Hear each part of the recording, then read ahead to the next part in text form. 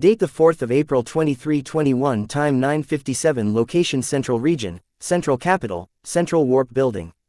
Walking out of the warp array, Demigod Baylor without waiting for Sansa said, "Sansa, you head home. I get to the root of this and return to dinner with Wyatt." "Sure honey, and please take." Demigod Baylor had already left the building. Sansa could finish her sentence. The last time Sansa had seen her husband this angry was when the Duskborn family had exiled Ellen and her husband. Yes, he was angry at the Duskborn family who were punishing Ellen for marrying her lover and breaking the marriage contract between her and Demigod Baylor himself. Nothing about him made sense when it came to Ellen.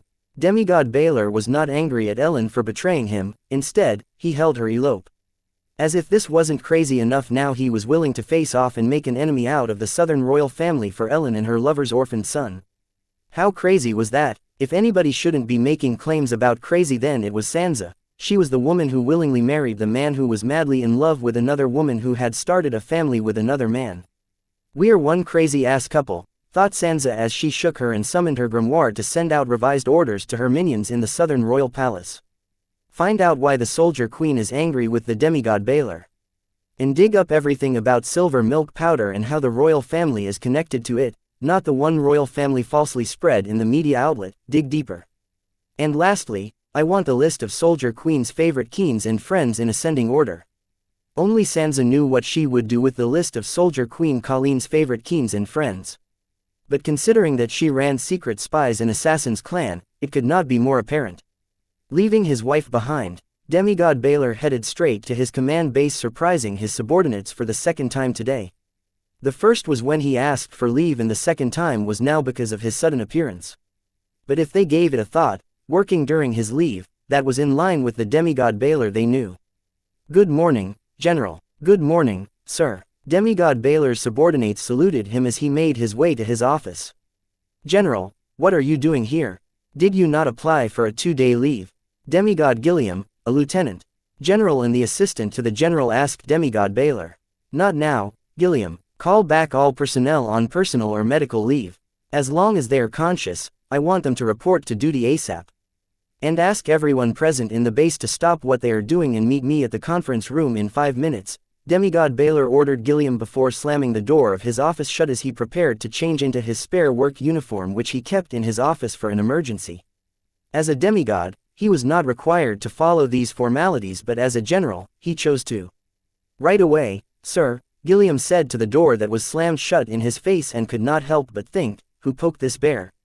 The last time he was this motivated, the entire command base smelled like a fish market as no one had time to use a shower card. Gilliam shuddered just thinking about the consequences of Demigod Baylor's wrath. At the end they caught the culprits, and it was a big win for society and justice, all right, but what about them?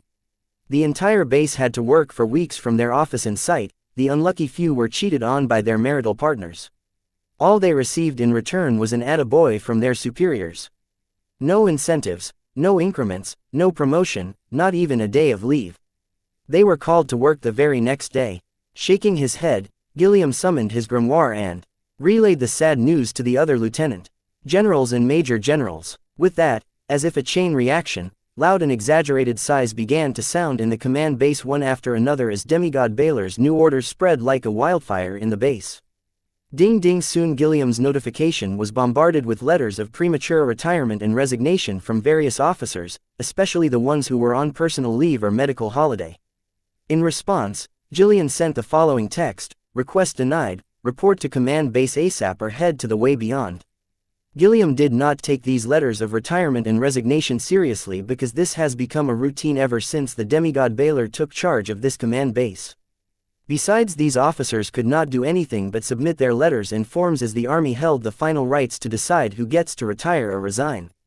Soon the office door opened and a handsome uniformed Demigod Baylor walked out of it. Gilliam saluted him before grudgingly using his card to wear his military uniform, adding, "Sir, the conference room isn't ready yet." As a demigod, Gilliam was not required to wear a uniform, but because his immediate superior was wearing one, he could only reluctantly change into one. Quote. Seeing Gillian use a card to change into his uniform, Demigod Baylor frowned. As he strongly believed that if a soldier could not spare a few seconds to change into his uniform, how could he take his job seriously? Shaking his head, he headed toward the conference room. Seeing demigod Baylor frown, Gilliam felt a little of his resentment toward his general clear, as he knew it bothered demigod Baylor when people would use a card to change into their uniform. This little back and forth was what made their duo cute. "Wait for me," Gillian yelled as he followed demigod Baylor to the conference room, which was crawling with uniformed men and women. The expression on their faces looked very much like the students who got informed that the maths teacher was taking over the gym period to catch up with the syllabus. Entering the conference room, the uniformed demigod Baylor did not bother to greet his personnel or give them an explanation. Instead, he directly yelled, "Okay, listen up everybody, our next target is the Southern royal family."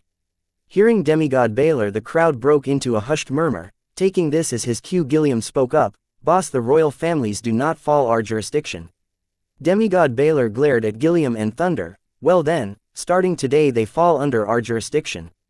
Date the 4th of April 2321, time 10:18, location Central Region, Central Capital, unknown, command base.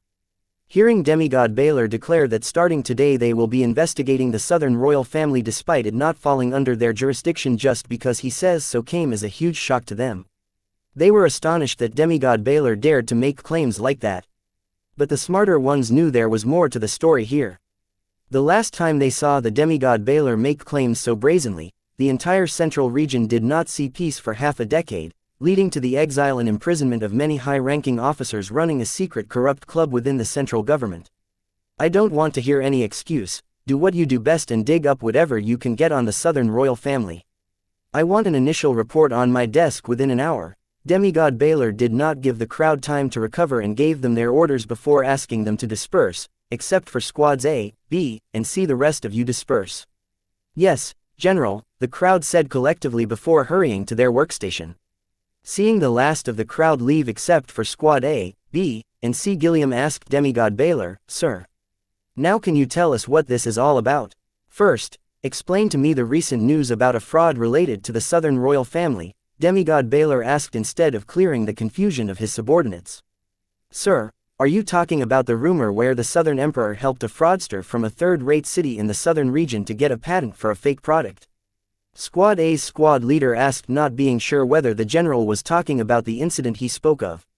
"I am not sure. Tell me more about the fraudster in question," demigod Baylor asked Squad A's squad leader to give more details. "That, sir, I did not bother to." Squad A's squad leader hesitated, not knowing how to tell his superiors that he did not have the information he was looking for. As a veteran officer, he knew how to talk to his superiors, but he stuttered in front of the demigod Baylor as he was his idol. "If I may, General, I have done my due diligence about this case, so I think I have more to offer." Squad C's squad leader stepped forward, saving her colleague some embarrassment in front of his idol. Squad A's squad leader gave Squad C's squad leader an understanding nod, thanking her. Demigod Baylor's gaze switched to Squad C's squad leader and he said, "Go ahead, Major." Squad C's squad leader nodded and began by saying, "I have been following this since the first it aired in the news. I gotta say this whole incident stinks of suspicion." With that, Squad C's squad leader went on to explain the silver milk fraud to the Crown, bring up to speed. But before she could get to her suspicion about the case, demigod Baylor stopped her, asking, "How did the Southern Emperor come in contact with a random high school senior in a third-rate city?" Squad C's squad leader hesitated to answer, but then she shyly said, "Southern Emperor is known to enjoy the company of handsome men, and from the photos of the boy he is quite the looker. So I think the Southern Emperor might have taken a fancy to him and the boy took it as an opportunity to pull off the biggest fraud of the year." Biggest fraud of the year? From the way I see it, since no money was exchanged, this afraid is just another failure that managed to gain the spotlight because of the involvement of royalty, Gilliam commented, disagreeing with Squad C's squad leader. "Lieutenant General, I heard after successfully gaining the patent for his game product, silver milk powder, the boy sold its entire production and distribution rights to the Southern Emperor for a huge sum. You guys did not hear this from me, but one of my contacts in the Central Reserve Bank, who is also investigating this case as a hobby, said that she traced transactions of a huge sum of money between the Southern Emperor and the boy. That is not counting the private transaction they did under the table." Squad C's squad leader tried hard not to sound like a gossiper as the only female squad leader, but this case was just that good she could not help herself. Production and distribution rights for a fake product? No, that's just genius, but considering the wealth and expenditures of the Southern family, that amount of money is nothing to them, Gilliam lamented, and it seemed like he was jealous of the boy's haul from the fraud. Considering he was a demigod, his jealousy made no sense, but considering that he was stuck with a dead-end job in the central government, it made sense. He missed the thrill of counting a lot of money with questionable origin. So all the trials lead toward the boy defrauding the Southern Emperor. Demigod Baylor asked Squad C's squad leader with a deep frown, because Ellen's son's crimes seemed more serious than he thought they were. He would not be surprised if the Southern royal family hanged him for this, but it was a surprise that they did not sentence the boy to his death yet. No matter the crime, a crime against the royal family would be given the most serious sentence. So what was the hold-up in Ellen's son's case? Yes, General, Squad C's squad leader nodded in affirmation. Squad C, use your contacts in the Central Reserve Bank to get me the copy of transactions between the boy and the Southern Emperor. Squad A, you guys head to the Sky Blossom City and get a status on the boy. Don't use the warp array or teleportation array to travel through the borders, you guys have permission to use the chariot. Squad B, get in touch with the researchers that claimed this product to be fake and assemble them in the base's lab. Demigod Baylor gave the three orders their orders, but never explained to them his interest in this case. Before Gilliam could remind him of that, Demigod Baylor's grimoire rang with a text notification. Field Marshal Henricks, report to my office ASAP. Date the 4th of April 2321, time 10:24, location Central Region, Central Capital, unknown. Command base. Reading the text, Demigod Baylor frowned. As a general, he doesn't have a lot of people he needs to answer to, but Field Marshal Henricks was one of the people he needs to answer to. Having opened an investigation into the Southern royal family, his superior calling to have a good old-fashioned chat with him did not come as a surprise to him. What astonished him was that it hasn't been more than a few minutes since he made his intentions public, and it had already reached the ears of the Field Marshal. This could mean only one of two things. The Field Marshal's office was just that capable, or there were rats hidden among his subordinates keeping tabs on him and feeding it to their real masters.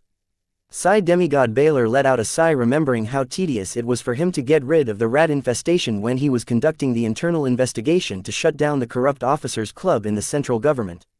It hasn't been long since then, and new rats have already filled the burrows of the old rats.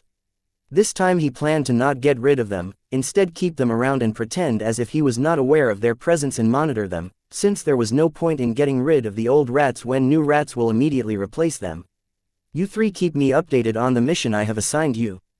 Any questions? Demigod Baylor's question was rhetorical, but it was also to check the loyalty of the three squads that he handpicked. No, Sir General, the three squads shouted in unison. As soldiers, they were trained to follow orders and not question them. Yes, they were curious why their general was showing a sudden interest in this case, but they knew better than to speak. Please like, share, and follow the Cultivation Audiobooks channel to motivate me to create more videos. Thank you. Their curiosity. They felt that if there was something they needed to know, their general would inform them. With the three squads passing his small test, Demigod Baylor felt a little delight and then added, "Good, you can take your leave now." Yes, Sir General. The three squads left the conference room in an orderly fashion after saluting their general. Demigod Baylor wanted to follow them out and head to the Field Marshal's office, but was stopped by Gilliam. "General, you never explained your sudden interest in the royal families, particularly the Southern royal family." "Lieutenant General Gilliam, the day when Field Marshal Henricks recommended you as my assistant to me, I agreed because I thought that you were a man of integrity. I am hoping I am still right about it and you will not let me down." Demigod Baylor did not immediately answer Gilliam and instead asked him not to betray his trust. Hearing Demigod Baylor, Gilliam went silent. It was not clear what he was thinking. But then he asked, "Are you doubting me, or should I take it as a warning?" "Are you doubting me, and should I take it as a warning?" were two different questions. The former meant what it said, however, the latter meant more than what it said, that the Demigod Baylor had already decided that Gilliam was a rat and warned him. Demigod Baylor shook his head, remembering that he planned to act blind when it came to the existence of the rats and quietly monitor them. So he ordered, "Lt. General Gilliam, I require you to go to the Southern Royal Palace and personally inform Her Highness, Soldier Queen Colleen, of our investigation into her family as a courtesy. After all, they are royalty, making them eligible for this small privileges." "General." Gilliam immediately felt lightheaded hearing Demigod Baylor's orders, knowing that this order was akin to sending him to a sleeping supreme being's domain and poking it awake. The ending to this act could not be more apparent: his death. "Lieutenant General, is there a problem?" Demigod Baylor asked Gilliam as he glared at him. No, Sir General, Gilliam immediately yelled, feeling that even if he answered a second later Demigod Baylor would not hesitate to attack him, shouting insubordination. Good, now get going immediately. I don't want the royal family learning of our investigation into them through somebody other than us, and remember to keep me updated all the way, Demigod Baylor ordered, and then headed towards the Field Marshal's office. Since the Southern royal family would somehow learn of his investigation into them sooner or later, Demigod Baylor wanted to achieve two things by doing this. First and most important one was to repay Soldier Queen Colleen for her warm hospitality. And the other was to show Gilliam his place. Yes, he remembers his plan for the rats, but he could not help himself, they were just too disgusting. Walking out of the conference room, the three leaders of Squad A, B, and C had their own meeting in Squad A's leader's office, having sent their subordinates to prepare for their missions. So, which one of you two will take the honor of informing Her Highness, Matron? Asked Squad C's leader. Do we need to? With Her Majesty's ability she should have already learned the information through our memories, right? Said Squad B's squad leader. I don't want to have another discussion about that paradox, so this time I will take the honor of informing Her Majesty, but next time one of you two better step up. Squad A's squad leader summoned his grimoire and called the encrypted contact as he spoke. Hello. Good. Remember to report to me before you report to my husband. Now get back to what you do best. Giving the three squad leaders their orders, Xianxia hung up the call. They say that there is a woman behind every man's success, and for Demigod Baylor it was his wife Xianxia aka Matron. Demigod Baylor became the youngest demigod known, but it was Xianxia who helped him become the youngest general ever in the current government. When Demigod Baylor joined the central government, he did not waste time ruffling a lot of feathers which formed many dark clouds above his head, but miraculously he was never once struck by the lightning from the dark clouds. Instead, every time miraculously the dark clouds above his head would clear as if a guardian angel was protecting him. Interestingly enough, it was not a guardian angel but a shadow, Matron and her hidden clan of assassins and spies, the Pa clan. If only you were this thoughtful about the living, Xianxia uttered as she stared at the void, referring to Demigod Baylor being considerate about his late unrequited love and her dead son. Date the 4th of April 2321. Time 10:48. Location Central Region, Central Capital, unknown, Field Marshal Office, General, Field Marshal will be seeing you now, the assistant to the Field Marshal informed Demigod Baylor as she opened the door to the Field Marshal's office. Demigod Baylor nodded to the assistant, and walking into the office he heard a thud as the assistant closed the door behind him. Then he searched the room to find the wrinkled skinny figure of the Field Marshal occupying the office couch, holding an expensive old bottle of rum instead of his chair, his throne. And saluted, Field Marshal, General Baylor reporting, sir. Son, for once can you not be so uptight? I called you here as your mentor, not as your Field Marshal, Henrik said as he fetched 2 frozen glasses from the office bar and filled each one to the brim with the expensive old rum. Then looking at Demigod Baylor, who was still standing by the door, he added, What? Are you waiting for an invitation? Mentor, only you would prefer to drink rum in a frozen glass, Demigod Baylor commented as he walked to pick up the glass of rum offered by his mentor. It reminds me of drinking cheap rum from my frozen military issue mug from my time at the Way Beyond. Did you know that back then, before we sealed the Storm Supreme, the frozen peaks used to be frozen and so cold that even mugs created from A-rank ingredients would break because of the temperature? Imagine being stationed there. Henrik spoke, reminiscing his time as a soldier, and then added, You are one to speak. I offered my good rum believing you would reject, saying you don't drink on duty. Look at you emptying the glass in one chug. Was your visit to the southern region that bad? Yes, I finally understood why you call the royal families arrogant bastards. Demigod Baylor used to believe that the royal families deserved small privileges compared to the common man because of the sacrifice made by their ancestors for humankind, but today his encounter with Soldier Queen Colleen had him develop a small opinion about that. He did not have an opinion about the privileges given to royal families but the fact that they act as if they were above the law. I heard one of his generals creating a scene at one of the royal warp arrays. It was near impossible for Henrik not to hear about what happened. His question earlier was just to hear what Demigod Baylor thought about the incident. I take it that's the real reason you called me down here, Demigod Baylor doubted. Hey, I meant it when I said I called you here as your mentor, not as your field marshal. Henrik was proud seeing his student doubt him. He was always worried his student was too kind and good for his job, but now he took pride on being proven wrong and then continued to say, Before you go judging me, I have a good news for your unfilial ass. you can continue your investigation into the silver milk fraud incident. Demigod Baylor choked on his rum hearing his mentor say that he could continue his investigation into the silver milk fraud incident. This was a huge deal as it meant he could head to the southern region and ask the southern royal family to arrange a meeting with Ellen's orphaned son. Before you get too excited, I have bad news too, Henrix added immediately before the joy of the good news could sink in. What are the conditions? Demigod Baylor was smart enough to know that nothing good comes without a price, so he did not beat around the bush and directly asked his mentor to rip the band-aid off. Your investigation into the silver milk powder fraud will be unofficial, meaning if you get caught red-handed by the southern royal family, I will deny any knowledge about it, and depending on the evidence your punishment will vary. Which is to say, any investigation you will conduct about this case will be at your own risk. Knowing this, are you still going to continue with your investigation into the silver milk powder fraud? Henrix asked Demigod Baylor. Hearing Henrix, Demigod Baylor was confused and could not help but wonder if Gilliam was not working for his mentor. And one more thing, you will have to write a 1,000 words letter apologizing for your behavior toward Colleen. This is non-negotiable.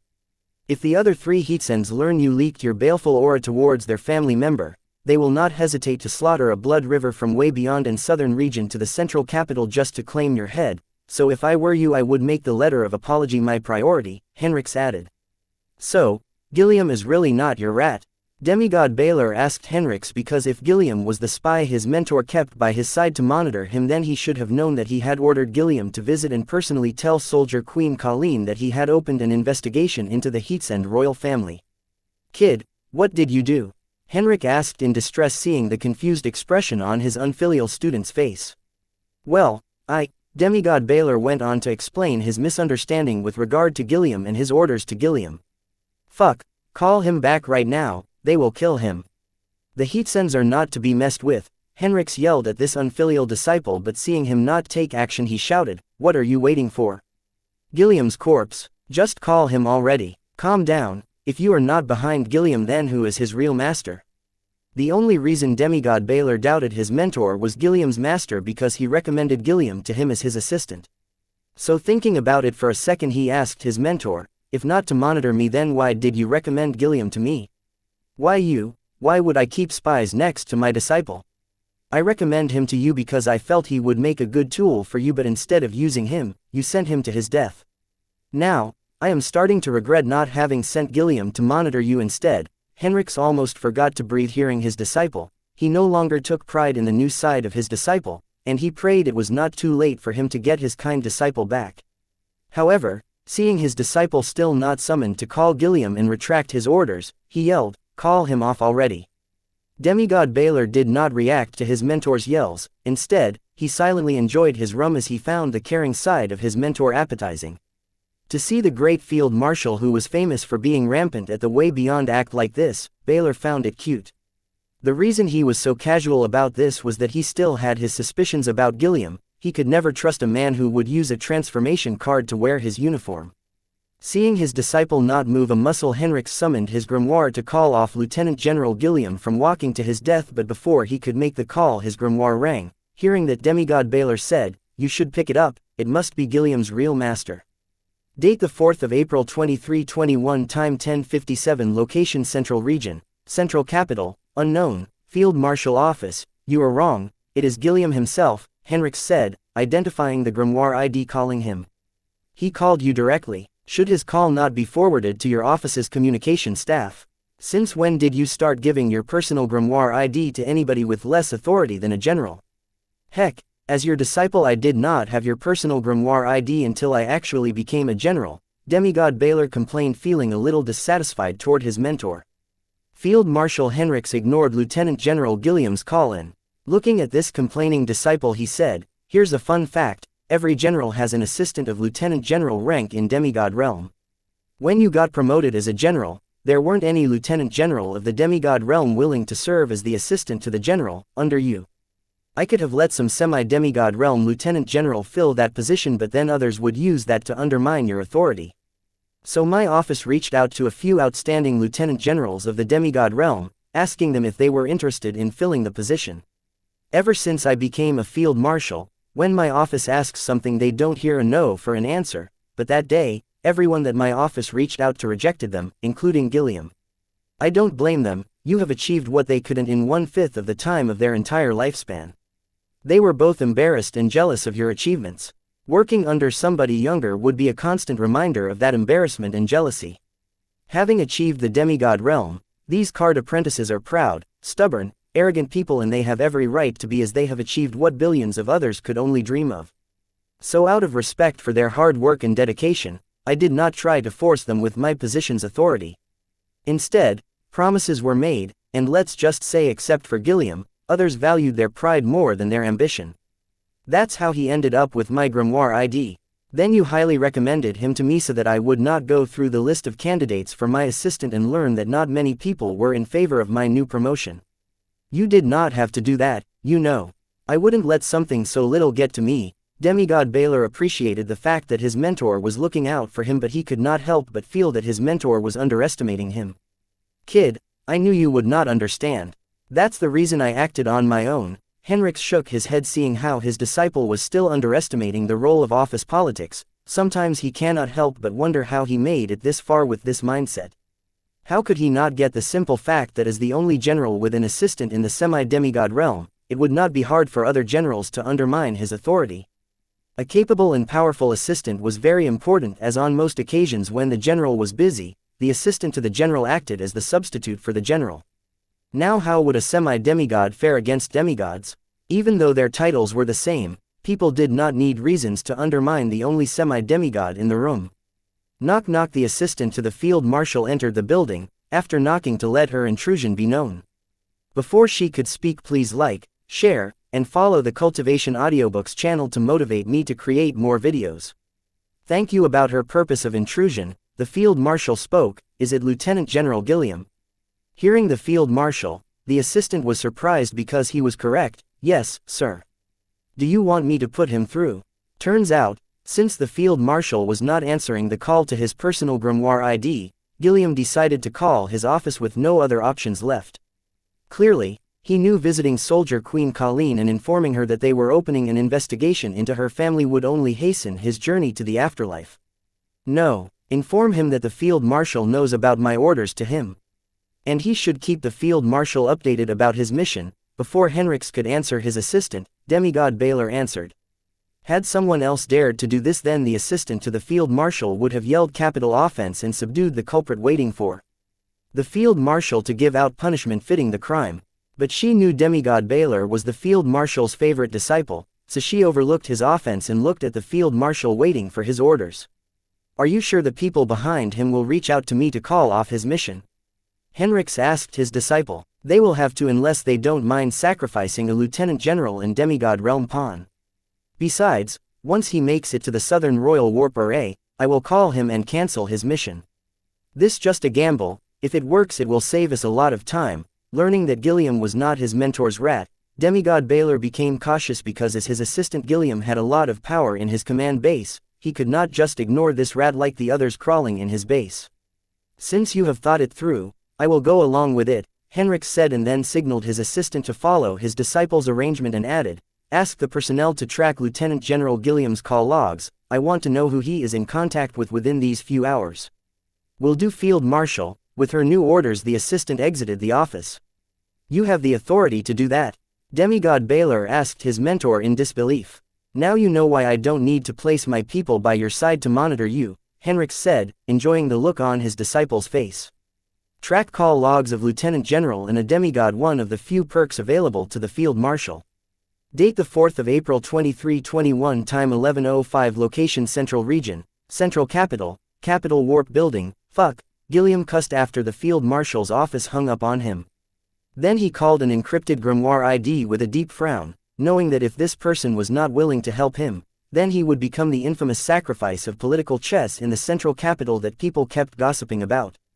Uncle Gilliam, what did the Field Marshal say? A young voice answered Gilliam's call. It seems they were related. Young Master Wei Rin, the Field Marshal, did not receive my call. So I called his office. I did not get to talk to him, but he seems to agree with the general. Gilliam spoke very respectfully. He wasn't this respectful when he spoke to Demigod Baylor, his immediate superior. It was apparent that he was more worried about this person than Demigod Baylor. That is not a surprise, considering the relationship between them. It seems they are starting to doubt you, uncle. So, for now, just lay low and do as they say, Wei Rin ordered nonchalantly. Seeing how the field marshal who never broke his promise ignored Gilliam's call, Wei Rin knew that the cover of his pawn by the side of the matron's husband was blown. Young master, I will not hesitate to lay my life for you, but I think in my current position I can be of more service to you alive than dead. Gilliam did not dare to question Wei Rin's orders and instead politely tried to negotiate for his life. Uncle, relax. They might not care about your death, but they will not dare to offend the southern royal family no matter the cause. Just report back to them once you make it to the southern royal palace. By then they will have to lose their poker face and call off their mission to you. It did not take long for Wei Rin to see right through Demigod Baylor's gamble and decide to go all in. I will do as you say, young master. Gilliam had no choice but to follow Wei Rin's arrangements. However, he felt that what Wei Rin said sounded reasonable.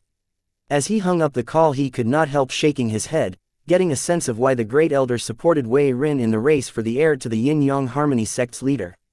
After Gilliam ended the call, Wei Rin called a grimoire ID saved in his grimoire contacts as Carl. I was just about to call you, Carl said, answering Wei Rin. Why? Wei Rin asked in surprise, as Carl would only contact him when he required him to do something. Mike was killed this morning. Carl went on to explain the events of Mike's death and that he could not shake the feeling that there was a conspiracy behind Mike's death. Ji Feng would not betray the sect or our faction. He would rather die than do something like that, Wei Rui asserted. As Ji Feng was one of the sect disciples from his faction that he had carefully selected to maintain the desolate Punisher array covering each branch of the circle.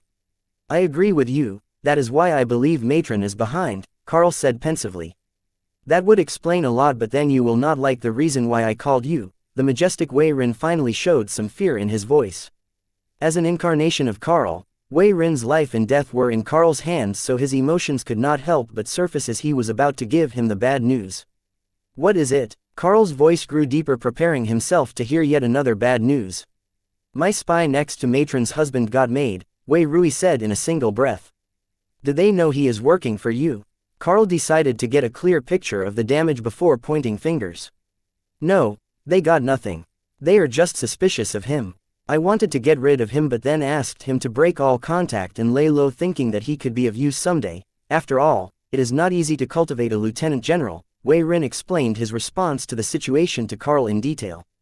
This is a big loss. We need someone else next to him no matter the cost. This time, if possible, one of us. He is the only known weakness of Matron. Wait, don't bother yourself with this. I will arrange someone else for this matter. As for you, the heir race of your sect is your top priority. Don't let other matters disturb you. I handle them. If you need anything, call. Saying that, Carl ended the call. Date the 4th of April 2321, time 11:09, location Central Region, Central Capital, unknown, Field Marshal Office. Had I known of these perks earlier, I would have stayed at the way beyond to gather a few more merits. It would help me become a field marshal faster, Demigod Baylor said in awe of the authority held by the field marshal. Tracking call logs was not a big deal as a general. He too could get someone to do it, but tracking the call logs of a demigod and a lieutenant general was a totally different story. Ha ha ha, no amount of merit will help you with that. Field marshal seats are limited. Unless one of us retires or dies, you do not stand to be promoted to field marshal anytime soon. Not to forget that there are a lot of capable card apprentices to be considered before it is your turn. Henrix found his disciple's ambition funny, finding it impossible to achieve. As if seniority has ever stopped me from achieving what I wanted, Demigod Baylor said arrogantly. Considering what he had achieved so far, he had the capability to be arrogant. Seeing his ambitious disciple, Henrix was reminded of his young self and missed that ambition. Sitting at one of the highest positions, there weren't many things he could aim for now. Some would delusion themselves into aiming for something like world domination or world peace, but Henrix knew better than that. Therefore he decided to invest his power and time in the younger generation that showed promise. Seeing the growth of the demigod Baylor, Henrix felt like he placed the best bet. Kid, you haven't given me your answer yet. Henrix reminded demigod Baylor that they were not done with their previous conversation. Well, you did not tell me the entire story, so what did you expect? Demigod Baylor was not naive enough to think that Henrix would. Let him abuse his authority as a general for a personal vendetta, especially against the royal families. Clearly, there was more to the story than Henrix was telling him. Fine, there is a small suspicion that sliver milk powder is not a fraud but real. Date the 4th of April 2321, time 11:16, location Central Region, Central Capital, unknown, Field Marshal's Office, a powder which can help mortals cultivate active soul control percentage. Don't tell me you believe something like that is possible. Even if it is, I am sure that a teenager would be the last one to discover it, Demigod Baylor said, hearing his mentor claim that a few among them, the higher-ups, believed that the silver milk powder might not be a fraud that the media outlets claimed it to be. Here's the deal, if somewhere down in the southern region is a way to help mortals stimulate their active soul control before contracting a grimoire, then the government would like to be the one to regulate it. The allure of something with such capabilities is not easy to ignore. The uncertainty of this case and your personal interest in it is the reason why you are getting the opportunity to lead it. Otherwise, it would not land on your lap but someone with more seniority. Henrix's explanation did not really explain why the government was willing to spare resources for something like this. It only made it more apparent that he would rather not go into details about it. Could you be any less clearer? Sigh, please, just be honest with me, Demigod Baylor said in frustration. He did not care what the government was up to, but he did not like the fact that the government had taken interest in Ellen's son's fraud case. First, the soldier Queen Colleen had suspiciously turned hostile toward him when he said he was going to adopt Ellen's son, and now the government was asking him to run a covert mission to check if there was more to the silver milk powder fraud case. So he could not help but worry that there was more to it than he was being led on. Kid, even if your title has changed to general, you are still a soldier. Do you want me to teach you that soldiers don't get to question their orders? You don't have to remind me that, but I thought you called me here as your disciple and not your subordinate. Demigod Baylor glanced into his mentor's eyes and asked. Why are you being stubborn about this? Henrix warned his disciple to not dig further. You know exactly why. Demigod Baylor did not show signs of backing down with his mentor's warning. Boy, that girl really did a number on you. Your wife is a saint to tolerate your whims, Henrix scoffed, knowing exactly why his disciple was being so stubborn. No, she was the best thing that ever happened to me. And yes, I have a good wife, Demigod Baylor said, defending both the women in his heart and life. Sigh, I take it you have already arranged your subordinates to gather the researchers who had claimed that the silver milk powder is a fake.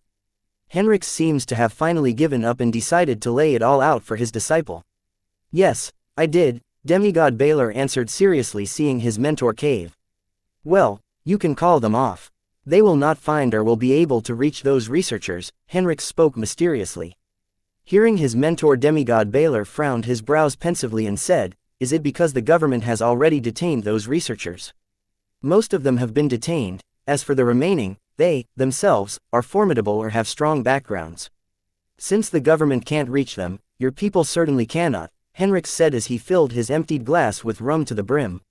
I thought we were the government, Demigod Baylor said, feeling tense. According to his mentor, the case involving Ellen's son was not as simple as it seemed on the surface. Don't kid yourself. I as a field marshal don't dare to say I am the government, let alone a mere general such as yourself. Remember, we are military and we work for the government, Henrix schooled his disciple. Demigod Baylor shook his head, seeming to not agree with his mentor, and said, What's the point of detaining the researchers? Didn't they claim that the silver milk powder was a fraud? Am I missing something here? Let me ask a question. What will you do to a patent when you know that the product granted with the patent is a fraud? Henrix's voice grew serious as he asked his disciple this. I will revoke it, Demigod Baylor answered without thinking. Right, but the Southern royal family did not do that. Instead they left it alone, saying an investigation is still underway. Why would the Southern royal family do that? Henrix's eyes grew sharp as he spoke the last few words. That is it. Demigod Baylor, who was seriously listening to what his mentor had to say, had a complicated expression on his face right now and thought maybe it was time his mentor retired, as he sounded exactly like his uncle, who was a conspiracy enthusiast. There is more. The patent office which granted the silver milk powder its patent has been closed down, and its staff have been detained by the Southern royal family for investigation. Henrix could feel that his disciple was looking at him with a weird sympathy. However, he decided to ignore that look, but what Baylor said next made him hard to ignore it. Field Marshal, I think you should take up a hobby. It will keep you busy. Kid, I am being serious. These small things individually don't make sense, but once you put them together with what the researchers found with regards to the silver milk powder, you will start to notice that the Southern royal family's recent actions are very suspicious. Henrik's tone turned solemn when he said this. So, it all comes back to the researchers detained by the government. Just tell me, what did the researchers find to make the government interested in a small fraud case? Demigod Baylor said, feeling his mentor was not a good storyteller as he was at the end of his patience listening to the field marshal. The researchers claimed that the effects of silver milk powder described in the paper submitted by the boy to apply for the patent were possible if the ingredient named silver milk mentioned in the recipe of the silver milk powder existed. Date the 4th of April 2321, time 11:27, location Central Region, Central Capital, unknown, Field Marshal's Office. So, has there been any indication to the fact that the ingredient named silver milk exists? Demigod Baylor did not bother to question what his mentor said, because if he spoke about it to him, then he must have strong reasons to back it up. No, there weren't any. Intel, Drive, Luna Lorne, a descendant of the Southern royal family, a researcher at the Morningstar University, applied to borrow the dungeon relocation apparatus for a hefty price. Henrik's claims finally start to make sense to Demigod Baylor. So you believe that the said silver milk ingredient mentioned in the recipe of the silver milk powder is a new ingredient discovered in a dungeon? Once his mentor brought up the dungeon relocation apparatus, Demigod Baylor's mind immediately jumped to this conclusion. Yes, that's the spark that brought this case to the notice of the government. However, no matter how rational the speculations seemed, they were still speculations after all, not enough for the government to risk making an enemy out of the royal families. Henrik's explained that if the government interfered and investigate the southern region based on speculation, then the southern royal family will not be the only royal family they will be offending, but the other three royal families too. Because today it was the southern region, then tomorrow it will be either one of them. The only way these royal families could stop the government from encroaching on their rights was by standing together against the government despite their differences. From what you said so far, it seems the government is certain that the silver milk powder is not a fraud, Demigod Baylor said, feeling that it was a slam dunk based on the speculations so far. Yeah, no, there is a problem, Henrik said with a hint of embarrassment. And then added, in the papers submitted by the boy to apply for the patent, he has described the properties, soul pathways, arrangements, and vibrations of the ingredient he termed as silver milk. This is where the situation gets complicated. I don't understand, said Demigod Baylor, not understanding how the properties, soul pathways, arrangements, and vibration of the ingredient called silver milk became the problem. Considering the alluring application of the silver milk powder, the government had recruited 5 demigod realm diamond rank array masters and card creationists well versed in creation rule to use the properties, soul pathways, arrangements and vibration of the silver milk ingredient described in papers to recreate it. Henrik's paused and drank remain rum in his glass. So, were they able to recreate it? Demigod Baylor asked, knowing that if they were able to recreate the ingredient, then the government would be having a heated talk with the southern region instead of asking him to do a covert investigation off the books into it. Not yet, they are still at it. Things like this take time, but with passing days the government is losing its confidence. Henrik's knew that research work took time, but the government did not have the patience for it.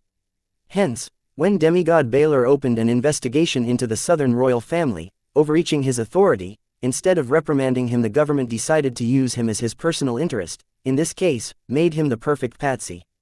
Many people had a bone to pick with the southern royal family, but only Demigod Baylor's interest clashed with the silver milk powder incident. So in case Demigod Baylor or his people were to get caught snooping around regarding this, then the government could appease the southern royal family by claiming that Demigod Baylor abused his authority for his personal grievance against the southern royal family and they had no idea. As if the southern royal family would fall for that, but they would have to swallow it since the government's hand would clean, since Demigod Baylor would be taking all the blame and allowing the government to open an investigation into Demigod Baylor and his crime. By opening an investigation into Demigod Baylor and his crime, the government would be able to investigate the silver milk powder patent fraud. This was why Demigod Baylor made the perfect patsy for the covert operation into the silver milk powder patent fraud of the southern region. Right now the government has no reason to claim jurisdiction in the silver milk powder patent fraud, but that would not be the case if Demigod Baylor were to be caught snooping around that case by abusing his power. Why Demigod Baylor? Why not someone else? Demigod Baylor's relationship with the mastermind behind the silver milk powder patent fraud gave the government enough leverage when they would begin fighting with the Southern royal family for jurisdiction over the silver milk powder patent fraud. This way the government would get what it wanted while keeping its hands clean when it came to law, but ethically nobody's hands were clean. The government did not have the patience to do things by the book. Who knows how long it would take for the researchers to recreate the ingredient, silver milk, using its properties, soul pathways, arrangements, and vibrations available. That was assuming that the Southern royal family did not omit a few details to buy themselves enough time. All this became apparent to Demigod Baylor when his mentor laid it all in front of him, but he could not help but ask, what's the government's endgame here? Even if they prove that silver milk powder exists, its patent belongs to Dalton Wyatt and he has already sold its entire production and distribution rights exclusively to the Southern royal family. What is the government trying to achieve here? Demigod Baylor was right, the patent already belonged to someone, and there was no place for the government to intervene there. Henrix did not immediately answer his disciple but instead became emotional and said, "Thank you. Thank you for not doubting my intentions." Despite learning that the government was planning to use him as the scapegoat to achieve their agenda and his mentor, Henrix, instead of protecting his disciple's interests, was playing the role of devil's advocate by mediating the government's intentions for him to start a covert investigation into the silver milk powder patent fraud case off the books to him. Demigod Baylor did not blame Henrix. He did not speak. Please like, share, and follow the Cultivation Audiobooks channel to motivate me to create more videos. Thank you. One word about it, nor did he resented Henrix because of it. This action of Demigod Baylor moved Henrix's heart, and today he genuinely felt that he really bet on the right horse. Field Marshal, you are not the one who should be thanking me, it should be me thanking you. If not for you watching out for me, it would not be possible for me to grow into what I am today. I could never doubt your intentions for me. Even now, there must be a reason why you want me to do the government's bidding. Demigod Baylor was not being humble or saying this to be polite, he genuinely thought so. Ha ha ha. Henrix laughed out loud, trying to mask his teary eyes, and shouted, "If I were to die now, I will have no complaints. Having nurtured a disciple like you, my life has one less regret." Date the 4th of April 2321, time 11:38, location Central Region, Central Capital, unknown, Field Marshal's office. Field Marshal, please don't speak. Please like, share, and follow the Cultivation Audiobooks channel to motivate me to create more videos. Thank you. Of death so lightly, Demigod Baylor said with an earnest tone. He really wished well for Henrix. Stop it, you are starting to sound like Jody. But seriously, now that you know the government's plans for you, are you still going to continue with your investigation into the silver milk powder case? Henrix knew what his disciple's answer was going to be, yet he had to be sure. I have to, though not for the government but for Ellen's son. He seems to have gotten himself into something way in over his head. I don't know the full story, but it seems he needs me. Demigod Baylor spoke as if he held the responsibility for Ellen's son. Hearing him, even Henrix could not help but lift an eyebrow, as the most admirable thing about his disciple was also his weakness, his loyalty. Seeing how you, who had not applied for leave in decades, suddenly applied for 2 days of leave to adopt that boy, I realized how much this meant to you. I do not understand it, but I know it is important to you. So when the government approached me with their idea, I did not think twice to accept it on your behalf.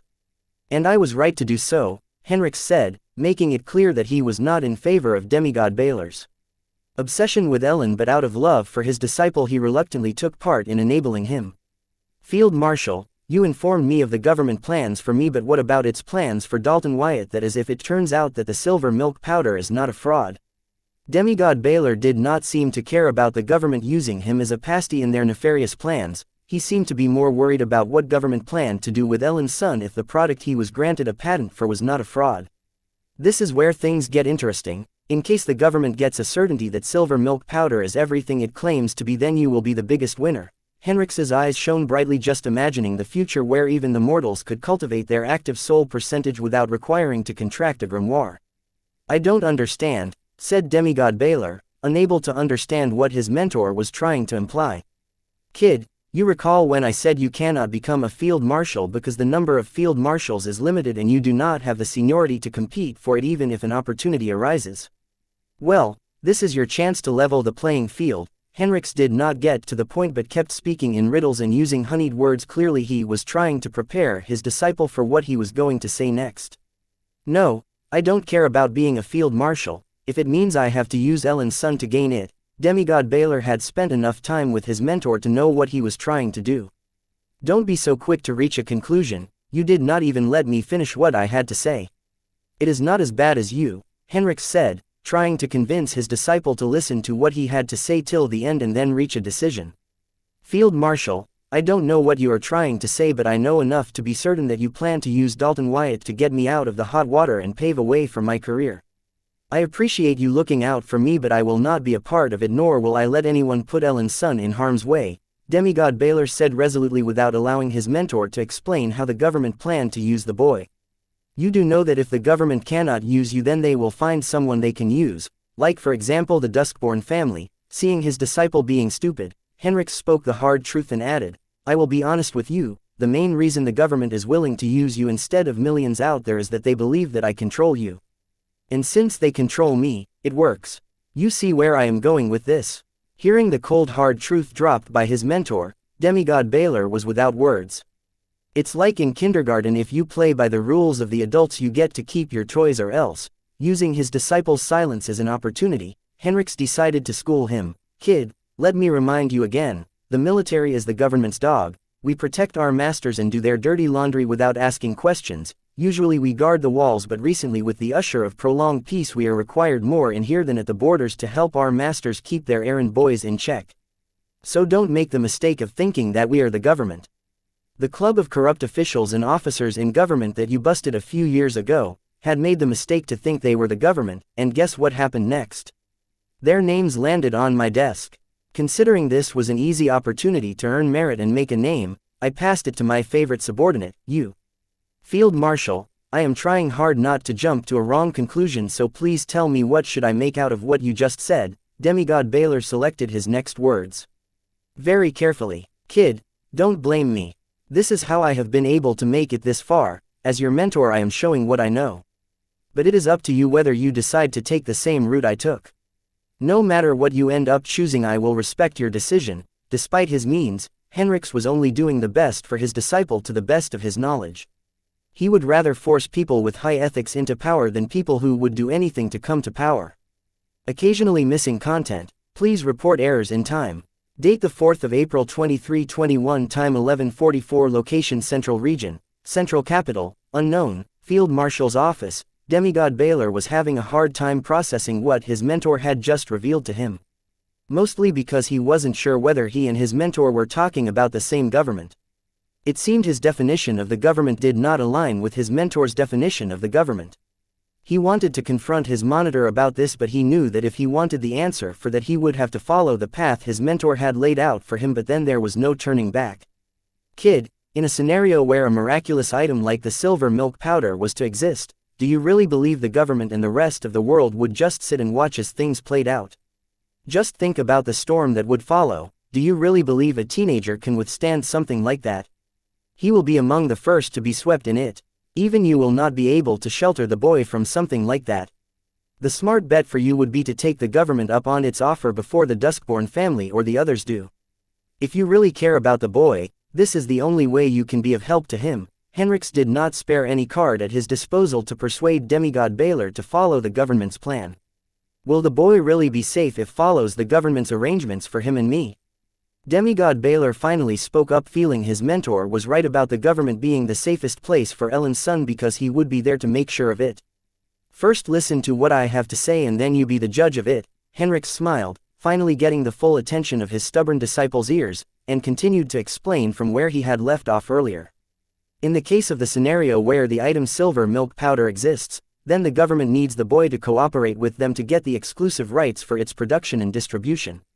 In return, the government is not only willing to provide the boy an asylum but also give whatever the Southern royal family promised the boy for his cooperation. The reason why Henrix and the government assumed that the Southern royal family had negotiated terms with the boy and not taken him hostage was because once the silver milk powder becomes public, the entire world will need the Southern region and the boy to answer a bunch of questions regarding the origin and ownership of the item.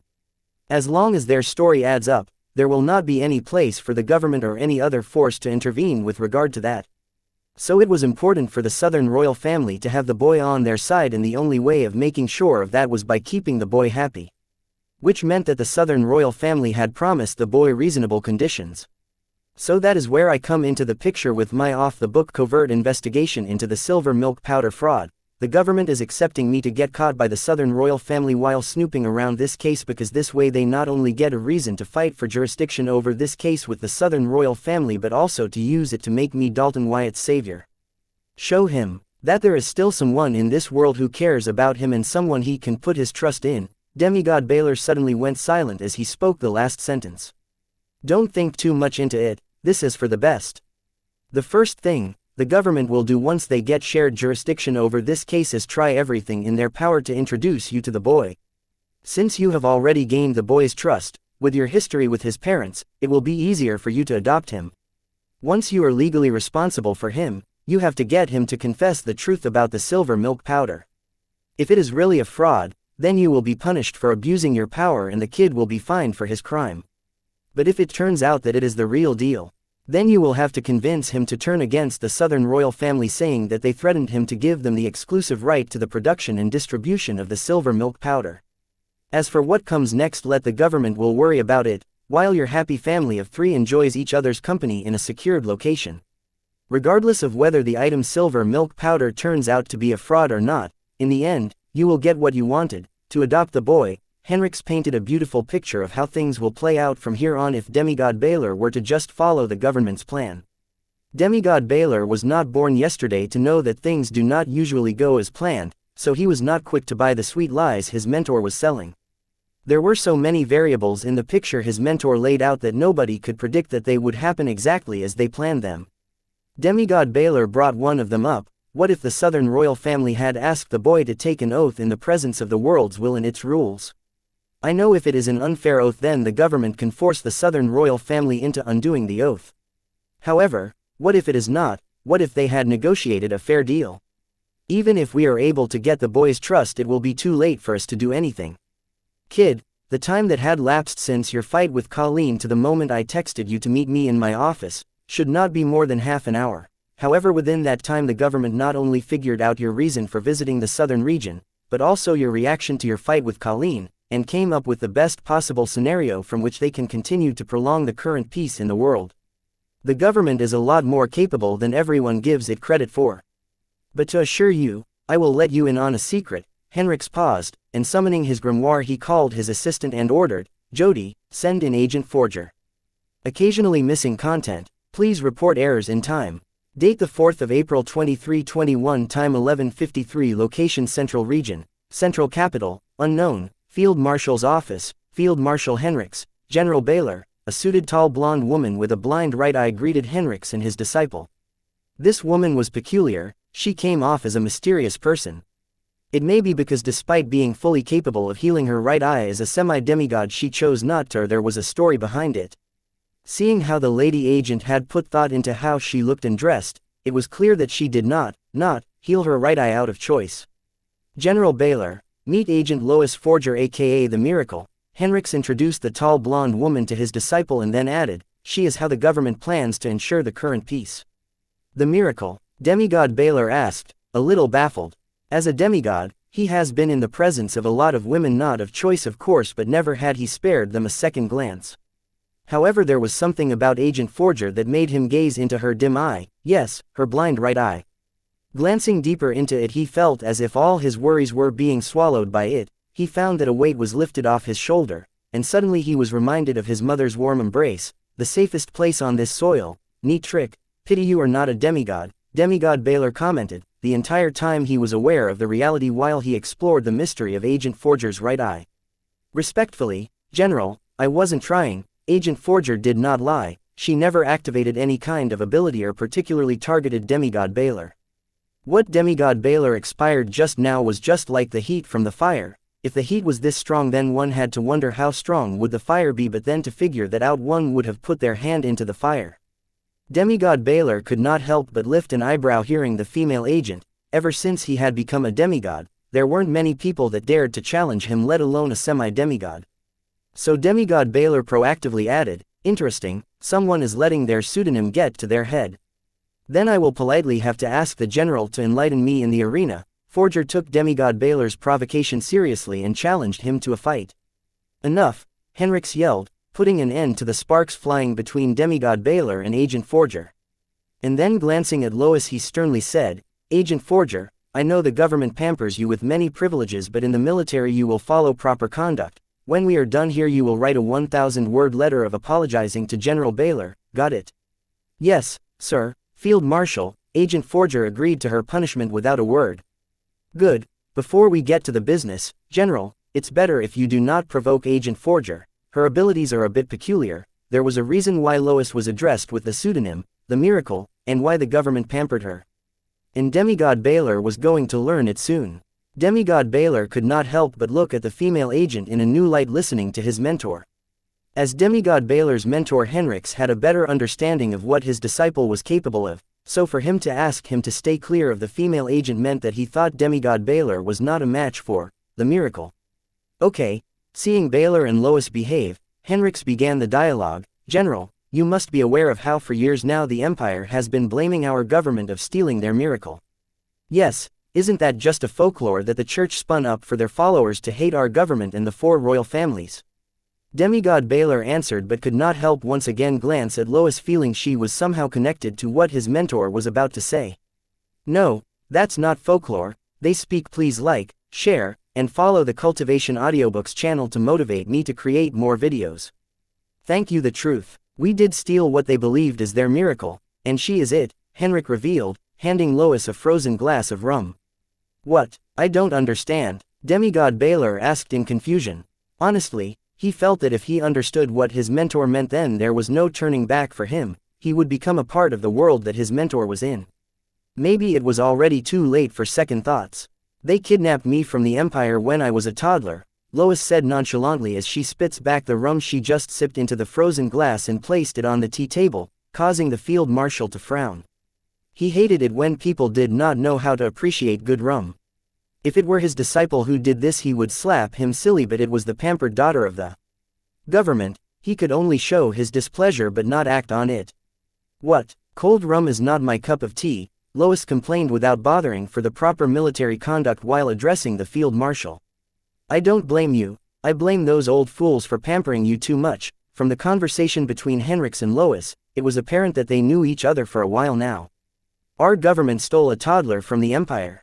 How come I did not hear something like this until today? And you are okay with that? Demigod Baylor interrupted the duo's conversation and questioned them in utter shock and disbelief. General, you have done your share of covert operations in a foreign land to know how this goes, Henrix answered nonchalantly as if it was not a big deal. The Empire had kidnapped me from my mother, so I don't really care that these group of old guys kidnapped me from the Empire. Lois spoke as he summoned her grimoire, pulled out a bottle of red wine, and began to chug it. Quote. Demigod Baylor noticed how Lois, unlike Henrix, addressed the government as a group of old guys. He felt he had heard something that he should not have heard. Yes, that's the stuff, Lois said, wiping her lips with the back of her hand. That's it, you're going to write another 1,000-word apology letter for that glass of rum you defiled. Hearing Henrix, Lois looked at him wondering if this old gentleman was being serious, and could not help but look at Demigod Baylor for an answer. Field Marshal loves his rum, Baylor uttered in his mentor's defense, having regained his calm. Date the 4th of April 2321, time 12:04, location Central Region, Central Capital, unknown, Field Marshal's office, whatever, I will write the damn apology letter, Lois agreed, wondering how to write an apology letter to a glass of rum. Good, Henrix nodded, having sought justice for the wasted glass of rum, and turning to his disciple he said, you must have already noticed that Agent Forger has the physique of the legends. It is called the right eye of the world. The physique of the legend. Hearing his mentor Demigod Baylor became serious and his look became dignified, having heard the stories of the legendary physique, the right eye of the world. No wonder his mentor said that her abilities were peculiar. If someone were to fight Agent Forger not knowing what she was capable of, then they would definitely face a devastating loss even if they held the clear advantage in terms of the realm. Now you know I wasn't really trying, Lois gloated, seeing the dignified look in Baylor's eyes. Don't be full of yourself. Earlier you may have stood a chance, but now that I know what you are capable of, you just lost your only advantage. Demigod Baylor felt that the realm difference between them could make up for Lois's apparent advantage. Don't kid yourself, but if you really feel like that, why don't we head to the arena? Lois did not bother to be polite or follow the proper conduct while addressing her superiors. If you two really want to do that, I can make that happen, but for now, shut the fuck up. Henrix yelled at the two for forgetting where they were. My apologies, Field Marshal. Baylor immediately apologized to his mentor. As for Lois, she snarkily said, I will submit a 1,000-word letter of apology. Both the letters of apology better be at my desk by evening, Henrix said, deciding to teach Lois a lesson since the old fools from the government could not be bothered to. They will be, Lois said, trying hard to sound serious. Now where were we? Yes, her physique is the right eye of the world, also known as the Eye of Miracle.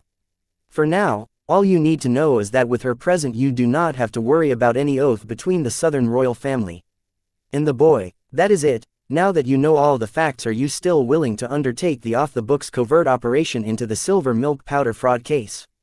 Henrix did not go into details about how Lois's physique worked or how it would help them with the oath taken in the presence of the world's will and its rules.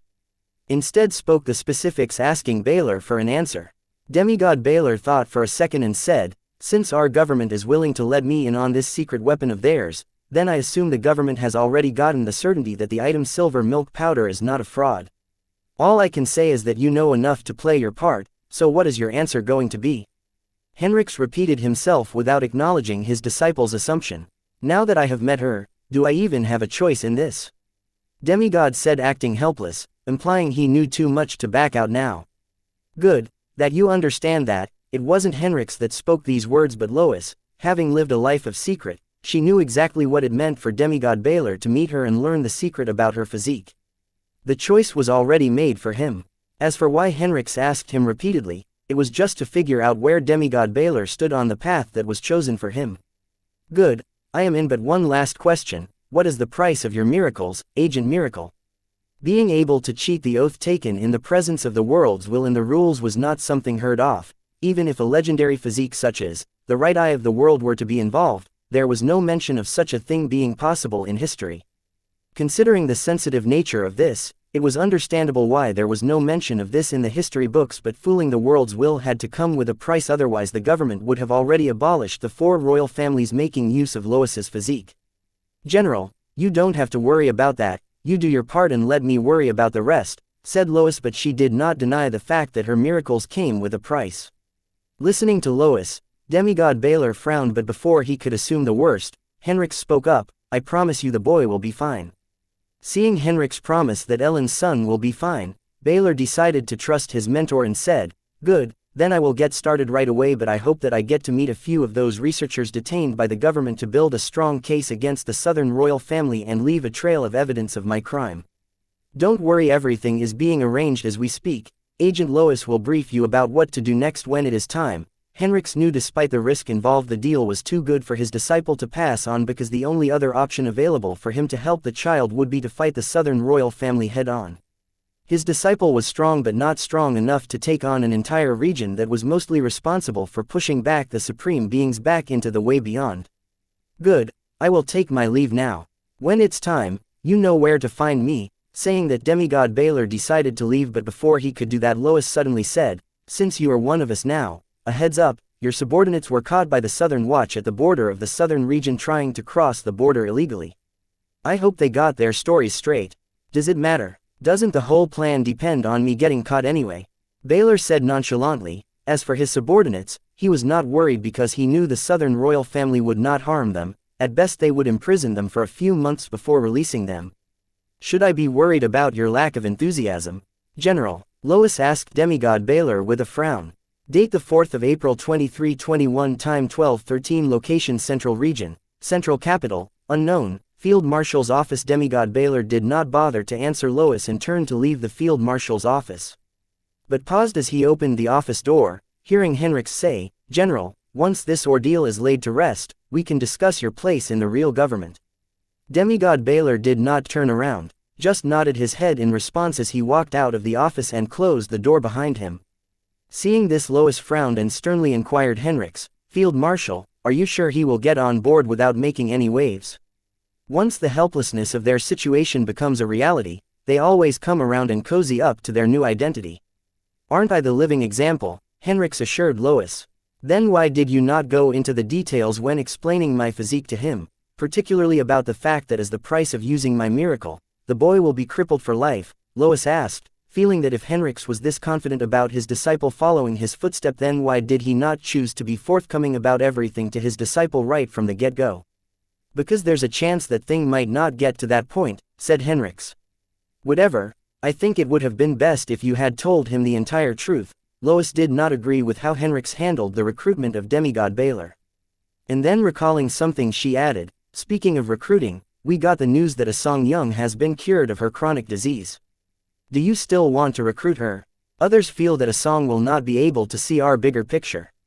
So we help her see it. Considering her sense of justice and compassion, it will be a simple task. And now that she has a long life to look forward to, it will be easier for her to see what we see. Henrix has an eye for innocent talents, whom he believed to be worthy to carry his dream under his guidance. This was the other side of Henrix he did not show to his disciples. It is because of this fanatic side of his that he was able to form a firm foothold among the shadows that governed the current government despite coming from a humble background. Fine, I will have someone reach out to her, but before you officially recruit her, she will have to undergo screening for the second time. Lois was not surprised by Henrix's new side because this was the side of Henrix she was most familiar with. Knowing a song that is not necessary, but if that is what it takes for you to calm your nerves about her being recruited, then sure, go ahead and do as you see fit, however don't break her in the process. Henrix spoke nonchalantly, and then switched the topic, asking Lois, what about the dungeon relocation experiment conducted by Dr. Luna? Were our operatives lurking among the demon worshippers successful in their mission? Unfortunately no, instead we lost a lot of good people, Lois said, feeling pity for the agents that died in action. What happened? Why am I hearing of this now? Henrix was enraged that he was not informed about the result of the mission until he, himself, asked for it. Henrix's rage was justified as he was the mastermind behind the plan to leak the news about dungeon relocation apparatus being borrowed by the Southern royal family to demon worshippers in order to use them to get their agents to infiltrate the experiment conducted by the Southern royal family and get the clear picture of what the Southern royal family was really up to down in the Sky Blossom City. Was it a ruse to distract them from the real action, and if not, should they be worried about it? Field Marshal, the agents involved were the secret force of the government. I am only sharing the mission results out of courtesy, please try and understand. Lois did not flinch in face of Henrix's anger and calmly handled him. Listening to Lois, Henrix swallowed his anger, knowing the secretive nature of the organization, and inquired Lois about the specifics of mission execution. What happened? Have the demon worshippers grown so weak that they could not even put up a fight against the small temporary base of the Southern Watch? Then what's the point of still maintaining their existence? We should just wipe them out. Hold that thought. They were strong and fully prepared, even managed to summon a devil, but luck did not favor them. Turns out that His Majesty Heatsend has already chosen his granddaughter Anna as the next heir to the southern region. She made use of the array covering the southern region and slayed the devil summoned by the demon worshippers. This operation was doomed to fail from the start, not because the demon worshippers were not strong or our agents were not prepared enough, instead our intel was outdated. No point crying over it now. At least one good thing came out of this. We now know who the next generation leader of the southern region is going to be. Lois explained why the demon worshippers and their agents failed the mission. Apparently, it was not that they weren't prepared or strong enough, but they had bad intel. What is old Heatsend thinking? Considering his erratic nature, I can understand him not passing the throne to his son, but at the least, he should care about the southern region and its people that he and his ancestors have been protecting for centuries. Why her? Everyone knows that girl is bad news. If he was not satisfied by his son, he could have just chosen his daughter. Except for her taste in men and obvious shortcoming in growing her child, I heard that she has the making of a brave general and a wise minister, Henrix commented, hearing that Anna was chosen to be the next ruler of the southern region. Occasionally missing content. Please report errors in time. Date the 4th of April 2321, time 12:14, location Central Region, Central Capital, unknown. Field Marshal's office. Walking out of his mentor's office, Baylor did not immediately leave with rage in light of the confidential information he just received. Instead, he approached Jody, his mentor's assistant, General Jody, about Lieutenant General Gilliam's call logs. Can you share a copy of it with me? Baylor, you know better than to ask me that. But since you have asked, let me remind you that what you are asking of me is against the proper protocol. I cannot share Lieutenant General Gilliam's call logs with anyone unless the Field Marshal permits it. Jody said without even sparing Baylor a glance. Demigod Baylor did not argue with Jody, and summoning his grimoire he took out an expensive and old bottle of liquor and placed it on Jody's desk, saying, knowing why she was acting cold towards him, "Sorry, I couldn't make it to your son's wedding reception, I got caught in something important during the work." Jody glanced at the liquor bottle before saying, "I will forgive you since I know you are not lying, and because I like your wife, she was the life party after the couple left for their honeymoon." Placing the liquor bottle in her grimoire she then said, "Though I can't share the call logs with you, I can tell you that Field General will not be happy with them because it is a dead end, since whoever Lieutenant General Gilliam was contacting was smart enough to use encrypt grimoire ID. Weren't the communication guys able to get past the encryption?" Baylor asked in displeasure, as he still did not know who his assistant was actually working for. "Nope, the conversation was too short for them to do that," Jody answered. "Thank you. Why, can't I get an assistant like you?" Baylor thanked Jody for the information. "You could if you were not so uptight every time and this charming with everyone," commented Jody, and then added, "If you are thinking of trading up your assistant, I might have a few recommendations. After you busted the corrupt officers club in the government, everybody's opinion about you has changed for the better. Word around the block is, being under command is one of the few fastest ways of accumulating merits." Demigod Baylor understood what Jody meant. People believed that his command got the good missions because he was close to the field marshal. Demigod Baylor would have ignored such words considering the rumors generated out of jealousy, but with his new knowledge about the government he knew better. "Not yet, but I will remember your offer." Saying that, Demigod Baylor left the field marshal's office and headed straight to his command base to process what he discussed with his mentor and Lois. This was the first time he had felt this helpless ever since he became a demigod. A shadow organization that can use demigods and high-level figures as chess pieces, Demigod Baylor no longer understood the world he lived in. The news that the government that he believed in and worked hard to protect was just a puppet government shook him the most. To think his mentor, a respected field marshal, and a powerful demigod, was acting as a lobbyist for the organization running the current government, Demigod Baylor could not imagine how powerful this organization was. But this also made him look at royal families in a new light, as they managed to stand on equal footing with them for centuries. Demigod Baylor did not care as long as they helped him keep Ellen's son safe.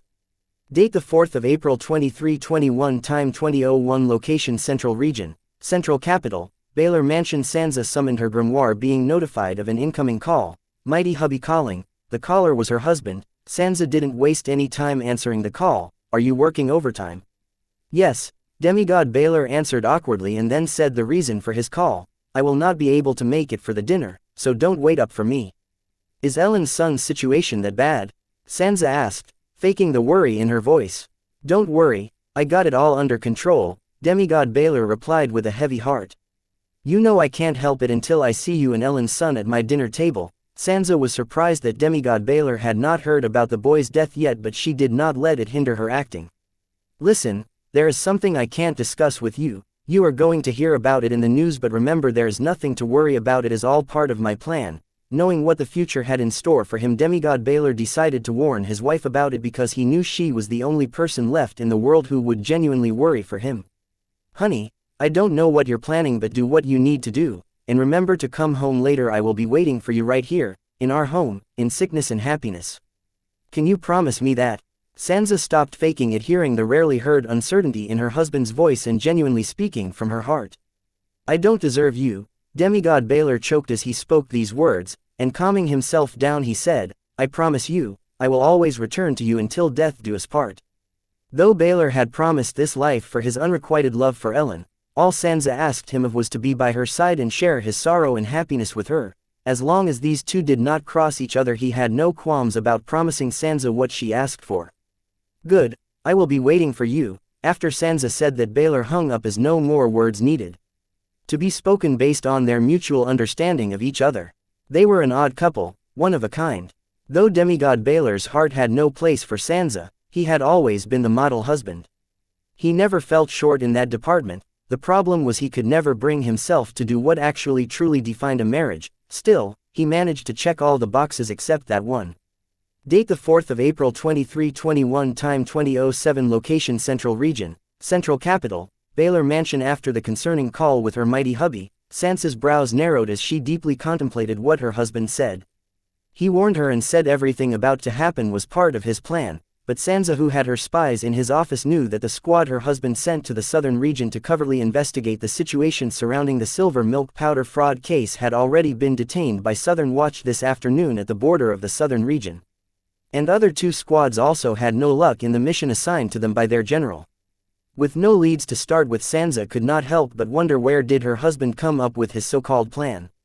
Listening to her husband, it was clear that something was afoot, therefore Xianxia could not help but feel she was missing something. Xianxia had her minions working on this silver milk powder case, but there was no progress so far. Not because her spies were not capable enough, but instead because she was late to the game. The Southern royal family had cleared all clues involving this case, and the government had also acted to suppress the people who had been claiming that the item silver milk powder was a fraud.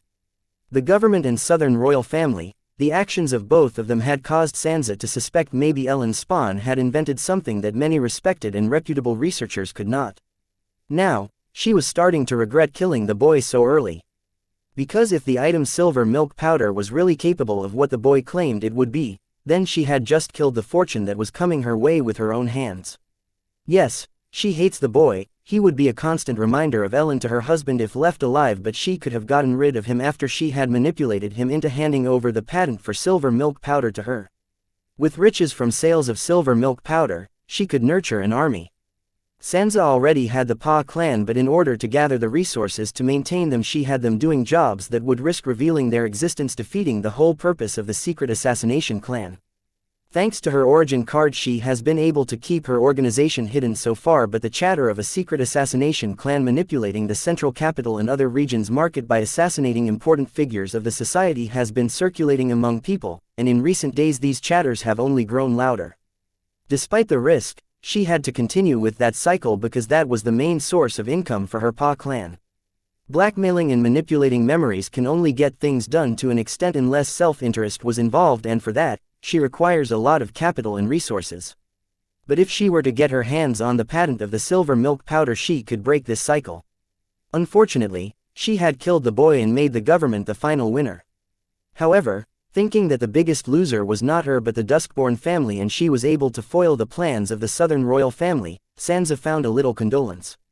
The reason Xianxia thought the government was the biggest winner was that with his parents dead and the Duskborn family disowning him, the boy was legally considered an orphan.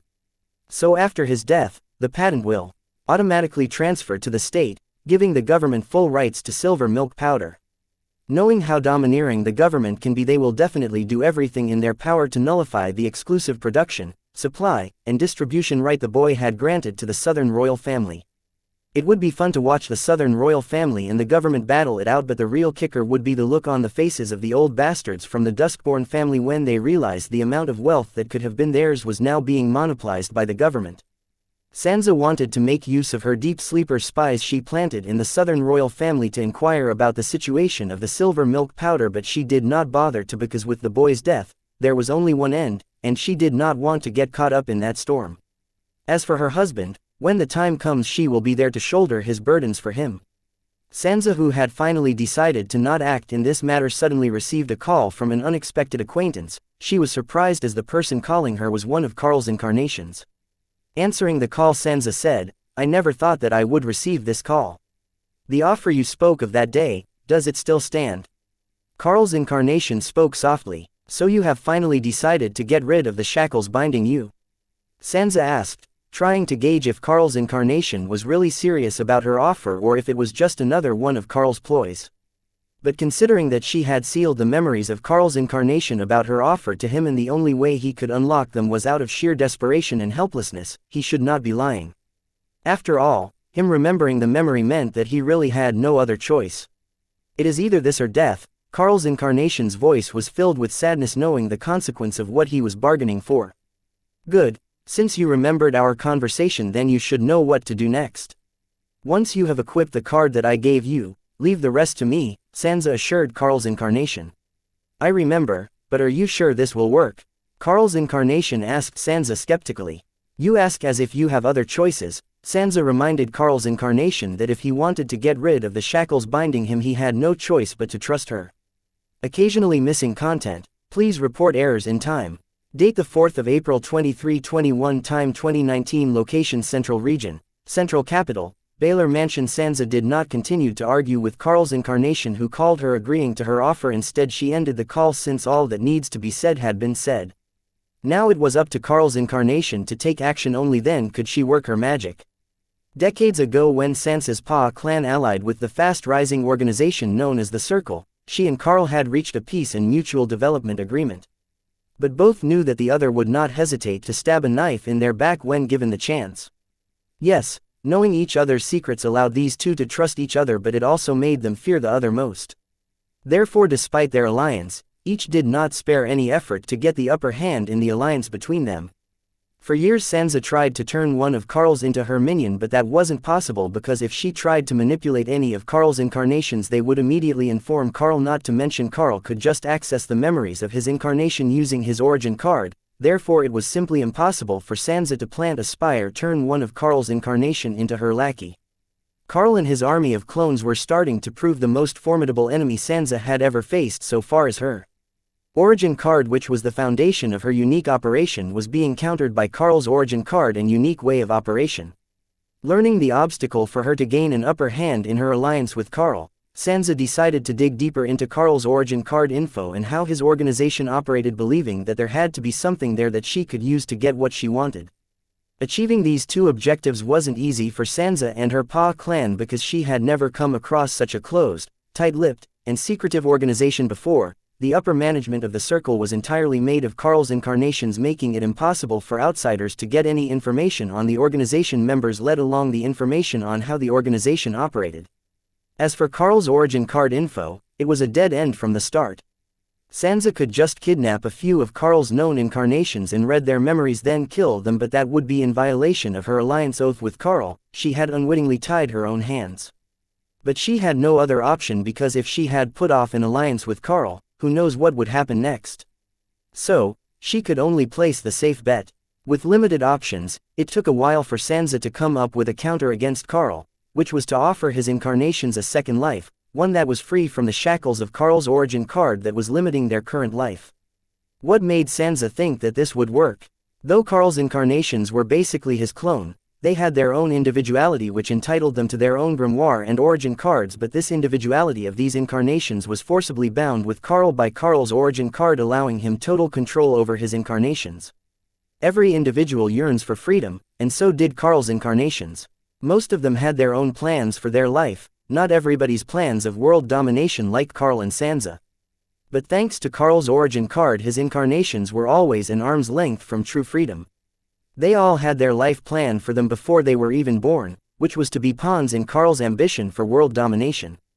Sansa could offer Carl's incarnation exactly what they yearned for their entire life, getting rid of the shackles that limited them to be nothing more than Carl's pawn in his great plan.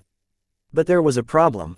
What Sansa was offering Carl's incarnations was too good to be true for them, so it was not a surprise that they did not trust her when she approached them with an offer that she thought they wouldn't be able to refuse, and immediately rejected her. So in desperation, Sansa could only erase and replace the memories of the incarnations she approached, so that Carl would never get wind of what she was up to. Seeing how none of Carl's incarnations were willing to trust her and take a leap of faith, Sansa was back to where she started thanks to her origin card. Carl's incarnations weren't being cowardly but practical. Though suppressed under Carl, they were leading a good life. Who to say that would continue once they take Sansa's offer if it was possible? Like Sansa's Pa clan, the Circle too gave its members lots of benefits which were very attractive even for those of Carl's incarnations who were born in big families and clans. The biggest advantage of Carl's origin card was that he could refine the babies of high-ranking people in society. Once these babies grow up, they not only help Carl infiltrate these families and sects but also become the connecting bridge between these families and Carl's organization, the Circle, allowing the Circle to grow in every possible direction in the world market. This was the main factor that made Circle a very strong organization despite its very short history. With her brilliant offer being rejected by Carl's incarnations, Sansa wrecked her brain to understand what she was missing. She had a good product in her hands, but she was having trouble selling it to the target audience. Yes, she needed a better sales pitch. With that in mind, Sansa began to consider what she offered to Carl's incarnation from their perspective. This way she could come up with a good sales pitch to sell her product to her targeted audience. Then she realized, no matter their difference, Carl and his incarnation consider each other one big family.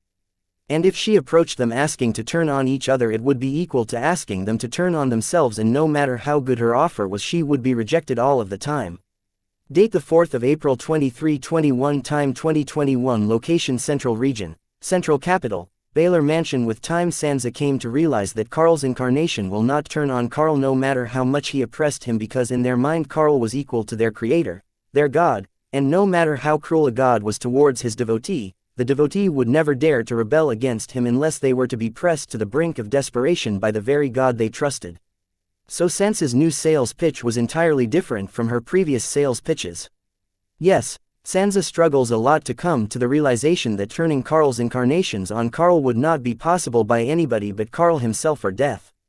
Everyone feared death. The same was true for Carl's incarnations. The only reason Carl's incarnations followed Carl's arrangement for them was that their life and death were controlled by Carl. Carl's incarnation never tried to tell their parents or the families or sects they were born in what Carl had done to them when they were still in their mother's womb, because they felt they would not understand them and they would lose them and everything they came with. The thought of their families learning that they were Carl's incarnation haunted each of Carl's incarnations. This secret of theirs made them feel all alone, even if they were born into a big family with lots of people looking after and supporting them. What they were going through was impossible for normal people to understand, especially their parents. This secret of Carl's incarnations was shared by each one of them. This secret was what became the thing that connected them. Even though they were born and lived in completely different environments, they felt like they lived the same life. All of them could relate to each other.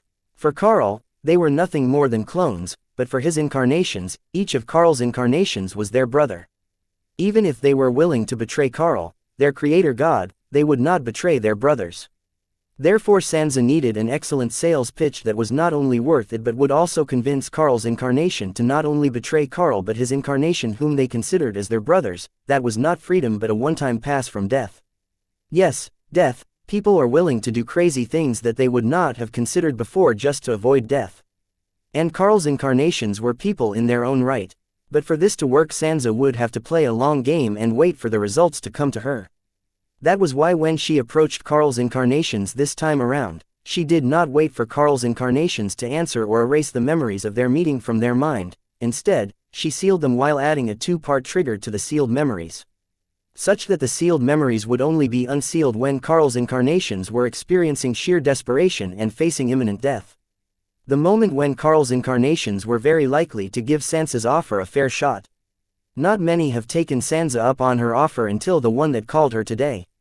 Xianxia did not know what was different about this one, but she was going to find out soon. The two-part trigger Xianxia added to seal memories in Carl's incarnations not only unseal the sealed memories when the specified condition was met but also replace these sealed memories when the specified condition was met. The condition to replace the memories was that Carl's incarnations were not approaching Xianxia about her offer within the next minute of their memories being unsealed. This way, if Carl's incarnation were not taking Xianxia up on her offer, then they would not be able to warn Carl about this. So hearing one of Carl's incarnations call her today about the offer, Xianxia finally gets to know the result of the long bet she had placed. As far as Xianxia was concerned, she had not won the bet until Carl's incarnation had equipped the card she left for them to use so that she could help them start a new life free of Carl's shackles. The memories sealed by Xianxia in Carl's incarnation's mind won't only spoke of what she could offer them but also about triggers to replace the memories and the location of the card that could allow her to help them achieve what they deemed impossible, get rid of Carl's control over them. Ah, he finally equipped the card. What took him so long? Saying that, Xianxia began to explore Carl's incarnation's memories. The card she asked the incarnation to equip gave her complete access to the incarnation's memories. Curious, Xianxia began to explore what was so different about this incarnation of Carl and why he was willing to betray Carl and his brothers. Turns out the reason this incarnation of Carl was willing to betray him was that he was going to be executed by Carl over one mistake despite his years of loyalty and achievement. Learning this, Xianxia nodded her head, understanding where this incarnation was coming from.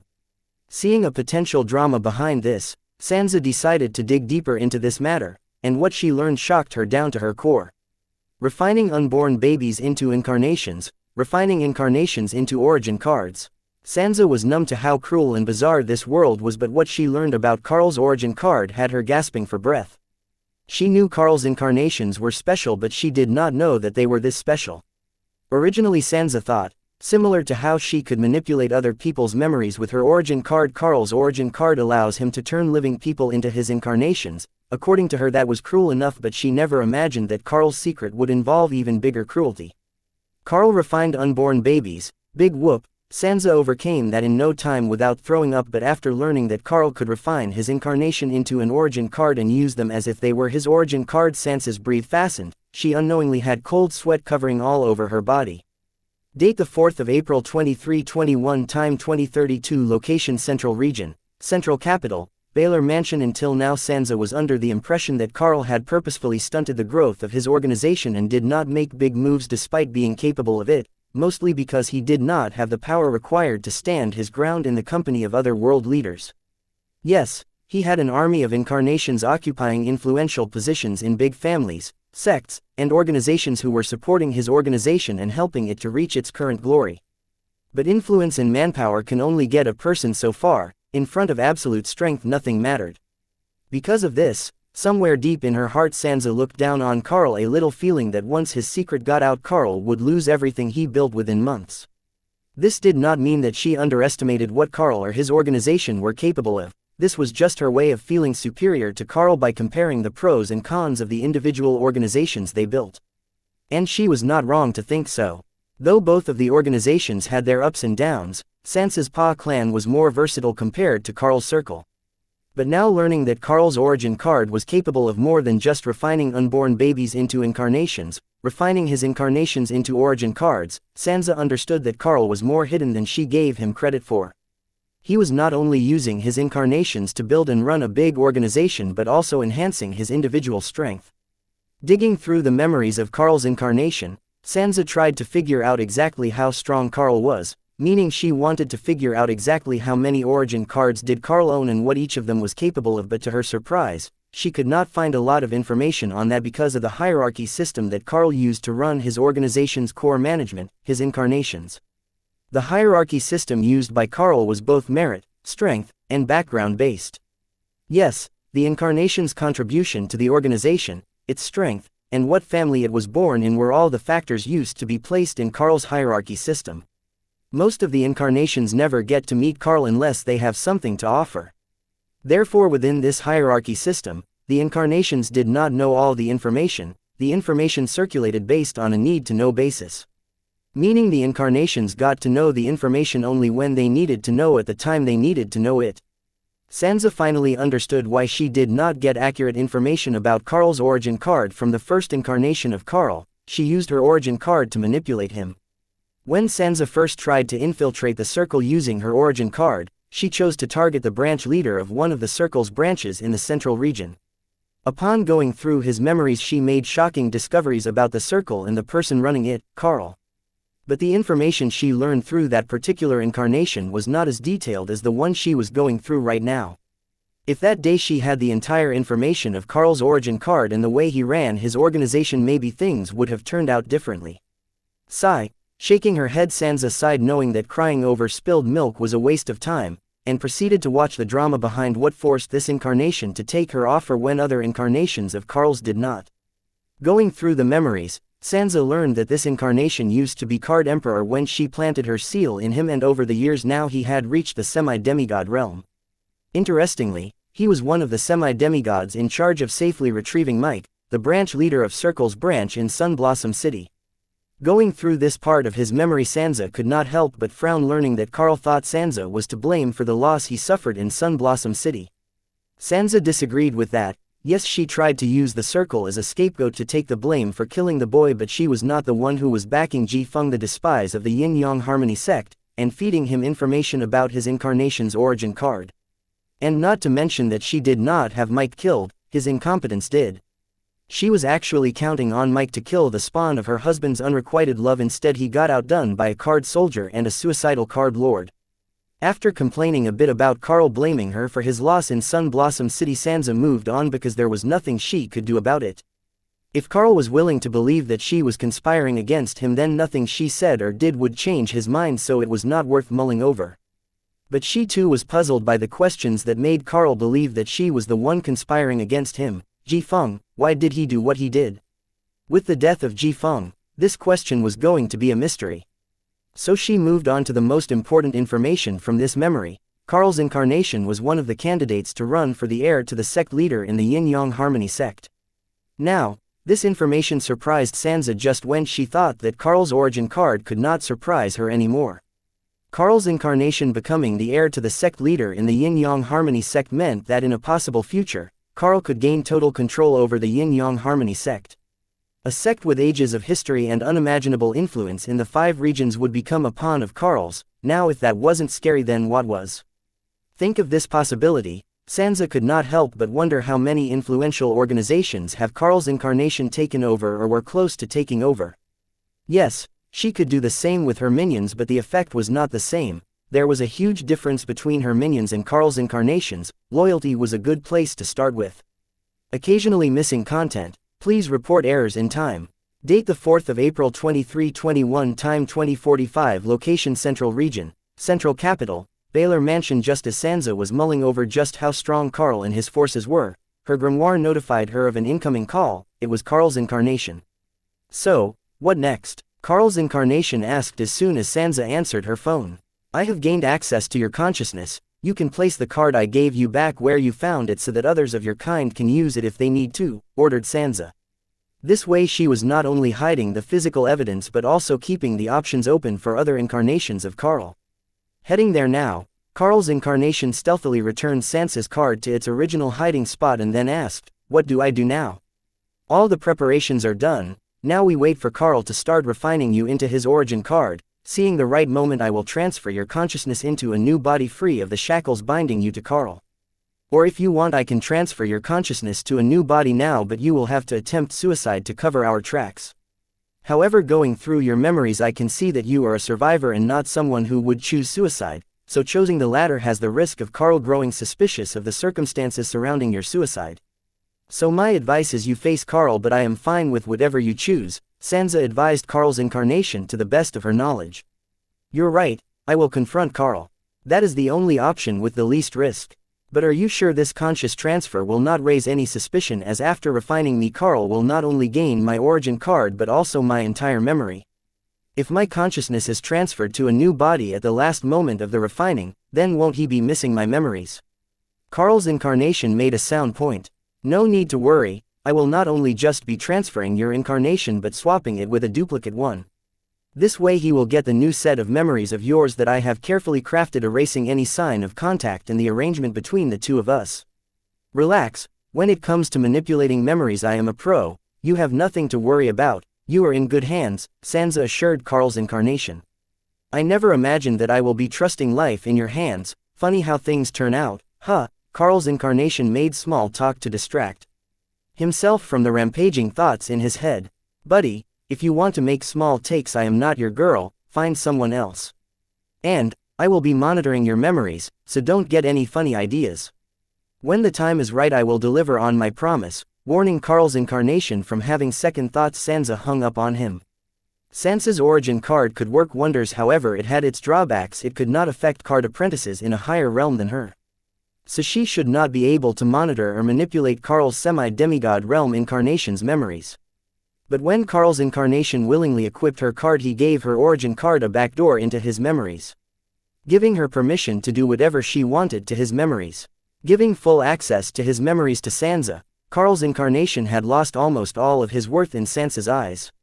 If not for Sansa wanting to use this particular Carl's incarnation as the poster boy for her offer to the rest of the incarnation of Carl, she really did not have any more reason left to make do with her promise to him. What was Carl's incarnation thinking? Well, Carl had not left him much choice in this matter. Since Carl had no qualms about refining him into an origin card despite salving for him for centuries, he too did not have any qualms about selling information on Carl for a shot at true freedom.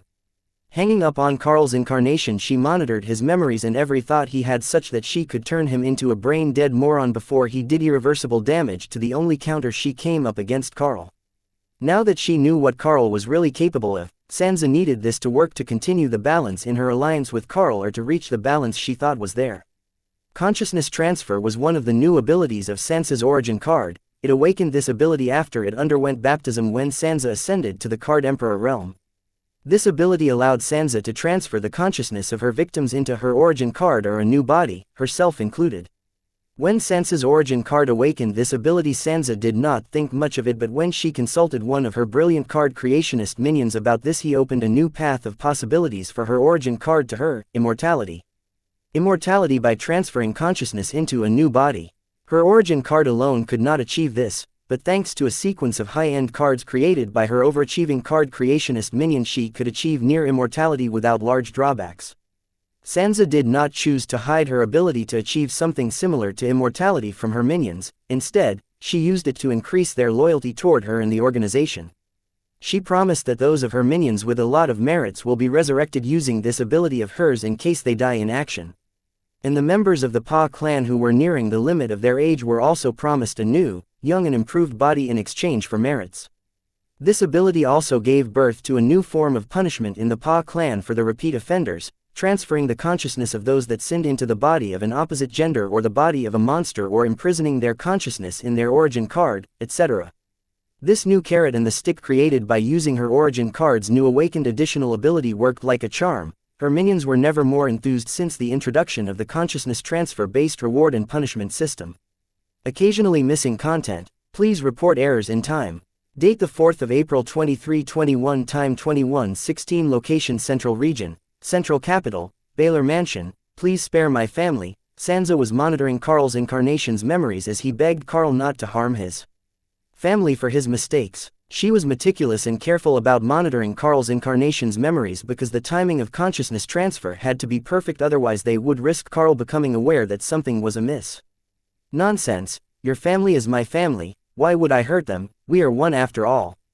I hate that it has to end like this, but it was nice knowing a part of me this closely. Xianxia watched through Carl's incarnation's memories as Carl activated his origin card, preparing to refine his semi-demigod incarnation into an origin card.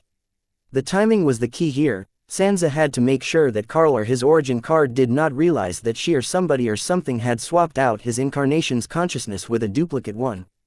And Xianxia stuck to the timing and successfully managed to transfer Carl's incarnation's consciousness into her origin card while living behind a modified duplicate consciousness behind. I can't believe it, it worked. Xianxia was surprised seeing how smoothly she was able to achieve her agenda without tipping Carl off. Xianxia has rehearsed and used consciousness transfer on and for her minions, but she never had used the consciousness transfer under such circumstances. So she was not sure if she could pull it off, but it appears she had underestimated herself. Yes, she did assure Carl's incantation that she got this despite having her doubts. She did nothing wrong, as that's the part of the job. The hunter does not spook the deer as he hunts it. Patting her back for a job well done, Xianxia immersed her consciousness into her origin card to communicate with the consciousness of Carl's incarnation. Hey, I told you I could do it. So how are you feeling? Xianxia asked. I am fine, but I am a little disappointed. This was not what I had in mind when I heard consciousness transfer. It all happened so fast. One moment I feel my body being refined and the next moment I feel my consciousness being pulled by an unknown force, and now I wake up to your sound. I guess I had high expectations, answered Carl's incarnation's consciousness. Since you have the strength to blubber on, I believe you. You are fine. Xianxia did not bother to entertain Carl's incarnation's small talk and instead headed straight to deciding what happens to him next. Quote. Carl's incarnation was not bothered by Xianxia's words as he did not have time for that. Right, his thoughts were occupied with fearing for his future. A question kept popping into his array of thoughts no matter how much he tried to ignore it or suppress it. Did he transfer from one slave camp to another? Hey, focus. I don't have time to waste on your little paranoia. Xianxia had full access to Carl's incarnation's consciousness, so she could hear his thoughts and knew what he was worried about. But she did not bother to waste time assuring him because actions were more powerful than words, or at least in this case. Yes, I am with you. What do you need me to do? Carl's incarnation cooperated with Xianxia readily, knowing his life and death were now in her hands. Now you choose, said Xianxia. Choose what? Carl's incarnation inquired Xianxia, but in his thoughts, he screamed, there it is. The thing he was dreading was finally going to happen. Can you just relax? Listen, here's the deal, I am going to tell you this one time, do not make me repeat myself, okay? Yes, I promised you a free life and I am going to give it to you. I am a woman of my word. You have nothing to worry about here, alright? Yes. All I am asking you right now is to choose what type of body you want your consciousness transferred into. An artificial one, or you want to refine a living person into your new body. Whichever body you end up choosing, I am fine with it and I will get that one for you. Do you understand me? Sansa still ended up assuring Carl's incarnation about her motives for him. She had no choice. He was so paranoid that every word she said to him was filtered by his thoughts such that they all sounded the worst possible thing. There was no way Sansa could talk to Carl's incarnation, his mental condition was not right. So to get through to him, Sansa had no choice but to use her words to calm him down, to allow her to take action, providing her with the chance to prove that her intentions for him were nothing but good and not malice-driven. I do. And since you are asking, I guess there are advantages and disadvantages to opting for transferring my consciousness to either of my body. Hearing Sansa say out loud that she was going to hold up her end of the promise, Carl's incarnation finally found some peace. Why did he trust Sansa's words? First, he had no choice in that matter, and second, the thing about self-made criminal masterminds like the matron and the supreme leader was they were people of principle. Nobody knew about honoring one's word better than them. Yes, an artificial body will be specifically designed for your consciousness, but if you opt for that, you will have to cultivate active soul control from the start. However, I can promise you that the artificial body will be created to display the peak talent and abilities of a mortal. Nonetheless, if you were to opt to refine a living person into your new body, their realm and soul energy becomes yours. You do not have to practice from scratch, but further advancement in your realm will become difficult. If you were to choose this option, I can get you a demigod realm body at best. Now you know the options, choose one. Sansa explained the pros and cons of the two types of bodies Carl's interaction could transfer his consciousness into in a very detailed manner. Now it was up to Marl's incarnation to choose. If I were to choose to refine a living person's body into my new body, will I get to assume their original identity and live their life? Do I get a choice on whose body to refine as my new body? Carl's incarnation came up with reasonable doubt, which anybody in his position would wonder. Sure, why not? Answered Sansa casually without giving it much thought. With what her Pa clan was capable of, this was nothing. She could help Carl's incarnation assume an existing person's identity. So can you help me refine Carl? Carl's incarnation stated his choice to Sansa. He was not trying to be smart with Sansa, but he really hoped that if he could assume anyone's identity in the entire world, then it had to be Carl. The reason behind this choice made by Carl's incarnation was obvious. Listening to Carl's incarnation ask her to get him the body of his previous boss, Sansa rolled her eyes and said, "How about I transfer your soul into a pig monster's body instead?" Geez, you could have answered with a simple no, argued Carl's incarnation. And you could have just chosen someone whom I actually make available for you. Sansa did not plan on letting it turn this argument into a debate, so she asked, "Just state your, or I will make the choice for you." Believe me, when I say you will not like what I will choose for you one bit. Fuck it, you are right, I should stop obsessing over my past and get over with it. I always wanted to make my own life. Now that I have been presented with an opportunity, I don't want to take any shortcuts. But before I opt for the artificial body, can you tell me what age my new body will be and what my new identity will be? Carl's incarnation finally reached a decision, but he still had doubts about an artificial body. He was okay with starting and building up from scratch, but not okay with his new body being a toddler. Any age, gender, or race you want it to be. As for the identity, I will have my guys figure something out.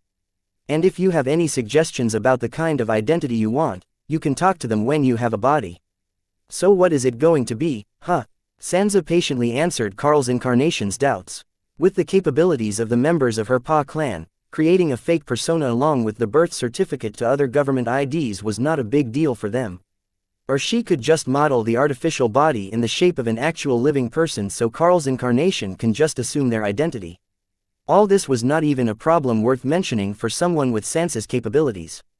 Date the 4th of April 2321, time 21:32, location Central Region, Central Capital, Baylor Mansion. Excellent. Then I chose my artificial body to be shaped in the form of my previous body's 17-year-old self.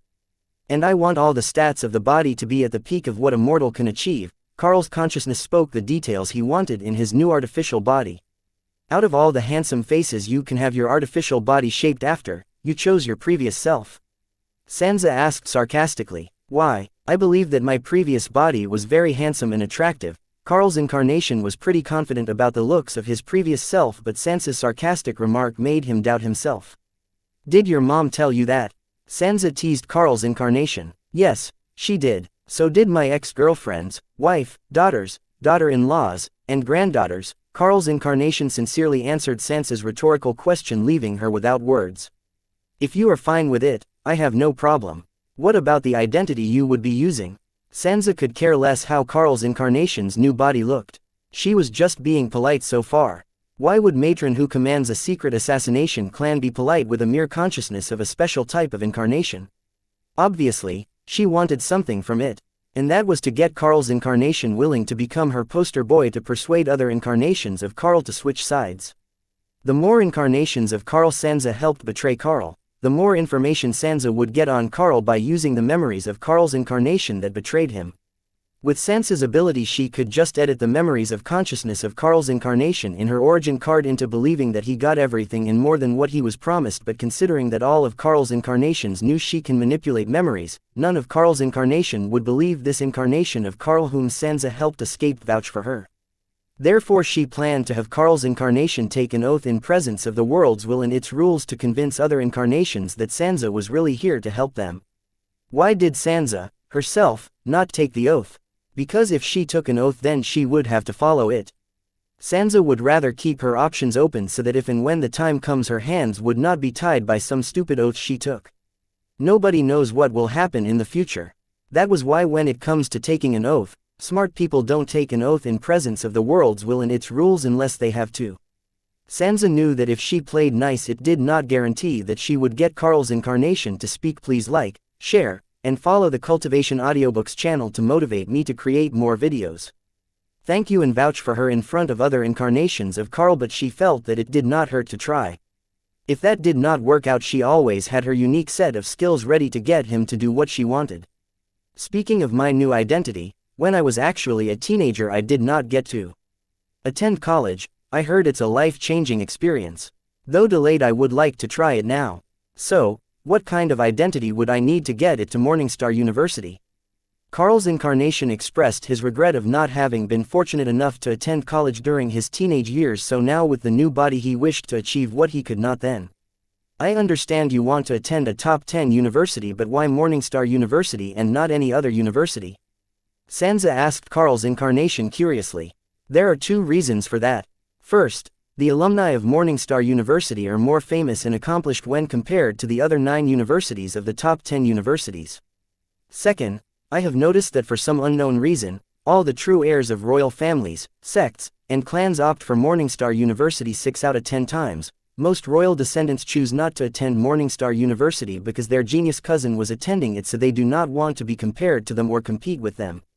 I want to attend Morningstar University to experience what drives these people to attend it. Carl's invention explained why he chose to attend Morningstar University out of the top 10 universities. If it is just that, then I can answer it for you. I learned the secret behind this from my minions who happen to be royal descendants. Apparently, the Morningstar University has an ancient vestige, Forgotten Dunes, famously known as the holy place to comprehend time, rules and meanings. To enter that ancient vestige you need to be an overachieving student with outstanding grades or have a quota. These quotas are divided between the royal families, government, hidden sects, clans, and the other top 9 universities. This information is so confidential that neither the university students nor the general public know about it. Sansa explained to Carl's incarnation why Morningstar University attracted more student traffic from royal and high-end backgrounds compared to other top 9 universities. Does this mean you can get me an identity to attend the Morningstar University? My artificial body and the age of my consciousness won't be a problem, right? Carl's incarnation was enthused about attending Morningstar University, but he had concerns about his actual age and artificial body getting in the way of his dream. You don't have to worry about that. I have a few minions with capable origin cards just for things like this. What you have to worry about is regaining your realm before the university ends recruiting for this year's batch of students. Or else you can try next year, Sansa assured Carl's incarnation. No, I want to attend this year's batch. Then you don't have much time. The university will be stop recruiting in less than 3 months from today. 3 months is enough time for me to regain my realm to meet the eligibility criteria of the Morningstar University. I will practice day and night to make it happen, Carl's incarnation vowed. You can, I do not doubt that. And finally, what name will the new you be using? Same as the old one or something new? Sansa assumed since Carl's incarnation stuck to his old looks he would stick to his old name too. No, a new start deserves a new name. From here on I am Evan Freeman. Carl's incarnation chose a new name for himself, Evan Freeman, embracing a new and free life. Good name, Evan. Now sleep, I will wake you up when your artificial body is ready. Date the 5th of April 2321 time 045 location Southern Region, Blossom District, unknown, amazing right, exclaimed Jill, as the E-rank field dungeons and the S-rank dungeon underneath them dissipated as if they were never here in the first place. Indeed, it is, I nodded in response to Jill. The dissipation of the E-rank field dungeon and the S-rank field dungeon meant that Luna had completed the dungeon relocation. This meant she was no longer feeding the dungeon relocation apparatus with refined soul energy, which meant that the artificial soul energy vein was no more. Without the power from the artificial soul energy vein the field dungeons could not sustain by these, so they dissipated, clearing the normal route from Sun Blossom City to Sky Blossom City. Do you need a lift home? Jill asked as she summoned a dark red-colored hover car, the chariot. No, I have my ride, I said, summoning my golden-colored nano morpher hoverbike. So, this is it. We part our ways here, huh? Jill did not immediately get on her chariot, she lingered as if she was waiting for me to say something. It doesn't have to be, if you want to, I lend my warehouse to continue your research, I asked Jill, feeling that she was not ready to part with me yet. I know with Anna and Susan around, if Jill were added to the mix, it was going to be a recipe for disaster, but I too did not want to part with Jill. Though I cannot respond to her feelings for me, she and I had a lot in common, we would make great friends. And since the dungeon relocation was complete I will be leaving for the Southern Royal Palace soon. Until then I could entertain Jill. I have expensive cards that can transform into a big-ass research base. Who wants to borrow your warehouse? Jill yelled in a fit of rage. Seeing that the boy knew the words that she wanted to hear but skillfully avoided them, she couldn't help but get enraged. She was not some dollar whore, whom he could just bang him and leave him. Okay, then goodbye. See you at Morningstar University. Jill's mood swings gave me the conviction to part ways with her. What was I thinking? Jill's father was right, a body and a girl can never be friends. Take one more step further and I swear to God I will hurt you even if it costs me, Jill warned. As her menacing aura covered my body. If Jill were to act on it she would be punished accordingly by the world's will because of the oath between the two of us. Jill, honey, we agreed on no feelings purely physical. Remember, you said that. So, don't do something rash that we both will regret later, I said, reminding Jill what we agreed upon before getting intimate. Yes, I did say that but I changed my mind, Jill replied nonchalantly as she moved closer to me. But, I did not, I cried out, fearing that Jill was planning on kidnapping me. Not my problem. Jill stood next to me and sniffed me like a pervert. Jill, don't be unreasonable.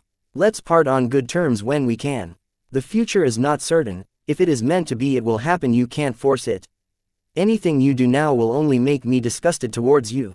Is that what you want? I explained to Jill that she could not force a relationship. I understand where she was coming from. This was the first time in her entire life she had a feeling for the opposite sex, and now seeing that not everything was falling into place like she imagined and wanted them to, Jill decided to take the matter into her own hands. I understand, Jill said as she fixed my collar and added, you are right, the future is not constant but neither is it on my side. So what do I do?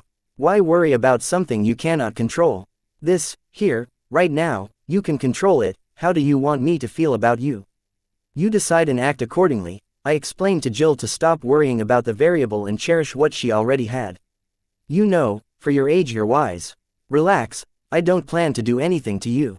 I just wanted to give you a gift, here take it. Jill took out a card from her grimoire and handed it to me.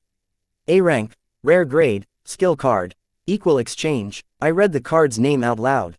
It's a demonic card, so don't use it unless you have to. My father gave it to me for my protection. Now, I am giving it to you for your protection, Jill said.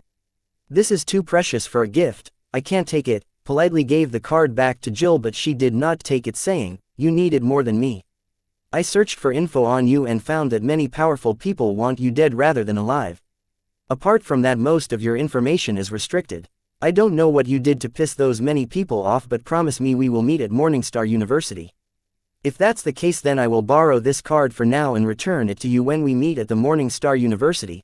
I did not know what Jill meant when she said I pissed off many powerful people, but seeing how she was not going into details, I knew that was all she knew or revealed to me.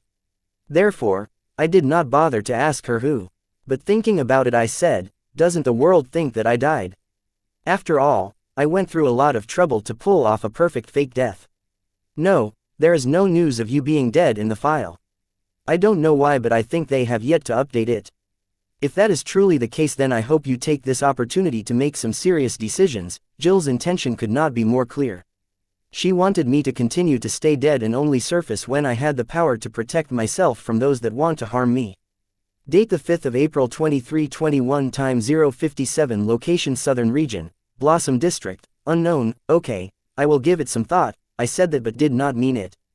Be it Earth or this card world, there was always going to be people stronger than me. If I thought otherwise, I would be a fool. However, if I let the fear of them dictate the terms of my life, then I might live, but it was not going to be a life worth living.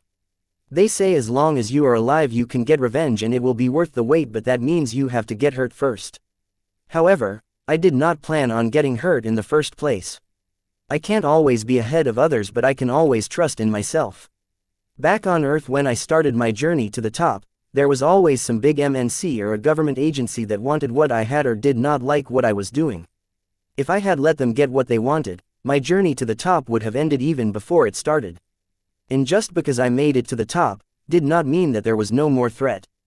It was always there waiting for me to let my guard down and strike when I was most vulnerable. This did not mean I was not asking to stand tall even when you knew a bullet was heading your way. That would be stupid. I was saying to be prepared to make the difficult choice, not the safe choice or right choice, as there was no such thing called a safe or right choice. Do you have to be stubborn about this?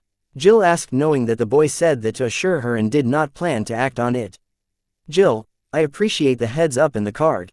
However, I don't appreciate this. I warned Jill to say no more. I hate this side of yours, but it's so. Fuck it. Jill grabbed the boy's hair at the back of his head as she leaned in for a passionate but non-consensual kiss. Quote. I did not resist Jill, rather I grabbed one of her ass cheeks with my right hand and her long silky hair with my left, trying to dominate the kiss. Just when I was feeling aroused, Jill broke the kiss and backed out of my embrace, saying, if we continue any longer I don't think I can suppress my physique. I better get going. See you at the university. Sure, bye. After bidding our goodbyes, Jill got into her chariot and headed home. Date the 5th of April 2321, time 2:43, location Southern Region, Blossom District, Sky. Blossom City, Passion Motel. Morphing my appearance, I entered the city and booked a room in an expensive motel. This decision of mine had nothing to do with Jill's warning but with myself. I was exhausted after a long day. I wanted to be by myself, so instead of heading to the warehouse as I usually would, I decided to spend the remaining night in a motel room before easing into my regular life. But just when I was about to enjoy my big and cozy bed, I was disturbed by a sudden knock on the door. Knock knock knock. I used my soul pupils to check who it was, and I had to have guessed that this would happen. The visitor knocking on the door was none other than Anna. I guess the ring she gave me for protection against the curse-type cards gave away my location. Reverting to my original appearance, I opened the door only to hear Anna yell, "Surprise!" I looked behind Anna and asked her, "So, where is the surprise?" "I am the surprise, silly," said Anna, and entered the room without being invited. "You take the couch." Closing the door behind me, I ordered Anna to sleep on the couch, knowing she likes to sleep nude, and I, myself, leapt into the huge bed trying to return to my sleep. "What the fuck, Wyatt? I came all the way to surprise you and this is how you treat me?" Anna complained. "Anna, I am already being generous by giving you the couch, or would prefer to sleep outside," I provoked Anna, knowing how she would react. "Just because you fooled a bunch of semi-demigods, don't get full of yourself," said Anna, climbing into my bed, but she suddenly cried out, "Ah!" I grabbed Anna by her wrist and pulled her into my embrace and spooned her. "Wyatt, what exactly are you planning to do?" Anna asked, and a little tremor could be heard in her voice. Was it out of expectation or shyness? I couldn't tell. "You tell me what you were planning by surprising a single man at a motel and climbing into his bed," I said as I wrapped my arm around her waist and slowly kissed the back of her lily-white swan neck. Clearly, I wasn't expecting this, Anna uttered, feeling the boy's moist lips on the back of her neck sending a titillating feeling through her body. Anna was caught off guard as she never expected her crush to be so enthusiastic. She walked into the room expecting him to be his usual cold and dense self, but he surprised her with this rarely shown side of his. I missed you, Anna. I wasn't just saying this to make Anna feel better, I genuinely missed her. I never thought there would be a day I would get to say this to a girl.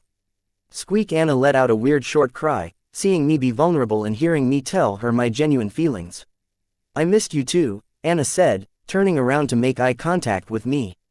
I did not shy away this time. I glanced into her eyes and let myself be vulnerable like I promised myself. Lost in each other's eyes, we both slowly leaned in, as if our lips were magnets of opposite polarity attracting each other for a passionate kiss.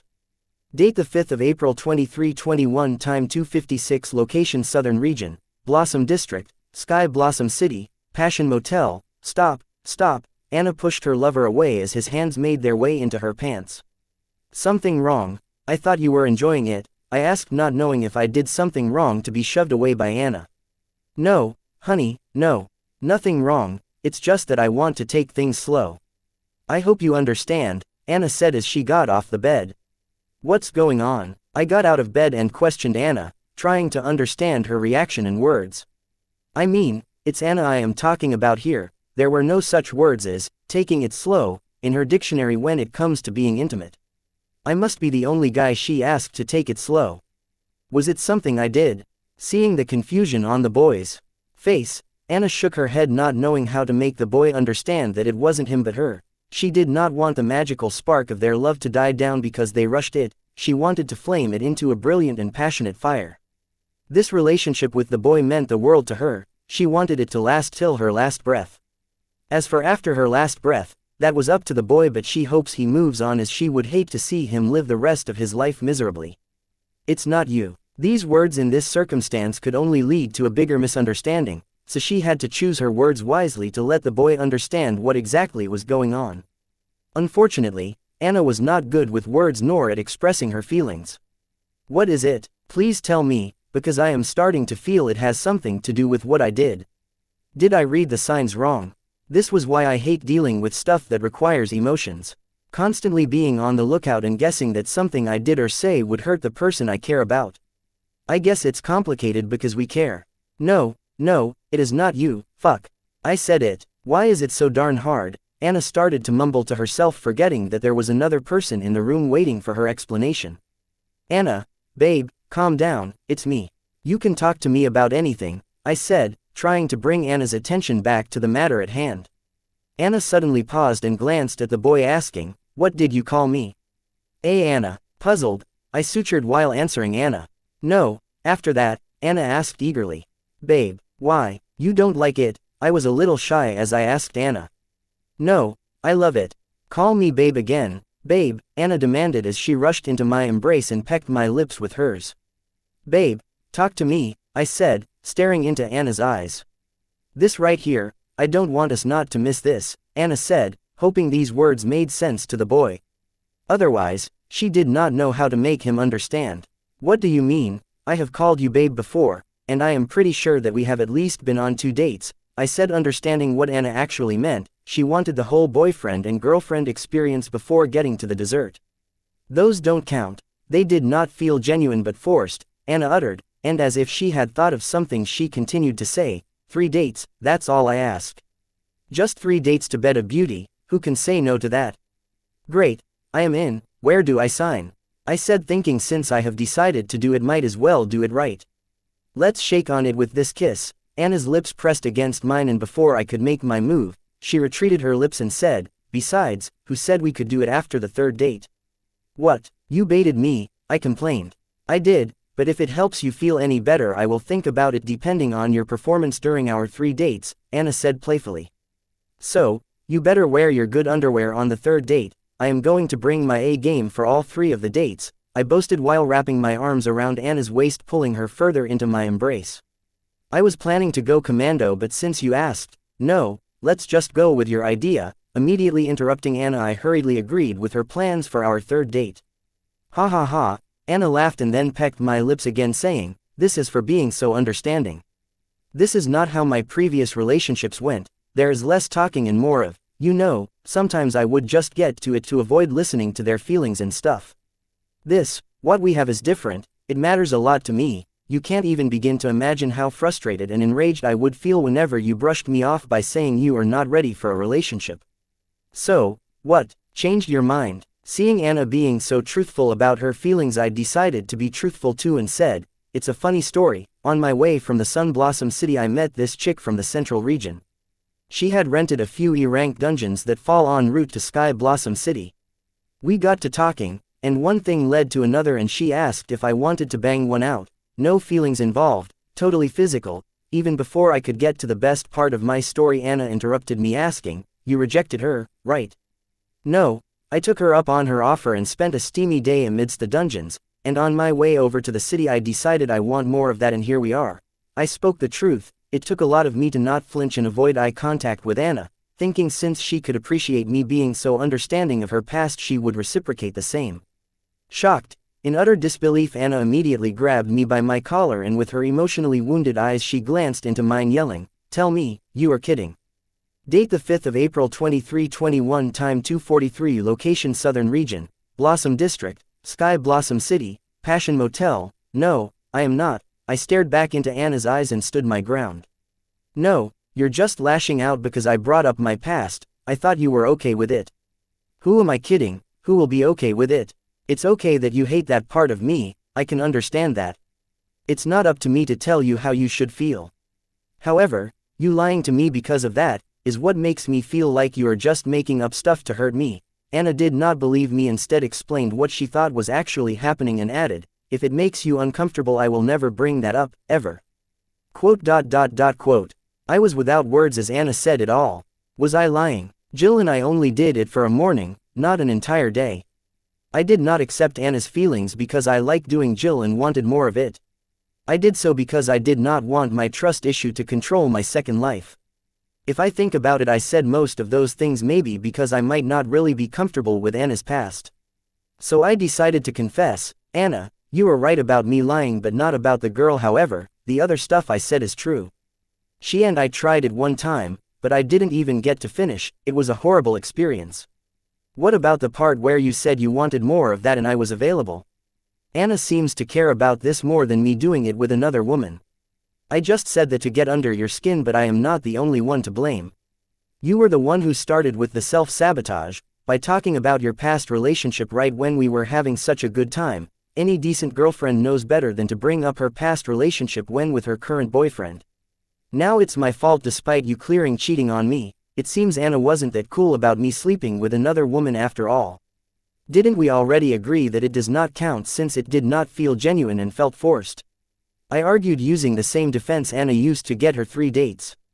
Besides, I did not agree to us being a thing or exclusive until today, not to mention it's still up for debate and not set in stones.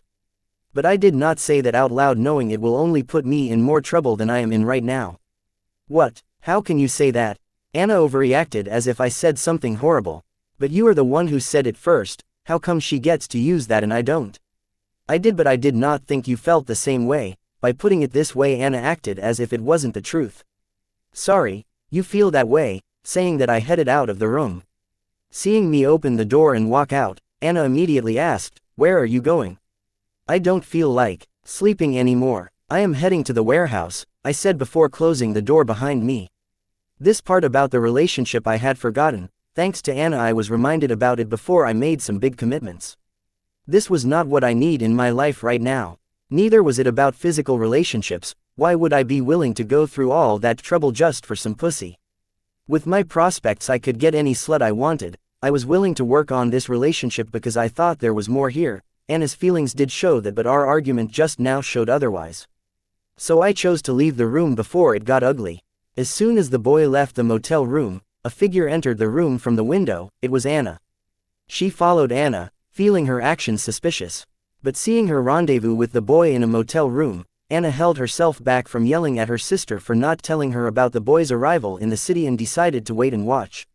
At first, things got a little steamy, so Anna wanted to turn and leave, but she did not. Soon things turned for the worse. It felt as if both Anna and the boy were looking for a reason to get out of the commitment they wanted to make. Reaching her sister's side, Anna asked, "What happened?" "It happened so fast. I got everything I wanted but I couldn't help it." "What if I destroy it like everything else?" "I think you already did." Date the 5th of April 2321 Time 051 Location Central Region, Central Capital, Unknown Command Base. General Baylor's office. Seated on his chair, General Baylor was pensively pondering over his entire day, from Soldier Queen Colleen's taunt to his mentor's offer to Agent Lois's physique. Yesterday had been an eventful and informative day. Since he got back from his meeting with his mentor Field Marshal Henriks, he had a nagging feeling of being monitored. He wanted to dismiss it as his paranoia in the wake of the new secrets he had learned, but then recalling that the organization running the government had agents with physique from the legend, such as Agent Lois, he felt maybe he was not paranoid. It may be Agent Lois or someone from her organization monitoring his entire action. It seems despite his mentor vouching for him, the organization still seemed to be concerned about his reaction toward the new secrets and information he learned recently. Baylor was ready to accept his mentor's offer regarding Ellen's child, but considering how secretly and thoroughly the organization operated, he felt that there was a possibility that they had other plans for him and Ellen's child. But there was not much he could do about it, and he knew that if he acted even a little bit suspiciously, the puppet government's masters would not even require to lift a finger to make sure that he would not have any funny ideas. As he had already fallen prey to their conspiracy by abusing his authority to open an investigation into the Southern royal family. That was enough for them to bury him under regulations for good. Therefore Demigod Baylor decided to play along until he understood the organization. Therefore he called home and warned his wife about the possible future and decided to wait in the office until he was called upon. Speaking of the devil, Demigod Baylor's grimoire notified him of a call. It was Agent Lois Forger. Baylor answered the phone, neither spared any time for greetings or small talk, and stayed on point. "General Baylor, it's time." Date the 5th of April 2321 Time 3:09 Location Southern Region, Blossom District, Sky Blossom City, Street. Raymond's Cemetery. "Master." Old Ben rushed to greet me at the cemetery gate. Even though he was working for me now, he spent his free time cleaning the cemetery, especially the graves of his wife, fallen comrades, and young Wyatt's parents. This freedom of will was the result of his Calamity Daughter Corps' level of authority as one of my right-hand men. "You know, I have asked Fine Gold to buy this cemetery and maintain it, right? Since I did not plan to visit the cemetery to clean Papa and Mama Wyatt's graves every week as young Wyatt did, I had the Fine Gold do it for me. Since we will be leaving soon, I thought I should spend some more time here before saying goodbye. Not to mention, I don't know if there will be next time, asides from the Calamity Daughter Corps that will be helping Dana take over the Blossom District. Some of the most capable Calamity Daughter Corps would be going to the Central Academic City with me, and Old Ben was one of them. He had already upgraded his grimoire to Platinum Grimoire and was waiting for my permission to break through to the Card Overlord realm. Not to forget his origin card and his comprehended blood rule meanings made him an indispensable asset. About that, the plan has changed. Say your goodbyes now. You and the selected ones will be leaving for the Central Academic City by tomorrow morning. I have already made arrangements. My friend will reach out to you when you reach there." The friend I spoke of was Dr. Jill Norley. The moment Jill handed me the demonic card for my protection, I realized that she knew something that she could not tell, but her warning was not the reason I fast-forwarded my plans. It was my fight with Anna. Walking out of the motel, I finally act on something I have been thinking a lot lately, that my life and the foothold for my empire I built in the Sky Blossom City were very dependent on Anna and her family. Without them covering me, it all could crumble, and all I could do was run for my life. Therefore, I did not hesitate to pull in favors with Jill on my way to the cemetery at the cost of 10% of my share in the Phantom Sword Wood. Though I did not like giving 10% of the Phantom Sword Wood, I respected Jill for that. Though this woman was addicted to me, she did not let that part of her let me take advantage of her. If she were a boy, she would have made a good friend and a rival. "Yes, Master." Old Ben did not show any emotion hearing that I had moved the plans forward. "Don't worry about arranging the Tiger Squadron. I will have other Calamity Daughter Corps you have recently recruited in the Tiger Squadron be in charge of the squadron.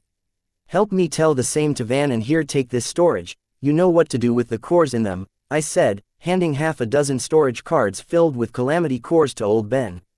The plan of moving a part of my operation to the Central Academic City had been devised long ago. The only thing to change now was, instead of using the Southern Royal Family's channels to make a place in the Central Academic City, I would be using Jill. Though Jill's services were going to cost me, it was better than totally being dependent on the Southern royal family. Yes, Master, but what about you and Manager Susan? Will you two be traveling with us too? Old Ben asked, the only uncertainty of this plan. Unlike my calamity daughter Cors, I could not decide for Susan. Would it be wise of me to take her to the Southern Royal Palace? Or should she stay here and help Vivian and Cindy with pleasure card collection and learn management under Diana?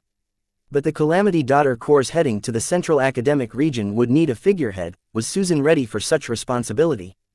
3 months from today maybe, but today I didn't have the answers. No, I will not be coming with you. As for Susan, you guys make the required preparations. I will tell you by tomorrow morning. Anything else? No, Master. I will contact you when the proper arrangements are made. I will take my leave now. Saying that, old Ben headed to bid goodbye to his wife and his comrades' graves. As for me, I headed to Papa and Mama Wyatt's grave to pay my respect. The Wyatt couple's graves were clean and well maintained, so I decided to leave after a minute of silence, but I felt several high realm auras suddenly appear in the Sky Blossom City airspace. The city array did not seem to hinder them. The auras emitted by these people were so strong that I felt goosebumps all over my body. Why did so many high realm people come to this unknown corner of the world? Though I did not know the answer, I activated my soul pupils to check on the situation. And to my shock, I found that there were a total of 5 high-level auras, and they all were card demigods except for one semi-demigod. And as if they could feel my gaze, the 5 of them simultaneously turned to look at me, scaring the hell out of me. Out of fright, I took a few steps back only to bump into a person. What? Earlier there was no one here, except for me and old Ben, who in the right mind would visit the cemetery this late at night. Where did this person come from? I turned to look, only to find that it was one of the 4 card demigod gods who had appeared above the Sky Blossom City a few minutes ago. I hurriedly step away, only to hear the card demigod say, "Your eyes are as beautiful as your mother's eyes." Occasionally missing content. Please report errors in time. Date the 5th of April 2321, time 1:46, location Central Region, Central Capital, Warp Array Building. Are you sure about this? When I tried the same, the Southern royal family was not that welcoming and accommodating, General Baylor said to Agent Lois, who was planning on using the Warp Array to travel to the Southern Place Wrap Array. Relax, General. Military and secret police are not the same. No matter how daring the soldier queen is, she will have to respect this, Lois said, pointing at the badge sewn on her lapel. Secret police, is that what you call your organization? General Baylor asked. General, we have many names, but today we will be using the secret police. Try and keep up, said a red-headed man dressed in a similar fashion as Agent Lois. But unlike Agent Lois, he was a card demigod. Agent Uri, don't worry about me, I will try not to hold you guys back, but shouldn't I be restrained to make this look more believable? General Baylor was not bothered by Agent Uri's words, rather he acted suspiciously docile. Change of plans, the Southern royal family did not take the bait, so we have no choice but to use the secret police status to legitimize your investigation against them, Agent Lois answered. After learning that General Baylor had abused his authority to open an investigation into the Southern royal family and its recent activities, Soldier Queen Colleen did not act according to the norms. Instead of suing General Baylor for abusing his power to harass them, she let him be as if it did not concern them. This was unlike Soldier Queen Colleen's nature. Clearly, someone else in the Southern royal family acted. So, now Agent Lois could personally charge General Baylor with abuse of power, but that would be within the calculation of whoever from the Southern royal family intervened and stopped Soldier Queen Colleen from walking into their trap, which meant that they would be walking into whatever trap the Southern royal family had in store for them. Agent Lois was not afraid of a challenge, but the thing was the Southern royal family only needed to stall for time to achieve their goal. So despite knowing this, Agent Lois was to charge ahead, then she would definitely not be able to achieve her objective and instead be helping the Southern royal family. Therefore Agent Lois decided to address this situation with a different approach, even though it will ruffle the 4 royal families. The approach Agent Lois decided to use was to legitimize General Baylor's investigation into the silver milk powder fraud case by saying that it was the secret police who asked General Baylor to investigate the Southern royal family and the silver milk powder fraud case. But doing this meant that the government was directly interfering with the Southern royal family, which would cause the other 3 royal families to come to the Southern royal family's defense. But it was worth it because Agent Lois had received news from her operative that Dr. Luna was done with her dungeon relocation experimentation. So the situation had progressed to the point where it was now or never. As for the political repercussions from the royal families for the government interference, as long as she completed her mission, it was the organization behind the puppet government's problem. I see. Hearing Agent Lois say that they would be legitimizing the investigation he opened into the silver milk powder fraud case off the books, General Baylor was surprised because he thought the organization was going to use this dirt on him to make him their bog. Despite this, General Baylor did not stop being cautious of Agent Lois or the organization behind her. Consider this as a show of faith. Hope, Field Marshal was not wrong about you. Agent Lois decided to use this to change General Baylor's opinion towards the organization. I thank you for that, but let me make it clear, if I wasn't before, I am only in this for the safety of the boy. General Baylor did not bother to assure Agent Lois about where he stood with regards to the organization behind her, because he knew unless they decide to trust him, nothing he said or did would change their opinion about him. So he did not waste time proving his loyalty to Agent Lois and spoke his mind. We want the same, said Agent Uri. Good, to know we are on the same page. With this, General Baylor made it harder for the two agents to read his mind and left them guessing. Good, the array is ready. Remember, once we get there, let me do the talking, Agent Lois said, eyeing Agent Uri. In response, Agent Uri nodded. It seems despite being a demigod, he was not offended to follow the orders of a semi-demigod. This was not because Agent Uri was being understanding and considerate, but because Agent Lois was that capable. With that, the three stepped into the warp array and arrived at the southern region. This time it wasn't just Soldier Queen Colleen who came to welcome them, but another demigod had tagged along with her. It was the demigod Baxter.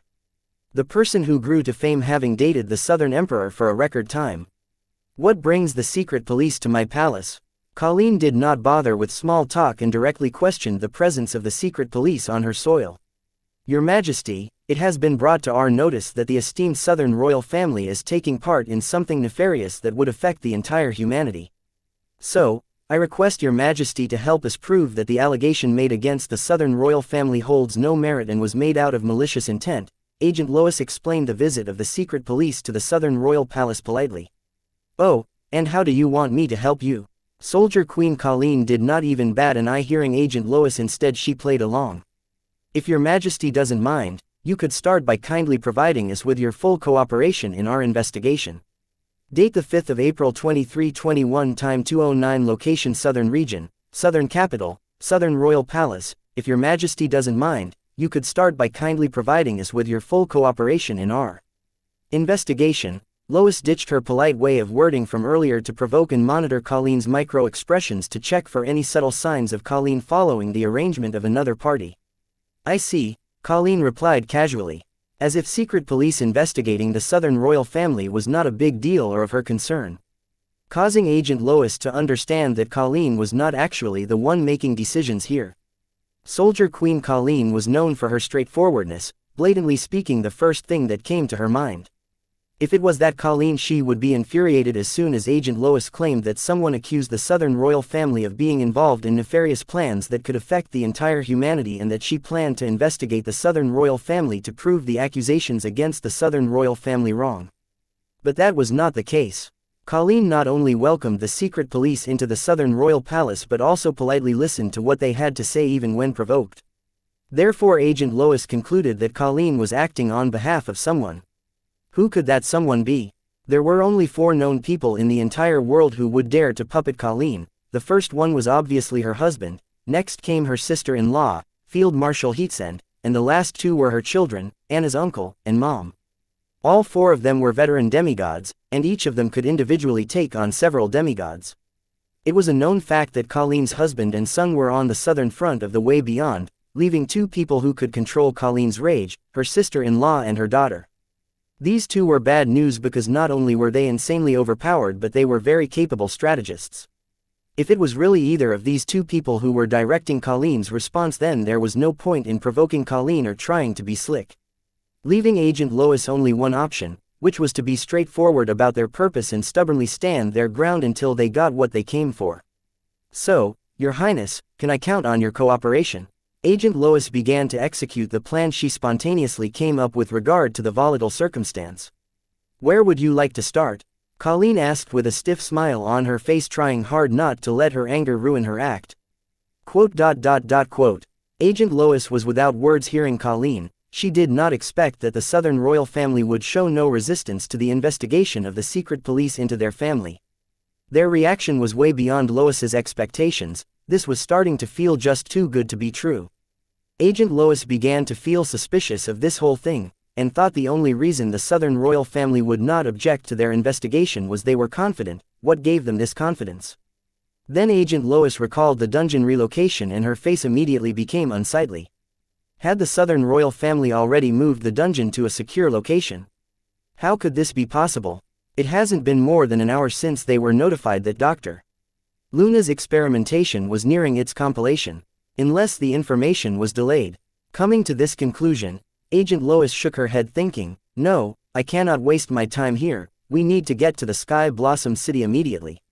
Your Highness, we would like to investigate Sky Blossom City that was recently attacked by demon worshippers. Agent Lois ditched the mind games and immediately got to the point. Still she did not blabber that their real target was the silver milk powder fraud case. The demon worshippers who attacked that city have been dealt with. I don't know what business the secret police have investigating that incident. When you claim that you are here to prove that the accusations against my family were false. Unless you plan to tell me that the Southern royal family has been accused of colluding with demon worshippers, Colleen asked, maintaining a neutral expression. I am sorry, Your Highness, I cannot go into the details of the mission with you. Please understand, as this is to maintain the integrity of this investigation. Agent Lois did not bother to argue with Colleen. Instead, she used the integrity of their investigation as a reason to avoid answering Colleen about what they were being investigated for. Little girl, if you are from the secret police as you claim, I don't think I need to teach you the law. Tell me the accusations you will be investigating the Southern royal family for, or you will lose my cooperation. The reason Colleen was adamant about this because once the secret police starts to investigate the Southern royal family on their soil, they can only charge them for the charges they disclosed before investigating. As for the other crimes discovered during the raid will not or cannot be used against the Southern royal family. So, if Agent Lois were to begin her investigation without giving the accusations she will be investigating the Southern royal family for, then she could just charge them with every little crime she comes across in her investigation. This law was mostly to help the royal families cover their asses in case of an investigation into them. Otherwise, none of the royal family would be willingly give the government the power to investigate them. Agent Lois knew that her small trick would not work, but she had to try, and then giving it a thought she narrated, the Southern royal family has been accused of participating in patent fraud.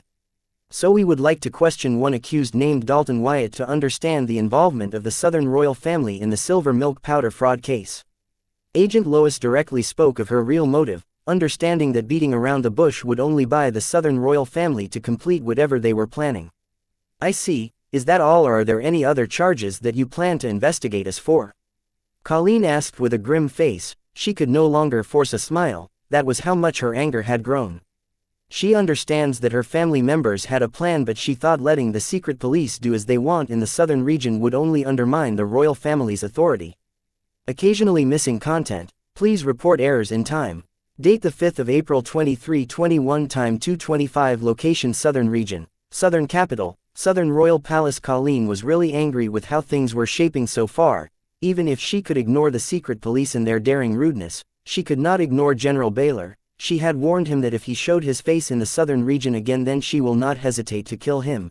If not for the voice in her head asking her to ignore other matters and act accordingly, she would really have smashed Demigod Baylor's skull right after he walked out of the warp array as a warning and thrown this wounded body back into the warp array, sending him home. But she had to suppress that because that was going to be counterproductive to the plans of her family. Colleen could not help but mumble in her mind, what kind of plan was this to let the enemy walk all over her? Still, she could only suppress her rage and do as the voice in her head asked her to. Yes, Your Highness, there is one more person we would like to question. Drive. Luna Lorne. She has been accused of selling the secrets of the dungeon relocation apparatus to the demon worshippers. Only a handful of people knew how to operate a dungeon relocation apparatus in the entire world. And in the southern region, it was just Drive. Luna Lorne. Meaning if there was a dungeon that the southern royal family planned to move to a secure location, then Drive. Luna had to have known about it. Agent Lois's idea was simple. As long as she had secured the boy and Luna, she could get the entire timeline of what the southern royal family has been up to down in the Sky Blossom City.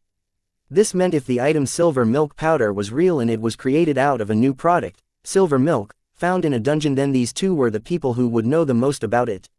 Ha ha, ha ha, ha ha. Colleen began to laugh like a mad person, all of a sudden hearing Agent Lois causing Agent Uri, General Baylor, and Demigod Baxter in her surrounding to flinch, especially General Baylor, as Colleen has been giving him passive-aggressive glares since he stepped out of the warping array. He had not forgotten Colleen's warning, though he was not afraid of fighting Colleen, but he would rather not, because no matter the outcome he will be the one to lose the most. Colleen's background was that strong, but for Ellen's son he had to risk it. Agent Lois was caught off guard by Colleen's sudden burst of laughter. It took her quite a while to get herself together and asked, "Your Highness, did I say something funny?" Colleen abruptly stopped laughing and looked at Agent Lois and asked, "You weren't joking?" "No, Your Highness," Agent Lois answered stiffly, understanding that her words had to be careful here on out because it was clear Colleen was showing signs of going rogue and disobeying whoever was instructing her so far. "You are telling me that the heir of the family which killed more demon worshippers than anyone on this world sold the secrets to the demon worshippers. Listen, kid, I know we are dancing the waltz here, but if you start to speak, please like, share, and follow the Cultivation Audiobooks channel to motivate me to create more videos. Thank you. Without thinking of the consequence, then don't blame me for stepping on your foot." Colleen stopped listening to the voice in her head that was yelling at her to get hold of herself and just play along, but did not forget to warn Agent Lois to be mindful of what she says. As the malicious aura of the Soldier Queen covered her body, Agent Lois felt as if she was thrown in a freezer. Unconsciously her right eye activated and began to swallow Colleen's murderous aura, surprising Colleen and the voice in Colleen's head, but before either could react, Agent Lois immediately controlled her right eye to stop its action midway and hurriedly apologized to Colleen. "Sorry, Your Royal Highness, it was not my intention to say that, but my hands are tied. I can only tell what I have been told. Little girl, your masters should attach great importance to this case and should be really certain about the outcome for them to send you here to handle this case. I thought after they kidnapped you from the Empire they would keep you in hiding till the end of time, but that doesn't seem to be the case." Colleen did not know who Agent Lois was, but the voice in her head seems to know her. And learning the true identity of Lois, the voice in her did not seem as confident as it was before. Clearly, a variable had appeared in her calculations. "Your Highness, I don't know about that, but I was assigned this case and I plan to see it through. Daring to sound rude, I request your Majesty to lend us the Southern Region Teleportation Circle to travel to the Sky Blossom City to investigate accused Dalton Wyatt and Dr. Luna Lorne." Now that her identity was revealed, Agent Lois decided not to waste any more time arguing with Colleen and get to Sky Blossom City before something out of her calculation happens. ... Colleen did not answer Lois immediately, because the voice in her had gone quiet after disclosing Lois's identity to her. Thus, Colleen looked at Lois as if she was looking at a unique specimen. Her look obviously made Lois uncomfortable, but she did not voice her discomfort. Soon turning to her aide, Colleen repeated the voice in her head word to word, "Prepare the teleportation array." Then turning to Demigod Baxter she added, "Clear your schedule, we will be escorting these three to the Sky Blossom City." "Yes, Your Highness," Demigod Baxter and Colleen's aide said in unison before leaving to make preparations. Colleen then turned to the trio from the central capital and said, "This is going to take a while, make yourself comfortable." Following Colleen's words, the staff began to guide the trio from the central capital to the lounge. After the trio left, Colleen mentally asked, "Sister-in-law, are you certain that girl is the right eye of the world?" "Yes, the girl seems to have learned to control her eye's powers splendidly. She was right there and I could not tell her physique apart. If not for you I would have missed this detail. Sometimes your hot-headedness has its perks, I guess." The voice in Colleen's head turned out to be her sister-in-law, Field Marshal Lorne, Lorenzo Lorne's wife, Luna's grandmother, and Anna's grandaunt. Date the 5th of April 2321, time 3:18, location Southern Region, Blossom District, Sky Blossom City, airspace. Once the teleportation array was prepared, Soldier Queen Colleen and Demigod Baxter led Agent Lois, Agent Uri, and General Baylor to the Sky Blossom City as promised. Arriving above the city, all of them immediately used their senses to determine their location, totally disregarding how their high real aura would affect others. But soon they felt a peculiar gaze on them. Curious, they simultaneously turned to look at the source only to find a teenager with a mysterious set of eyes, daring enough to peek at them. It did not take long for all five of them that this was the boy they have traveled all the way here for. The first to react was General Baylor, as he would recognize that pair of eyes anywhere in the world, though the pupils were a little different. there were still a lot of similarities to the ones he remembered. General Baylor did not waste time, he immediately moved behind the boy, closing his retreat, and when their eyes meet he felt nostalgic and could not help but say, "Your eyes are as beautiful as your mother's eyes." Date the 5th of April 2321, time 3:21, location Southern Region, Blossom District, Sky Blossom City, Street. Raymond Cemetery. I guess I will have to take your word for it as I don't remember my mother's eyes. It has been so long since my birth mother's death, all I could remember of her was a warm feeling. I could have the Hive AI tap into my childhood memories to get any memories it could find about her, but I did not want to go through that. Some things were better as they were. It's better not to try and find something that you did not want to find in the first place. It took me a second to realize the card demigod in front of me was not talking about my birth mother but young Wyatt's birth mother. I can't be blamed for misunderstanding. Though I have two sets of memories, I never let young Wyatt's memories mess with my psyche. It was better that way. I would have turned and left after answering the card demigod, feigning ignorance, but the other for high realm visitors silently descended in the cemetery. If not for my soul pupils and soul ears, I would not have realized that all my retreats were closed by them. Not that I could escape them, but it showed that these high realm card apprentices were planning to use the darkness of the night to leave a lasting impression on me with a silent and spooky entrance, in a similar fashion as the card demigod that spoke of Mama Wyatt's eyes. That is not funny, General Baylor said with a frown, finding that Ellen's son did not seem to have that much respect for her. But then he turned to look at the tombstone engraved, "Here lies loving mother and wife Ellen Wyatt." His brows eased, knowing that no unfilial son would visit their parents' grave this late at night. Thinking to himself that maybe this kid uses distasteful comedy to mask his sorrow, he questioned the kid with a deep sorrow obvious in his voice, "Is this where she rests?" Who? I knew that the card demigod in front of me was talking about Mama Wyatt, but me answering him would only defeat the entire purpose of the tombstones.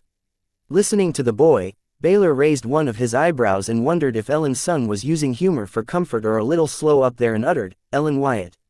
"That's what the tombstone read," I said while ordering Hive AI to figure out the identities of these high-level card apprentices surrounding me using the memories of Clown Mask.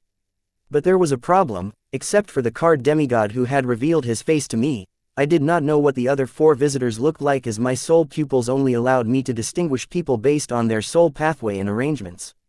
Baylor did not expect such an answer from the boy, and then thinking that the kid was using humor to mask his feelings, he decided to get through to him with humor, saying, "You sure you are Ellen's son?"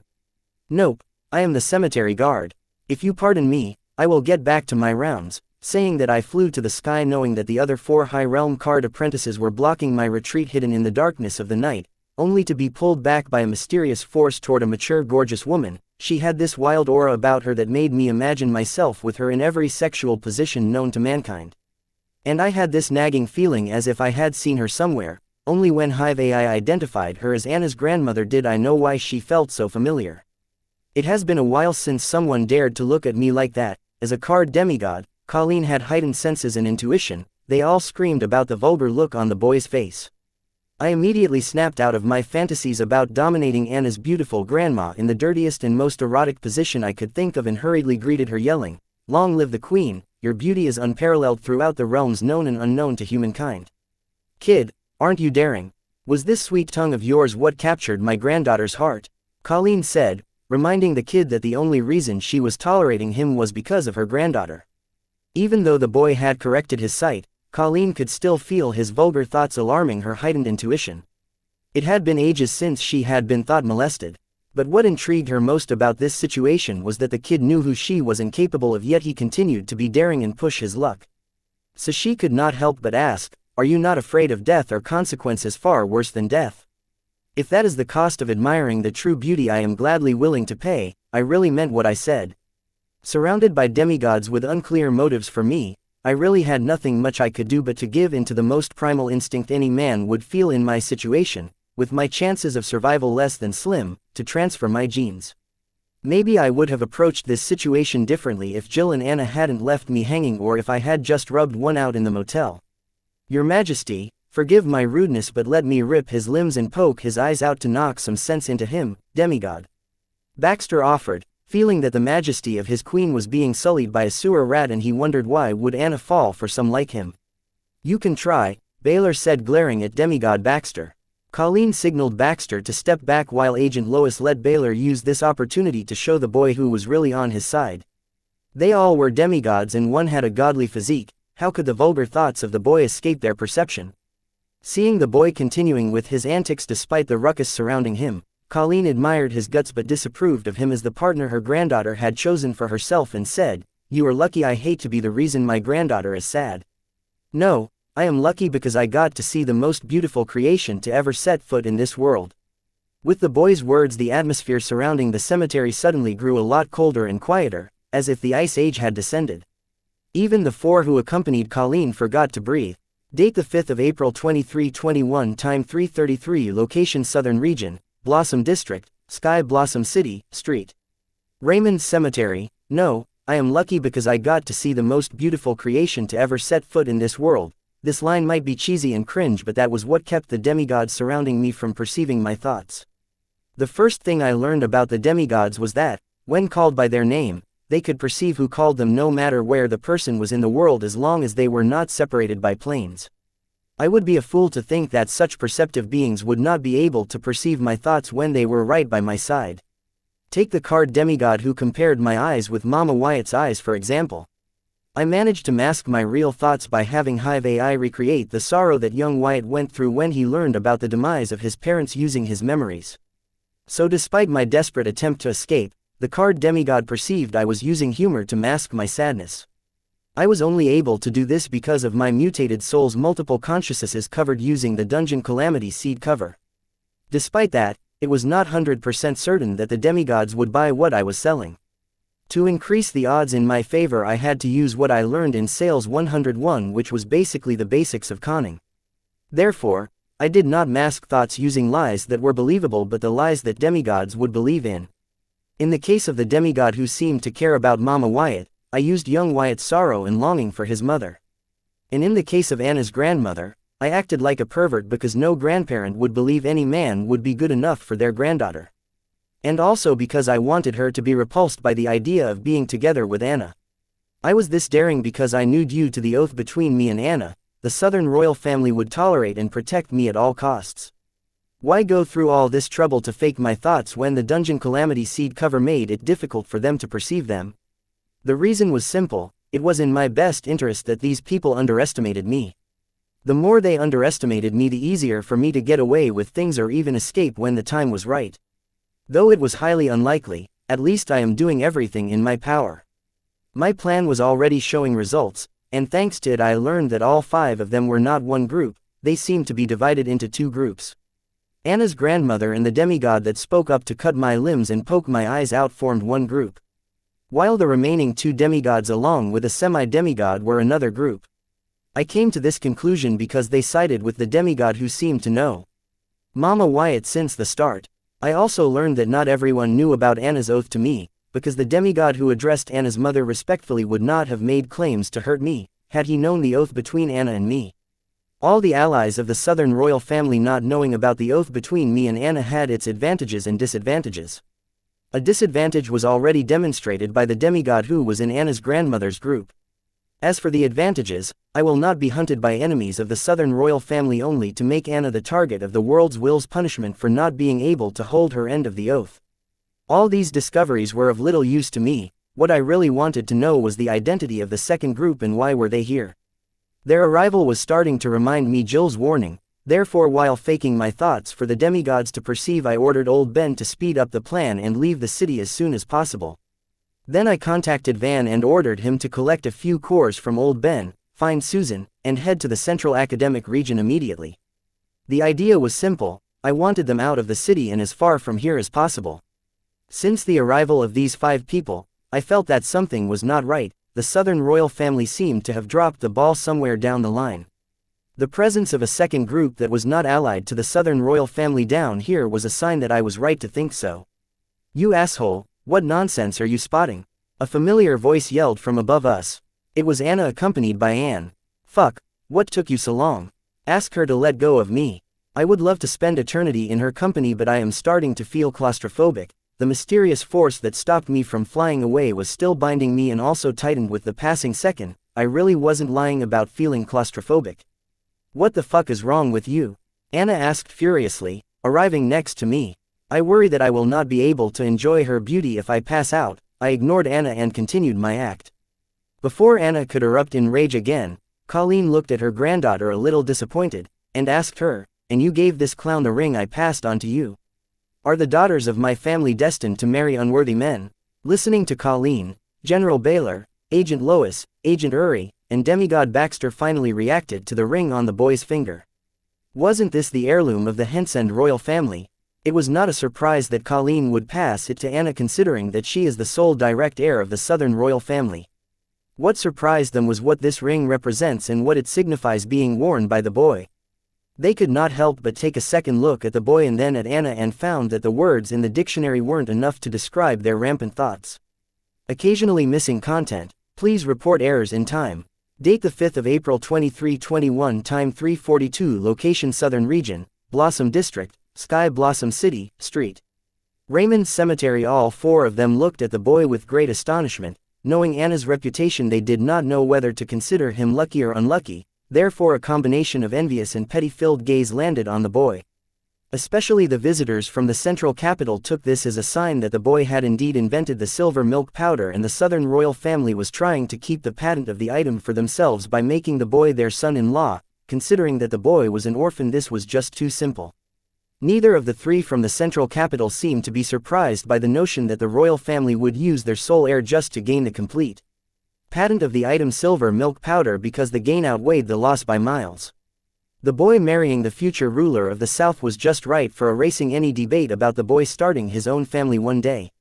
And even if they were to divorce one day, then the Southern royal family would be in the complete right to fight for the patent rights of the item silver milk powder. Therefore, instead of questioning the morality of the Southern royal family for using their only heir, the visitor from the central capital commended them for their decisive and thorough planning. Had they not arrived today, then the Southern royal family would be the through and through winner here. Since they were here, they might as well play the part and object to the future ruler of the South marrying the future richest person in the world. But they were one step too late. Somebody beat them to the punch. It was none other than Demigod Baxter, the demigod whose only known achievement so far was to date Anna for the longest period. "No, he can't marry Her Highness Southern Emperor," Demigod Baxter blurted anxiously, surprising everyone. As the ex of Anna who still had strong feelings for her, Baxter could not stand the thought of Anna rolling in another person's arms, let alone marrying someone else. So he blurted out his inner thoughts out of turn. Out of turn, yes. He was a demigod serving under the Southern royal family, but his status or authority was not high enough to interfere in the Southern region affairs, let alone the Southern royal family affairs. Except for dating Anna, he did not have any notable achievements to show for his current position. If not for his useful card, he would not be stationed at the Southern royal palace but at the southern front of the way beyond. Feeling Colleen's stern gaze land on him, Baxter realized his mistake. Bowing his head, he hurriedly apologized. "Forgive my insolence, Your Highness." Soldier Queen Colleen snorted in response to Baxter's apology and said, "Even if he is just a vulgar card soldier, respect the ring on his finger." "Grandma," Anna cried in complaint hearing her grandma speak. "Please like, share, and follow the Cultivation Audiobooks channel to motivate me to create more videos." Thank you demeaningly to the boy, choosing to ignore Demigod Baxter, mostly because she did not want to cause any unnecessary misunderstanding, as she recently learned that her crush was not completely okay with her past. "What, were my words wrong?" Colleen asked her granddaughter, but her gaze stayed on the boy. He still dared to have indecent thoughts toward her despite her repeated warnings. So to teach him a lesson, she increased the force of her grip on the boy. "Everybody has to die one day, but if I were to die in your hands I have no complaints. Maybe this is the way to heaven," I said, feeling my head would pop if Colleen squeezed any harder. Thanks to my physique, I did not have to worry even if that were to happen. Still, I stuck to my act, mostly to spite Anna's grandmother. I really did not like the way she looked at me. Those eyes remind me of my days back on Earth when I was still figuring out life. I was not sure if she hated me purely because of Anna or if she really hated me. Intentionally or unintentionally, whatever the reason, maybe we have started on the wrong foot. Blows have been exchanged, now there was no going back. The three visitors from the central capital looked at the boy as if they were looking at a suicidal fool. Not only was the boy engaged to the granddaughter, but he also dared to flirt with her grandmother in front of her. If he wasn't a suicidal fool, then what was he? A dead man walking. Somewhere deep down they could not help but commend the gutsy boy. Wyatt, do you have a death wish? Anna erupted, grabbing the boy by his collar as she glared at him. And to her surprise, the boy looked straight into her eyes and yelled, "Go away, you tease, I don't want to die in your hands, I don't want to go to hell. Fuck you, you limpdick, I will show you hell right here. Grandma, remove your hold on him, today, I will teach him what a dog's death is." Anna was furious. A tease. The boy called her a tease and also dared to compare her to a devil, i.e. according to the devil lore the soul of the people killed by the devil forcefully taken go to the hell by the devil that killed them. Quote. Colleen looked at the boy and her granddaughter and could not help but frown. These two brats acted as if they were being wronged when it was she who was humiliated here. Not only did the boy dare to molest her by openly imagining vulgar thoughts about her, but he dared to openly flirt with her in the presence of her granddaughter who was supposedly his lover. How humiliating and embarrassing should this be for her? Yet, the two brats in front of her acted as if they were the victim. What pissed her off, even more, was that her granddaughter was seemingly not as enraged when the boy dared to flirt with her openly in her presence as when the boy called her a tease and compared her to a devil. While the boy along with grandma and granddaughter pair was hung on settling scores with each other. Agent Lois and Agent Uri were having a heated mental discussion, feeling that their original course of action of getting demigod Baylor to adopt the boy was no longer a possibility. Occasionally missing content. Please report errors in time. Date the 5th of April 2321, time 3:54, location Southern Region, Blossom District, Sky Blossom City, Street. Raymond Cemetery. There was a good reason for Agent Lois and Uri to feel that the course of action they prepared to execute will not be successful, because amidst the bickering between the boy, the Southern Emperor, and the Soldier Queen, they learned that the boy was closer to the Southern royal family than they imagined, and adding the fact that he was the finance of the Southern Emperor, it was clear if they continued with their previous plan in mind they would be setting themselves up to fail. Even if they were to ignore the close relationship between the boy and the Southern royal family, when it came between becoming an adopted son of a general from the central capital or becoming the prince consort of the southern region, the choice was obvious and a no-brainer. No matter from which angle they saw, the possibility of demigod Baylor adopting the boy was very low. But without this, they had no other plan to get the boy on their side. With one single piece of news, their entire operation had now come to a halt. Agent Lois and Uri were now at their wits' end and did not know how to proceed. If it were up to them, they would not hesitate to use desperate moves to complete the mission, but it wasn't. They did not know how far the higher-ups were willing to offend the Southern royal family for the item, silver milk powder. What was the bottom line? What was the highest price they were willing to pay? While Agent Uri and Lois were having their crises, General Baylor was happy to see that Ellen's son was doing fine on his own. Yes, Soldier Queen was constraining the boy, but if she really wanted to harm him, she had many other fun ways. Like Agent Uri and Lois, General Baylor also assumed that the boy was close with the Southern royal family and that the royal family also treated him kindly. But he had one big problem with this arrangement: Ellen's son's engagement to the Southern Emperor. He has not only heard of Anna's stories but also witnessed a few of them. She was very popular. So for anyone in a high position, it was hard to have not heard about Anna. He personally strongly felt that Anna was not worthy of Ellen's son. If not for demigod Baxter beating him to the punch, he would have objected to Ellen's son's marriage with Anna. But seeing how Colleen defended the marriage between her granddaughter and the boy despite appearing not to be approving of the boy, Baylor knew without approaching this properly he could not get the result he wanted. So, thinking of something, he approached Agent Uri and Lois. Agent Lois, tell me you have plans to stop the marriage between the boy and the Southern Emperor. That is something we too don't want to see happening, but you have seen the Soldier Queen's stance when her subordinate said the same. If you have any brilliant idea, tell me. Agent Lois's thoughts were exactly the same as demigod Baylor, but they were out of ideas. I can't guarantee this will work, but get me some alone time with the boy. I will talk to him, he is just a teenager. I think if I played my cards right and used the Southern Emperor's party-loving character against her, then maybe even if he doesn't decide to become my adopted son, he will not be willing to marry into the Southern royal family. Besides, if he is really that desperate and lonely, the central capital doesn't lack young women, Baylor explained. He said this not only because he did not approve of the Southern Emperor as Ellen's daughter-in-law, but also because he did not want Agent Lois and Agent Uri to use desperate means to complete their mission. Because that would put Ellen's son in possible danger. Please like, share, and follow the Cultivation Audiobooks channel to motivate me to create more videos. Thank you ill of the Southern Emperor's character and honey trap the boy. That's your plan, General. Damn, you would make a good addition to TV's housewife reality show. Agent Uri mocked Baylor's plan. Agent Uri, if you have nothing to add to the missions, please shut the fuck up. Agent Lois disagreed with Agent Uri. She felt that what demigod Baylor made sense. Their target was a horny teenager. As long as they have enough honey, maybe just maybe they could pull this mission off without turning to desperate means.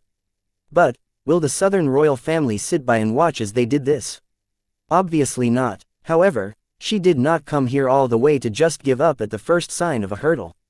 Resolute, Agent Lois looked at the three that bickered without bothering for their surroundings and company, cleared her throat at them, and said, "Ahem, Your Highness, forgive my rudeness, but we would like to question the accused Dalton Wyatt along with Dr. Luna Lorne." Before Colleen could answer Agent Lois, Anna glared at her and yelled, "Who are you calling the accused, you bitch?" "Your Highness, Southern Emperor, please mind your tongue." Being called a bitch by Anna, Agent Lois's right eye shone with radiance, but it soon faded. Clearly Agent Lois controlled herself from having an outburst. "You," Anna shouted, preparing to put the unknown semi-demigod in her place, but was interrupted by Anne, who acted like a spectator this whole time. As soon as Anne arrived, she mentally contacted her grandmother to get up to speed about what was happening while monitoring the scene from the sidelines, because she felt there was something fishy about the demigod. He did not speak. Please like, share, and follow the Cultivation Audiobooks channel to motivate me to create more videos. Thank you. Once since their arrival, Agent Uri. It took her a while, but she soon figured out why she felt something wrong about him. It was because he was like her. No, not entirely like her, but somewhat similar to her. Then where is his original self?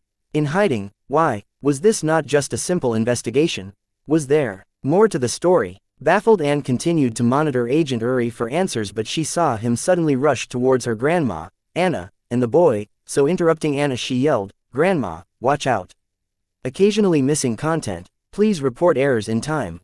Date the 5th of April 2321. Time 051. Location Empire, Michelangelo City, Church of Michelangelo. Unknown. In a spacious luxury hot tub, a voluptuous beautiful woman was enjoying a calming and relaxing soak, thinking she was all alone. Weird. She wasn't alone though. Sitting a few inches next to her was a bulky man enjoying the soak in her beauty in the very same hot tub, but the woman did not seem to notice his presence. Not that the woman was physically or mentally challenged, rather she was a card demigod, yet she seemed to not notice the existence of the man right next to her, even when his grimoire was buzzing receiving a call. The problem was not with the woman but the man. It was as if the entire world was forgetful of his presence and everything closely related to him. "Agent Uri, reporting, sir," Demigod Uri said, answering the call of his handler. Despite his loud voice, the woman next to him in the hot tub did not seem to hear him. Instead, she was so relaxed that she closed her eyes shut. "Uri, you have 2 new missions. You can juggle 2 missions at once, right?" A husky voice spoke from the other side. "Yes, sir," Agent Uri answered affirmatively, but his gaze remained stuck to the woman's plump, wet, gorgeous breasts.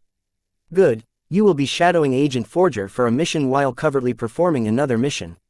Lay rest to your current mission and read the files I have sent to you briefing about your 2 new missions before meeting me here, understood?" The husky voice asked. "Do I really have to complete my current mission so soon? You know I can juggle 3 missions at once, right?" Agent Uri said while his eyes longingly looked at the naked female demigod next to him. Except for avoiding physical touch, Agent Uri did nothing to hide his presence from the female demigod, but she did not seem to even realize his presence, let alone his perverted gaze scrutinizing every nook and corner of her supple body. "No, your new missions are of a very sensitive nature with an insanely high risk factor. They will require your 100%, nothing less." "Got it," the voice replied very sternly to help Agent Uri understand the seriousness of the missions assigned to him. "Well, it's just that I was always curious whether a 1,000-year-old virgin pussy will age fine like a wine or rot." Agent Uri licked his lips with his tongue, looking at the lily-white naked alluring beauty beside him, totally defenseless and unaware of the predator eyeing her. "With your ability you should have already gotten a glimpse of it, right?" Hearing Agent Uri mention his dilemma, his handler tried reasoning with him. He did not seem to be bothered by Agent Uri's action. Working as Uri's handler for decades, he was used to Uri's voyeur capabilities. "The packaging seems alright, but I cannot vouch for the goods inside. I will send you some pics, you tell me." Agent Uri submerged his head into the hot tub and stared at the female demigod's nether region. Thankfully, Under the calm and relaxing effect of the warm water, the female demigod had spread her legs to get comfortable in the hot tub, making it easier for Agent Uri to get clear shots of her forbidden garden. You know, for a nun's pussy it is very clean. If she shaved down there, then she might have had frequent visitors down there too. Why mow the lawn when nobody is going to see it? If you catch my drift, the handler grew skeptically about the demigod nun's virginity status seeing her mowed lawn. No, I can smell it on her. She is a genuine, millennium-old virgin. Maybe she doesn't like the fuzz down there. It is not a crime to be hygienic, you know. Agent Uri trusted his instincts. Well, you are the expert on these things, so I will take your word for it. The handler took Uri's word for it and then broke the difficult news to him. I hate to say this, but you will have to end your mission now. Your new missions are a go in less than an hour. Come on, sir. It's the rarely seen millennium-old pussy. It will be a sin to just ruin it without tasting it, Agent Uri quibbled. Uri, if you are going to be difficult about this, I will forward this call to our master. You talk it with him. We are pressed on time as it is. The handler did not bother to reason with Agent Uri this time, rather he threatened him using their master. Don't involve our master in this. I will end it here and meet you at the base in 15 minutes. Agent Uri no longer argued and agreed to his handler's arrangements. Uri, I know what you're thinking, but the nun is not an easy target to subdue. There is a reason why our master wants her dead. 5 minutes, if I don't see you, all of you, here by then I will be forced to take the necessary actions. That is how sensitive your new missions are. If it was some other time, not to mention 15 minutes, I would have given you an entire day, but my hands are tied. Do you understand? The handler knew Agent Uri's capabilities and that it wouldn't require him more than a minute to complete his current mission. So when Uri asked for 15 minutes, the handler knew exactly what Uri was planning to do with the extra minutes. Therefore, he immediately warned Agent Uri to not mess around and meet him in the next 5 minutes. 5 minutes, got it, saying that Uri ended the call with his handler. Then he looked at the naked beauty relaxing totally defenseless and pondered on ways to not sin by killing a millennium-old virgin before tasting it.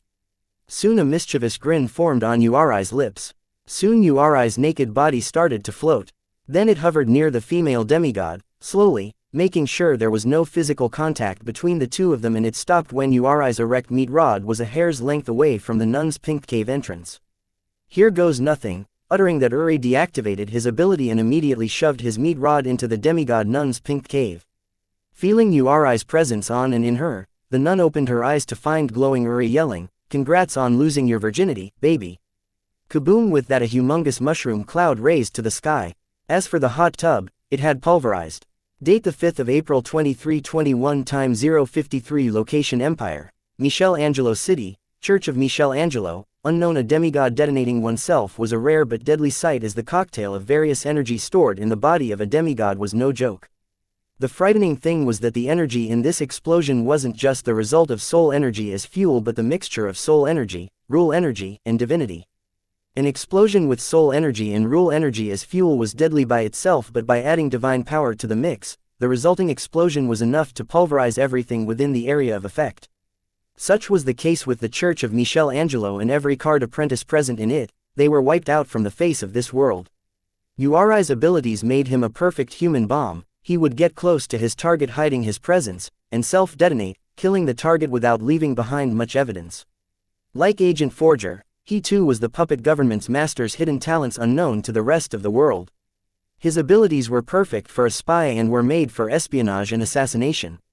Uri's mission was to kill the demigod nun of the Michelangelo Church, but he was unwilling to sin by killing a millennium-old virgin without taking it for a ride first. So he hatched a plan to complete the mission while getting what he wanted. So as soon as he shoved his erect meat rod into the demigod nun's pink cave, he immediately self-detonated while congratulating the nun for finally losing her virginity after a millennium. At first, Uri wanted to subdue and force himself on the nun, but he was reminded by his handler that there must be a reason why their master personally wanted this nun dead. A millennium was a long time. Someone of this age must have survived a lot of things. Therefore Uri did not dare to underestimate this demigod nun and immediately detonated himself when he thought he achieved what he wanted. Unfortunately for Agent Uri, his willfulness had become the saving grace for the demigod nun of the Church of Michelangelo. As soon as Uri deactivated the ability to hide his presence, the demigod nun reacted immediately and activated the broken time rune in her divinity, slowing down the time. turning the last few milliseconds of her life into the last second of her life, giving her enough time to close her thighs, clamping Uri's meat rod between them, preventing it from defiling her while activating the last resort that she had prepared for in case of desperate times like this. Agent Uri's one willful act not only became the life-saving grace for the demigod nun, but it also allowed her to protect her innocence until the very end. Because of the warm water, the nun's soft thighs, and the rush, Uri never realized that his willfulness not only cost him the mission, but he failed to achieve what risked everything for. The Michelangelo city had two parts to it, the Church of Michelangelo at the center and the city surrounding it. Thanks to the church's vanity and Uri compressing the blast radius to focus it on the demigod nun, the city and its citizens were not the victims of Agent Uri's self-detonation. How did the church's vanity save the city and its citizens? Not only was the church constructed in the middle of the city, but it also surrounded itself with 30 square miles of gardens filled with monuments of Michelangelo and his brave followers. And surrounding the 30 square mile gardens was a wide and deep moat separating the gardens from the actual city. Because demigod Uri compressed his self-detonation blast radius to ensure that the demigod nun would die for sure, the blast pulverized up to 7 square miles. That only included the church and the innermost part of its garden. As for the smoke and dust mushroom cloud, it was the result of the aftershock that spread as far as 60 square miles, taking down large and old buildings in the area, throwing the entire city into chaos. This was the result of Agent Uri focusing his self-detonation blast solely on the demigod nun. Imagine if he didn't. Date the 5th of April 2321, time 053, location Central Region, Central Capital, unknown, restricted command base. Agent Uri, dressed in his uniform, was reading the files shared to his grimoire by his handler in confusion. Then he received a notification from his grimoire informing him that one of him had self-detonated and he could revive them by sacrificing appropriate amounts of soul energy, rule energy, and divinity. Considering that he was able to kill a millennium-old demigod without leaving a trace behind, it was worth the price. Ignoring that notification, Agent Uri read the notification that followed, asking him to prepare himself for a load of memory transfer. Agent Uri prepared himself as he closed his eyes, and soon the dreaded memory transfer occurred. After a few seconds he opened his eyes, finally understanding what the files shared to his grimoire by his handler were for, and sighed, "Pity I didn't get to take that antique but rare virgin pussy for its first and last ride." Then he began to write his mission report. After writing a lousy report in under a minute, he submitted it to his handler's grimoire and walked out of his office to head to meet his handler at his office. "On time, and the mission report has been submitted to your grimoire," said Agent Uri as sat across from his handler. "I read the report, many details were missing, let's leave it for another day. Now, did you read the files I shared with your grimoire?" The handler ignored the discrepancies in Uri's mission report in light of discussing other serious business. "Yes, I did, but if I have to carry on the second mission, doesn't that put Agent Lois in danger? Not to mention, do we have to expose her if everything is going to end like that?" The handler, who had the most knowledge of the two new missions, understood what Agent Uri was trying to say. Since Agent Uri's covert second mission was to kill the boy in case the item silver milk powder happened to exist, then why go through all the drama of getting General Baylor to adopt the boy, exposing Agent Lois? Could he not just use his ability to infiltrate the South and kill the boy regardless of whether the item, silver milk powder, was a fraud or not? Wouldn't this way be simpler and much cleaner? That is because at present even someone with your capabilities will not be able to infiltrate the city where the boy is being held. Date the 5th of April 2321, time 059, location Central Region, Central Capital, unknown, restricted command base. That is because at present even someone of your capability will not be able to infiltrate the city where the boy is being held. Listening to his handler, Uri could not help but lift his eyebrows. Except for a few people with exceptional physiques such as Agent Lois and her godly, right eye of the world physique, many have fallen prey to his capabilities. The list of his praise was long and filled with notable big names. Just take the millennium-old nun from a few minutes ago. She was supposedly the holy maiden of the Church of Michelangelo and the current guardian of the runes of Michelangelo himself. If the church was willing to let her guard the runes of Michelangelo himself, one has to understand how powerful and influential the millennium-old demigod nun he killed a few moments ago was. Uri's list of achievements goes on about many feats thought to be impossible before. And his handler was the living witness of his feats. For him to claim that even he could not infiltrate the South and kill the boy meant the mission had more to it. So, instead of disagreeing with his handler, Uri patiently waited for his handler to explain to him why and what he meant by his words. For a card apprentice that doesn't exist on any legal document, his capabilities were what he had going for him. When they were challenged he could not help but slightly get offended. It's because of Field Marshal Heatsend. She suddenly rushed back from her covert job a few days ago and now is personally guarding the southern region, especially the city the boy is in. The handler spoke grimly, showing how dreaded Field Marshal Heatsend was even in the secret organization that ran the government. What was more dreadful was the organization could track Field Marshal Heatsend's activity. Wait, with her watching how do I use my abilities without getting caught? It was a common practice among all predators to know what can kill them and choose to stay far away from them. The same was the case with Uri. Along with his list of achievements he had another list that contained the names of people whom he cannot mess with. Interestingly, the list wasn't short, and among the top 10 names on the list, Field Marshal Heatsend's name was one of them. That is the reason for the drama about General Baylor adopting the kid and why Agent Lois will be going along with you. Remember, even if it is all bullshit, stick to the part. Though the mission read that Agent Lois would be leading the team, the way the handler said it, it sounded otherwise. Wait, her masters are okay with our master using her like that? Uri asked his handler in concern because their masters were very protective of Agent Lois since the day she was brought into the organization as a toddler. The amount of attention she got was so insane that everyone felt like she was the lead and they were all part of her story.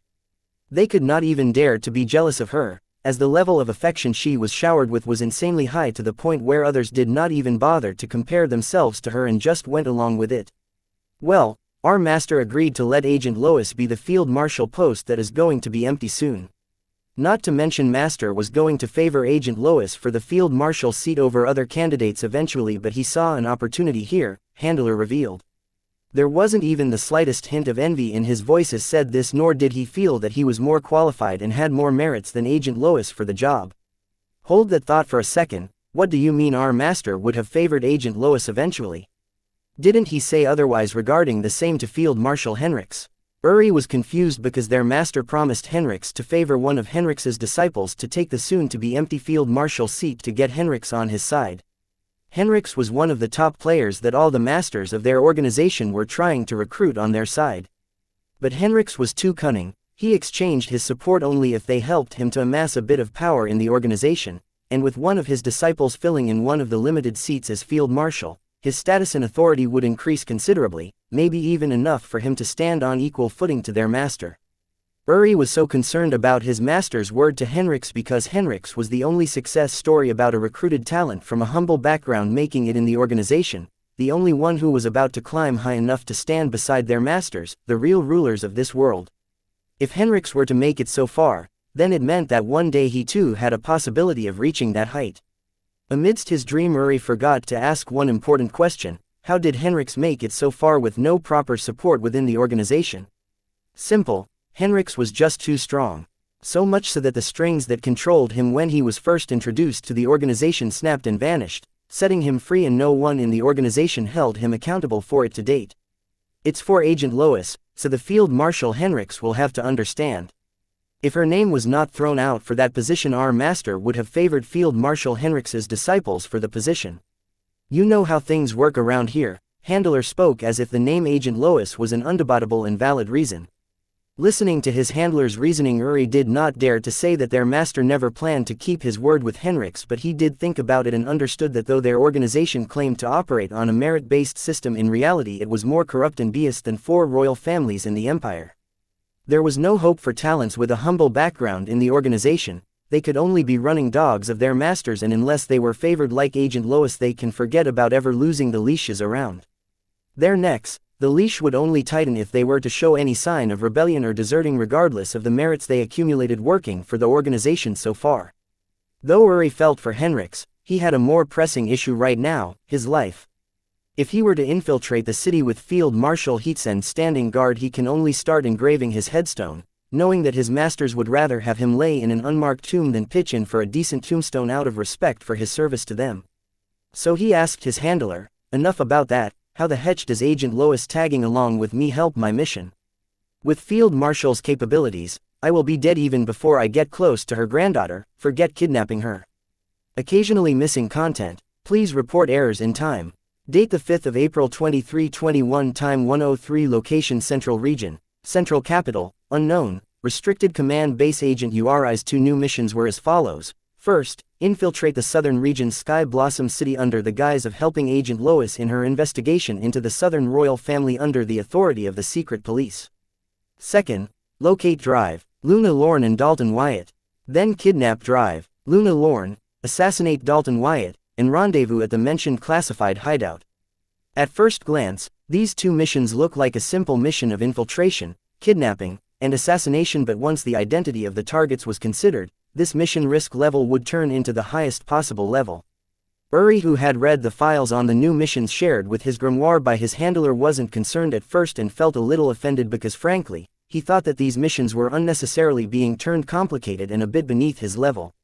Until the name Field Marshal Heatsend was brought up. If he had to face her, a part of him wanted to take his chances trying to run away from his organization, because facing Field Marshal Heatsend meant instant death even for someone of his capabilities.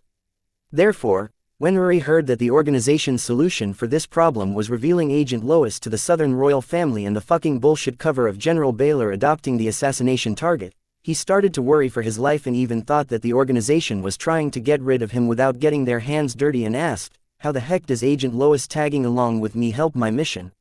With Field Marshal's capabilities, I will be dead even before I get close to her granddaughter. Forget kidnapping her. As an elite handler, Uri's handler immediately saw through his thoughts and calmly consoled Uri, saying, relax, you know better than me that the organization will not try to get rid of you. Though they don't care for you as an individual, you know how much they value your abilities. Frankly, I am surprised you would think that despite your history with the organization. That doesn't answer how Agent Lois is going to help with my mission, sir. Uri did not bother with what his handler said because his handler was one of the Nepo babies. This alone made the handler very loyal to the organization, and right for the handler job, not to mention he did not have to worry about being ditched by the organization at its convenience. Someone like him would never understand what he was going through. I am getting to that. The handler fixed his posture and then continued saying, the reason why Agent Lois's presence will help you in your mission is that one of the additional effects of Agent Lois's physique is a bane of Field Marshal Heatsend's specialty that allows Field Marshal Heatsend to counter your origin card. Agent Lois's godly physique has many miraculous functions, and one of them is to mask her past, present, and future at her will. Not just her alone but also her surroundings too. During the mission, as long as one of you sticks close to Agent Lois, you can mask your presence along with your past, present, and future under the influence of her physique, while the remaining of you can perform your mission without worrying about Field Marshal Heatsend, as she will not be able to learn what you are really up to. You and I both know that Field Marshal Heatsend's specialty is not what she is known for or what makes her deadly. Agent Lois's presence will only delay the inevitable. Once Field Marshal Heatsend catches on to my mission, it will be too late for me to cry. Though Uri did not have the pleasure of facing Field Marshal Heatsend, but he has heard about her abilities. Heck, every operative in the organization was warned to avoid Field Marshal Heatsend as much as possible. Falling on her radar as an enemy was equal to game over. She was just leagues above their level. Yes, even with Agent Lois's physique covering your tracks it will be hard, but you will have to be smart about this and complete your mission as fast as possible. In case your cover is blown, 15 minutes is how long Henrik has promised to keep Field Marshal Heatsend busy. Within that 15 minutes, you will have to complete your mission and escape. As for General Baylor and Agent Lois, they can take care of themselves. The handler revealed the contingency the organization had prepared for the smooth completion of the mission even if it were to meet hiccups midway. 15 minutes, Uri hesitated and did not give his handler an answer, not because he felt the time was short but because he wondered whether Henriks was strong enough to hold off Field Marshal Heatsend for 15 minutes. Not that Uri underestimated Field Marshal Henriks, but considering his opponent was Field Marshal Heatsend he couldn't help but do so. After all, his life was on the line and the bloody history of the unparalleled bloodline was not something to gloss over. Hesitation on Uri's face was obvious. It was impossible for his handler to miss it, but he did not blame Uri for being reluctant to take on the mission. Not that it was a choice, but he understood where Uri was coming from. Those with unparalleled bloodline were just monsters, their strength was on another level. But unlike Uri, his handler knew Henriks. This Field Marshal was as cunning as he was strong. If he said he can hold off Field Marshal Heatsend for 15 minutes then he would, otherwise he would not have said so. Sir, you know what, now that I think about it, I feel that the government stands to gain more if they let demigod Baylor adopt that kid. Uri knew he cannot reject the missions even if they were suicide missions, but there was still time for the missions to start. If he was wise about this, he can change his master's mind about the objective of the mission. Shut up, Uri. The government stands to gain more with the boy's death. With him out of the picture, we can regulate the item, silver milk powder, at our convenience and price, i.e. if it exists. If it really does exist, then it could be the arrow that our query is missing to get rid of the 4 royal families in the empire for good. Before you spout some other bullshit, just take a look inside this storage card, saying that Uri's handler handed him an SSS rank storage card. Fuck, Uri cussed, looking into the storage card wondering, how many semi-demigods and demigods do I have to kill to gather this much divinity? That is your pay for the 2 missions in advance. So, now, do you still have any problem with the 2 missions assigned to you? The storage card contained the largest amount of refined divinity both Uri and his handler had seen in one place. Sir, no, sir. Uri knew that the reason the organization gave him this much divinity as advance payment was that they wanted to help him use his origin card to the full of its potential and not be limited by lack of divinity during the mission. Considering the threat level of the mission, by the end of the mission, Uri would be lucky to have even a 10th of the refined divinity in the storage card remaining. Yet, Uri accepted his mission because he did not have a choice, even if his handler made it sound like he had one. And with this amount of divinity, even if things grow out of control, he can guarantee his life. As for the rest, as long as he was alive, he can always think of something. Date the 5th of April 2321, time 4:08, location Southern Region, Blossom District, Sky Blossom City, Street. Raymond's Cemetery. All of us have been in the company of at least one annoying couple who would say, she didn't say it but I heard him, her. You feel like running them over with your car rather than agreeing that you want what they have. Until today, the day I would be a part of something like that, I thought they were just making that stuff up. Honestly, with my trust issues, I am surprised that today I too would get to experience something like that. Having a mutated soul with multiple consciousnesses has made it easier for me to process multiple thoughts at a time, which meant I could engage in multiple activities at a time. So while facing Anna and her grandmother, I was busy with other things too, such as monitoring my surroundings using my soul pupils. The presence of the second group of power that did not belong to the Southern royal family had me very concerned. Especially with Jill's timely warning. Now I feel I should have pressed Jill for information regarding her warning and not left it at that, in order not to make things difficult for her. Not that knowing who this second group of demigods belonged to would help my situation, but it would have been good to know who I am up against. Sometimes information by itself was stronger than a fist. Quite frankly, the old me would not have hesitated to manipulate Jill's feelings for me and try to monetize them. I don't know if this was a bad thing, but since I had no plans of reciprocating Jill's feelings for me, for now, I think it was for the best. However, the old me would be disgusted with my current self for not using everything available. Since the priorities of my second life were different, I don't think I should care what the old me would have done. The demigod who accompanied the demigod who inquired about Mama Wyatt, and the female semi-demigod, was very suspicious. Because I could see that his soul pathway and arrangements were very active compared to others, as if he was using a card. At first, I just made a note of it and did not think much of it because I was not sure what kind of card he was using and believed that Anna's grandma and the demigod that followed her should be aware of it. As demigods, even if they are not array masters or card masters, their heightened senses should be aware of what's happening in their surroundings.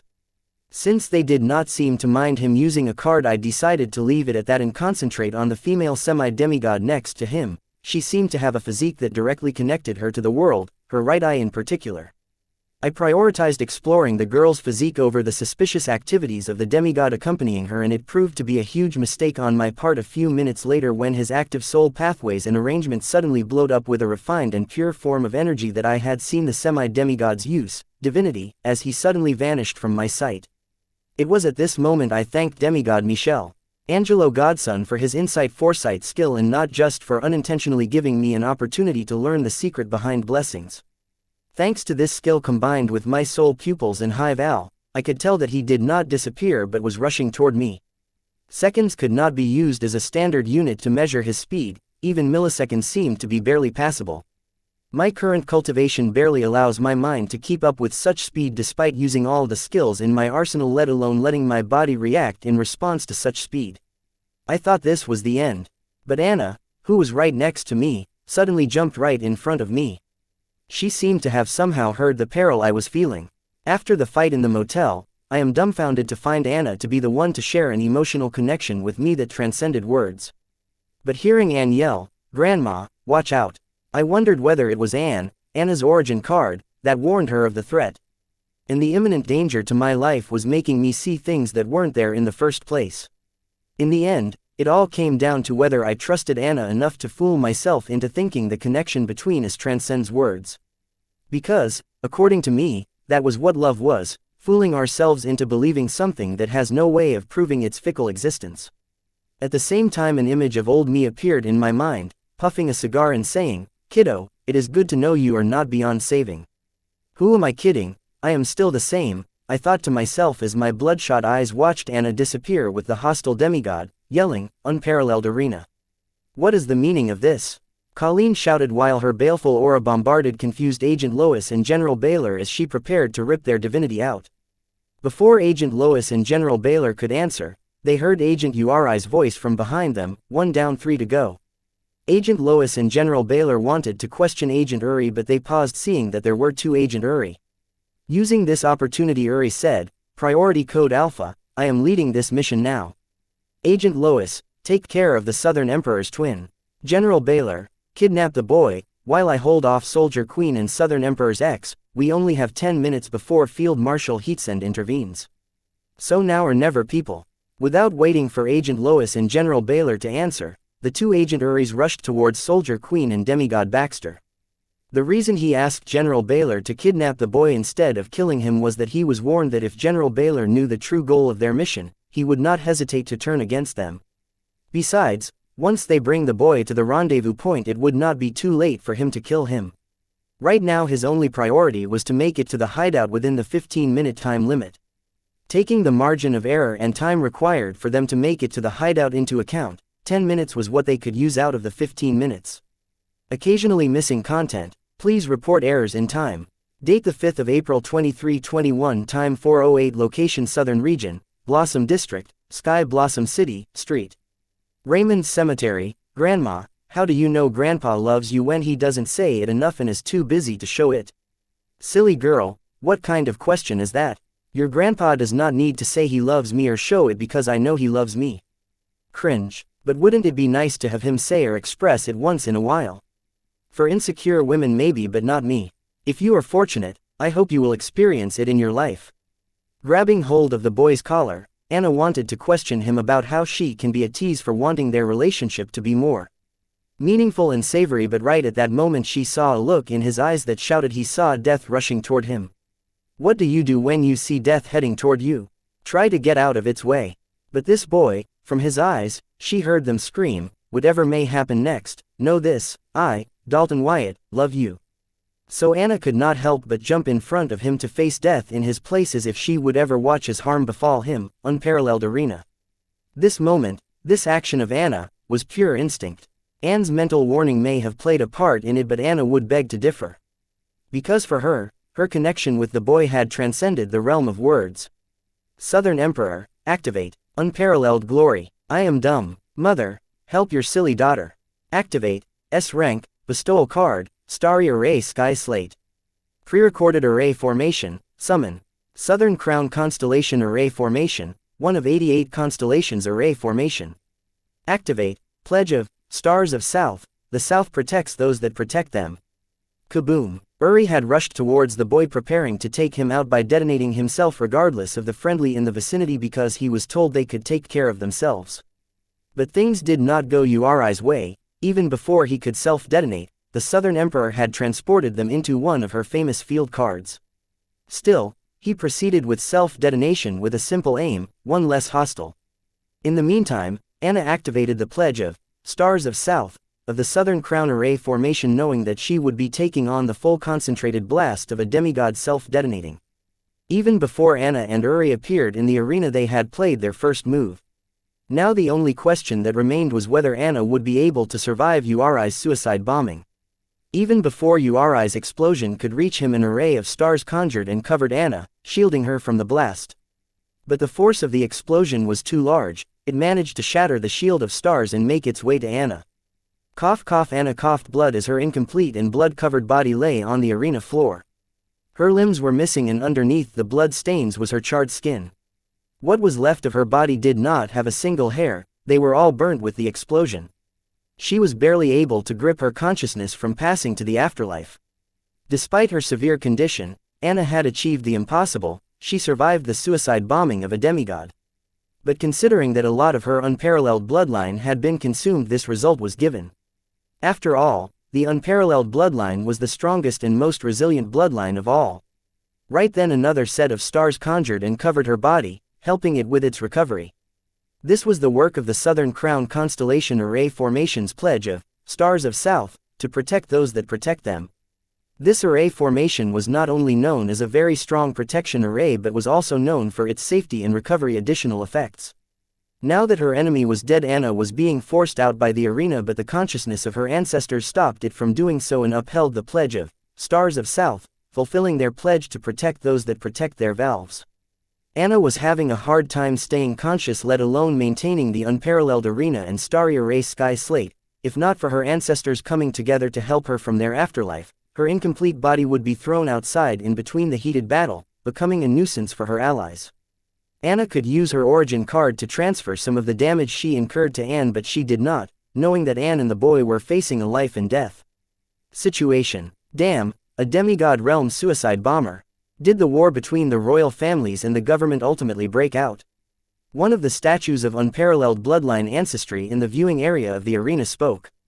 I knew taking those oaths would come back to bite us one day, another statue added to what the statue before him said. Ancestor, don't you think we should not be jumping to conclusions? There may be other enemies, a statue from the younger generation argued. With demon cult uprooted, except the spies from the government, who else is crazy enough to suicide bomb the heir of my family? The statue from earlier defended his quick conclusion. Anna groaned hearing the statues buzz and hum as if they were in a heated argument. She wanted to tell them to shut up, but the muscles of her cheek that help with the movement of her jaw had yet to recover. She was so irritated by the constant sounds made by the statues that she wondered why her ears were spared during the explosion. After her last visit to the unparalleled arena, Anna discussed her experience in the arena with Anne. She learned that she was right about the statues trying to communicate with her. And it turned out that the noise made by statues was called soul whisper, since the statues did not have a physical mouth to talk. Wanting to communicate with her ancestors, Anna agreed to Anne's advice for her to learn soul whisper, but she did not know that her second visit to the unparalleled arena would be so soon. Ever since she met the boy, she has been fighting one powerful enemy after another, begging the question of whether he was the love of her life or bad luck in her life. Date, time, location restricted, classified, the Unavowed Project during wartime, a group of card apprentices, the researchers, who could not contribute to the war at the front lines, took it upon themselves to train a new generation of card apprentices who would replace the current generation at the front lines, in case, God forbid, the war was the only thing left their future generation could inherit from them. While training the future generation of card apprentices, these researchers came to learn the unavoidable truth, that the future generation may not be as talented and resourceful as the current one.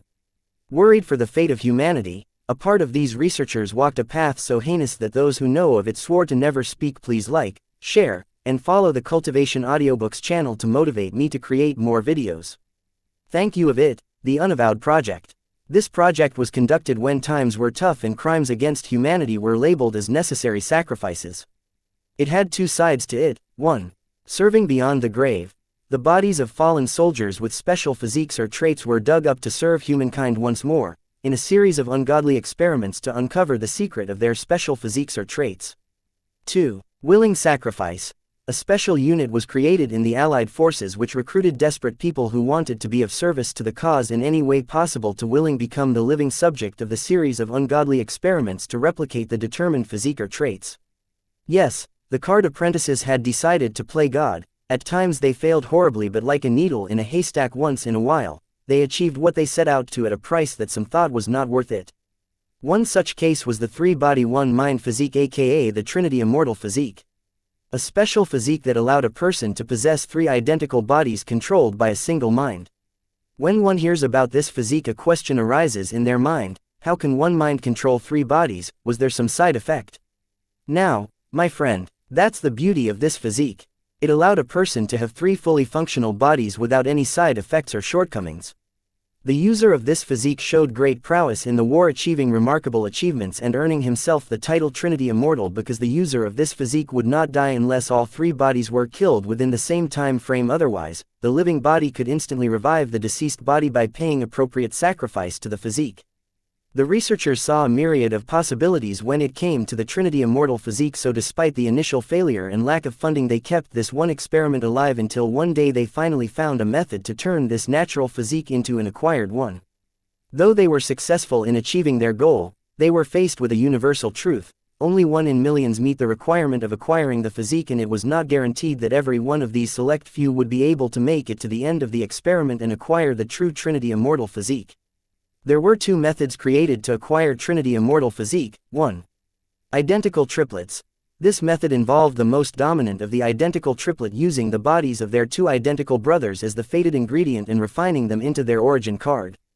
But there was one requirement the identical triplets attempting this method should satisfy: all 3 of them should share a strong mental bond, and the result would be more promising if the bond was so strong that one could feel the other 2 were their fated ingredient. Basically, the stronger the bond, the more chances of them acquiring the true Trinity Immortal physique. 2. Cloning oneself. This method involves the card apprentice creating 2 perfectly identical fully functional clone bodies of themselves, then using these clone bodies as their fate ingredient to refine them into their origin card. Like the previous method, this method also had a requirement: the card apprentice attempting this method should have insanely high mental strength, as the stronger their mental strength, the more chance of them successfully acquiring the true Trinity Immortal physique. Agent Uri was born with strong mental strength, but due to his circumstances he never had the chance to put it to use as a card creationist or an array master, but it did help him rise in ranks when he joined the central government militia at the way beyond, gaining the attention of his current master, who introduced him to the organization running the puppet government, saying that he could be part of the organization if he were to use the cloning method to acquire the true Trinity Immortal physique or die trying, else he would be silenced to maintain the secrecy of the organization. Left with no choice, Uri agreed and followed his master's arrangements. Though Uri's inborn mental strength was strong, it was not strong enough to acquire the true Trinity Immortal physique, but he was able to acquire a partial Trinity Immortal physique which still held most of the advantages of the Trinity Immortal physique, especially the ability that made it near immortal. Uri's partial Trinity Immortal physique fell shy of the true Trinity Immortal physique, but it was complete enough to uphold the legend of the Trinity Immortal physique. Therefore he joined the organization without any hiccup and was also awarded a false relic, Mobius Presence, as a joining bonus, which made him the perfect agent for infiltration, assassination, and espionage. False relic. Mobius Presence effect. This ability allows the user to perfectly hide the presence of an identical self behind the other identical self infinitely.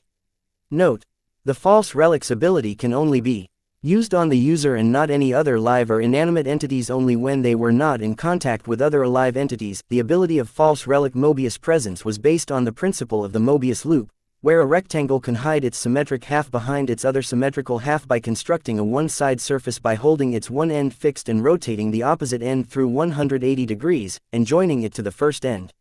The ability of the false relic allowed its user to perfectly hide their presence and their other clone's presence as long as they had one identical clone replacing the presence of all their other combined presence. Meaning, Uri and his clones could hide their presence as alone as one clone was there to fill their absence. That was, Uri and his infinite clones could hide their presence as long as a single clone made its presence known. But there was a catch to how perfectly this ability could hide the presence of the user and his identical clone in exchange for one clone making its presence known. It depended on how perfectly identical the clone making its presence known was to the original body. Meaning, for this ability to work flawlessly, the clone replacing the presence of the original should be perfectly identical to the original. Otherwise, the small differences will become the flaw and tell signs of the presence hidden using this ability.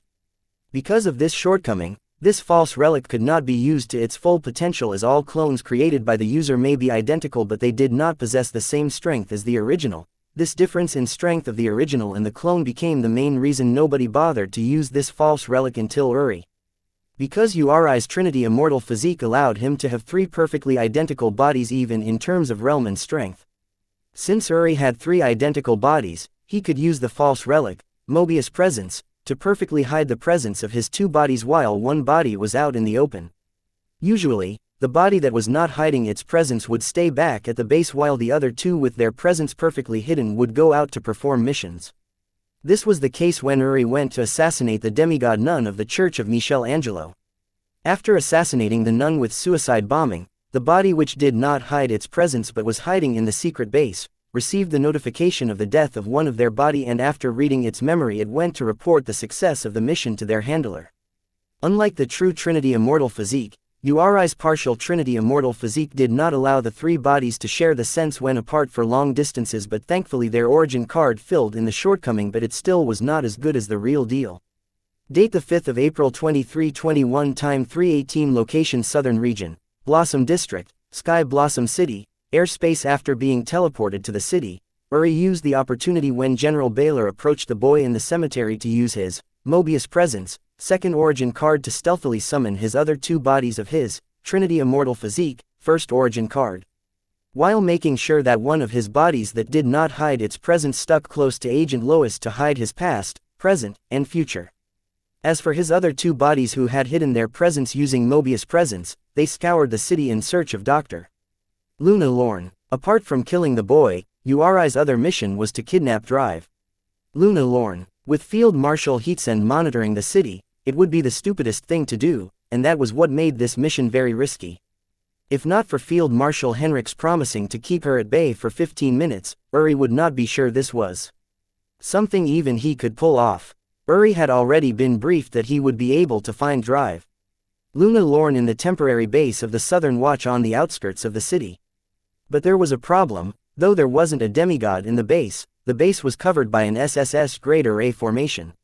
With help of his second origin card, Mobius Presence, Uri's two bodies could easily bypass the array formation, but the problem was how would they make it out of the array formation after kidnapping Drive Luna Lorne. As his second origin card, Mobius Presence, would not work when in contact with another person.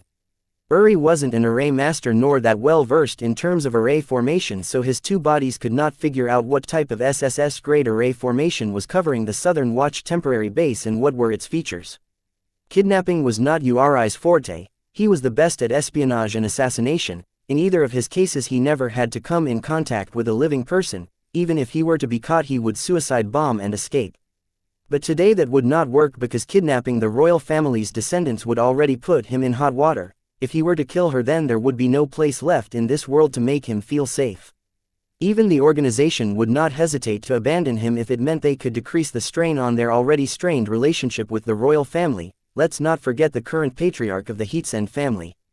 If Uri's two bodies were to foolishly enter the array formation just because they were two demigods against one SSS rank array formation, then they may have to pay with their dear life for underestimating the power of an SSS rank array master. For someone with the Trinity Immortality physique, the death of two of his bodies was not that big of a deal, but here it risked blowing off their mission by alerting the enemy of what they were really up to.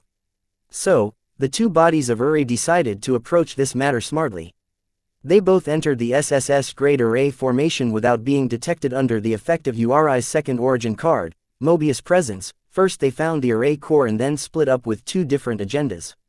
As demigods, they did not require much time to find the core of the array. But they were surprised to find out who the array master was. It was the infamous reigning alchemist, the husband of Field Marshal Heatsend and their kidnapping target's grandpa. Learning the identity of the array master they were up against, they gave up the idea of killing the array master for making things difficult for them and instead decided to just destroy the array formation core and escape. Then one of them stayed behind while the other headed towards Drive Luna Lorne. When the two of them were in position, all three of them immediately signaled each other that they were in position. One was in position to destroy the array formation core, the second was in position to kidnap Drive Luna Lorne, and the third was in position to suicide bomb the assassination target. Now that all three were in position, they did not immediately act to complete their mission, but the one next to Agent Lois mentally contacted his handler, asking him to ask Field Marshal Henricks to make contact with Field Marshal Heatsend. Only when Uri's handler replied that Henricks had already made contact with Field Marshal Heatsend, Uri finally decided to act. When it comes to the fight between demigods, a second was more than enough to end the battle in their favor for powerful demigods like Field Marshal Heatsend. Therefore, Uri acted so cautiously. Now that Henricks had acted, Uri was pressed by time. not planning to waste any more seconds of the precious time bought by Henrik's, all three of his bodies immediately acted to fulfill their individual tasks. After the continuous attack of the Yin Widow and the demon worshippers, Lorenzo decided to increase the safety of the Southern Watch base by covering it with an SSS rank array formation.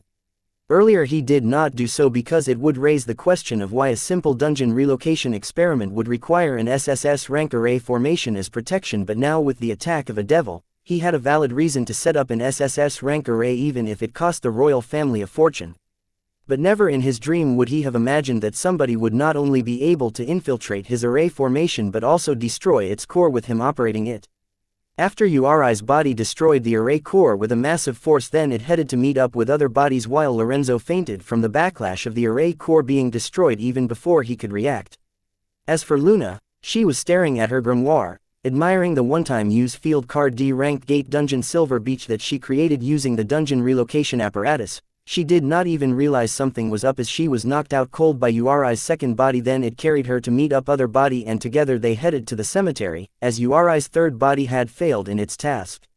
Unfortunately for Uri, despite him being so cautious, careful, and calculative of his every action, his third body failed to complete its task to assassinate a card soldier. He blamed this failure on himself for underestimating the Southern Emperor. Yet even though he did not manage to kill the boy, he managed to, if not kill, incapacitate one of the boy's protectors. Sacrificing required divinity, rule power, and soul power. The two bodies of Uri revived his third body. Then Yuri's body, which happened to be carrying drive, Luna Lorne, rushed to the rendezvous point while the other two bodies made it to the cemetery and arrived behind clueless Agent Lois and General Baylor as Soldier Queen Colleen's baleful aura bombarded them and said, "1 down, 3 to go." Agent Lois and General Baylor wanted to question him, but they paused seeing that there were two of him. Using this opportunity, he updated them on the updated mission agenda without going into details. Priority code Alpha, I am leading this mission now. Agent Lois, take care of the Southern Emperor's twin. General Baylor, kidnap the boy, while I hold off Soldier Queen and Southern Emperor's ex. We only have 10 minutes before Field Marshal Heatsend intervenes. So now or never, people. Occasionally missing content. Please report errors in time. Date the 5th of April 2321, time 4:05, location Southern Region, Blossom District, unknown. What brings you here, Henrix? Field Marshal Heatsend, who was meditating seated on top of a cloud, asked a figure hiding among clouds a few miles away using the soul whisper technique without opening her eyes. You promised not to use your ability on me ever. Henrix walked out of the cloud and inquired Field Marshal Henrix, but he did not dare to step any further. I didn't use my ability, Field Marshal replied while waiting for Henrix to state his purpose. It seems your power has grown again. It's great to be born with a powerful bloodline, Henrix commented. He was in no hurry to speak. Please like, share, and follow the Cultivation Audiobooks channel to motivate me to create more videos. Thank you. His purpose is he was here to stall time after all. Quote. Field Marshal Heatsend did not bother with Henrix. Instead she concentrated on the city, understanding that if the group of old people in the central capital had sent out Henrix, then they were up to something. But because of the presence of the right eye of the world, not only was her special ability suppressed, but her other precipitation ability would dampen nearing the Sky Blossom City. The wielder of the right eye of the world had yet to become a demigod, yet her physique was already so capable, giving Agent Lois the honor of being remembered by Field Marshal Heatsend. Though her innate demigod perception was dampened, the overall scan came back positive, yet Field Marshal Heatsend remained cautious, ready to act any moment. An old comrade has come so far to greet you. Are you not going to offer some rum? Henrix questioned Field Marshal Heatsend's hospitality. Be grateful that my sword is not soaked with your blood for entering my domain without permission. Field Marshal Heatsend's words confirmed that she was indeed acquainted with Henrix. Speaking of your domain, I heard His Majesty Heatsend has made his granddaughter the heir of the South. Is it true? Henrix asked, trying to make small talk. You heard right, His Majesty has decided, Field Marshal Heatsend replied. She still did not bother to open her eyes. Are you not worried she will party everything you worked hard for into ruins? Henrix taunted his old comrade. She is capable and will have a loyal council supporting her.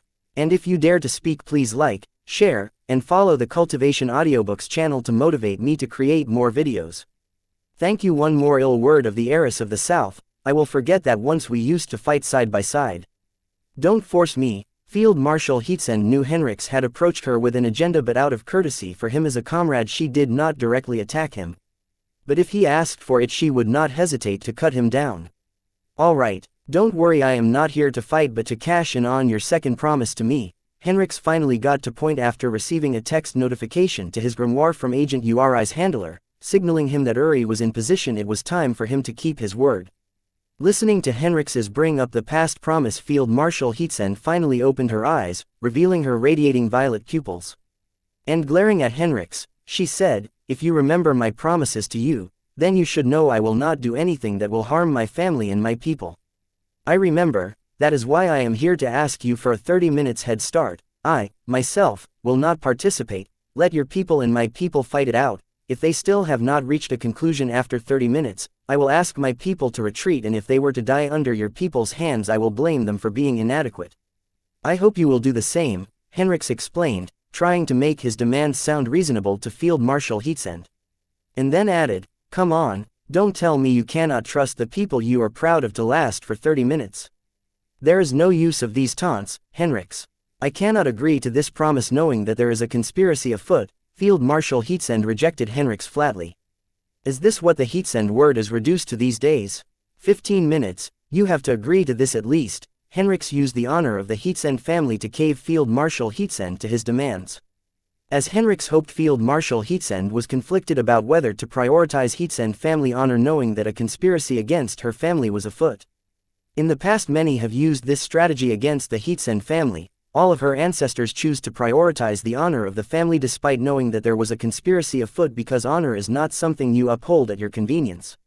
Most of her ancestors had managed to prevail despite the odds, but some failed horribly. Even though some failed, they managed to uphold family honor, which in return protected the family and kept it prosperous to date. Taking a lesson from the pages of the history books, Field Marshal Heatsend decided to uphold the honor of the family even if it meant that she was walking right into the enemy's trap.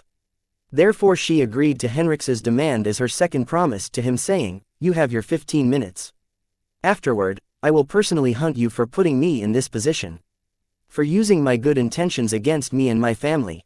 I would not have if I wasn't desperate," Henrix said, while mentally using his grimoire to notify Uri's handler that the 15 minutes countdown begins now. "Shut up, you don't get to play the victim here."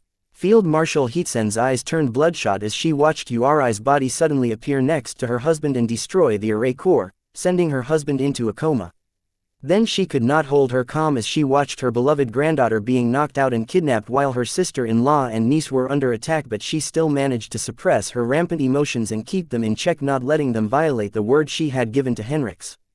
"No harm will befall your granddaughter, and I will personally bring her safely to you, I give you my word." Date the 5th of April 2321, time 4:09, location Southern Region, Blossom District, Sky Blossom District, Street. Raymond Cemetery. The two bodies of Uri rushed toward Colleen and Baxter, planning a double suicide bombing. This time he used a card to exchange most of the power from his detonation for explosive speed. This way the bodies of Uri would be able to latch on to Colleen and Baxter, leaving very little room for them to dodge them. But as a result, the power behind his body's suicide bombing would be reduced by an exceptional amount, however just enough to buy demigod Baylor time to kidnap the boy and escape to the hideout. This was in line with Uri's intention because he did not dare to kill Patriarch Heatsend's lady.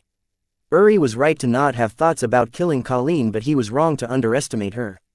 Her title was Soldier Queen. If he had taken the hint from it, then he would have saved himself the following embarrassment. "Verblis speculum," Colleen mumbled, and the moisture in the air surrounding her and her allies froze and turned into a thin sheet of one-way mirror separating them from the enemies. The allies could see through the thin sheet of ice mirror, but the enemies could only see their reflection, which then morphed to look like Colleen and attacked them. The two bodies of Uri which were rushing at Colleen and Baxter were caught off guard by the sudden development, but due to the card that they had used to exchange their bodies as power for their sudden explosive speed, they could not stop on their tracks, and only met their reflection that had morphed into Colleen's head-on. As soon as Uri's two bodies neared Colleen's, they were grabbed and dragged into the thin sheet of the ice mirror by them, but before any further development, they explode along with them. The ice mirrors protecting Colleen and Baxter explode. The plan was a huge failure. The two bodies of Uri died even before they could reach their target. As for Agent Lois and General Baylor, as they neared their targets, Anne and the boy, they and their targets too were also separated by a thin reflective layer of frozen air, that reflected their reflection, which morphed into Colleen and attacked them. Unlike Uri, Agent Lois and General Baylor did not act brazenly, so they were not caught off guard by the sudden revolution. Instead, they easily escaped the entanglement of Colleen's attack. Baxter, protect the boy. Anne, check on Anna, giving orders to her allies. Colleen looks at Agent Lois and Baylor, adding, I will handle these two clowns. Colleen was not worried about her granddaughter because she knew that if Anne was still here, then it means Anna was fine. Then, cracking her joints, she slowly stepped forward, saying, It has been a while since I have been on the front lines, but to forget me so soon, I guess previous achievements were overshadowed by my family's. Let me make some new ones.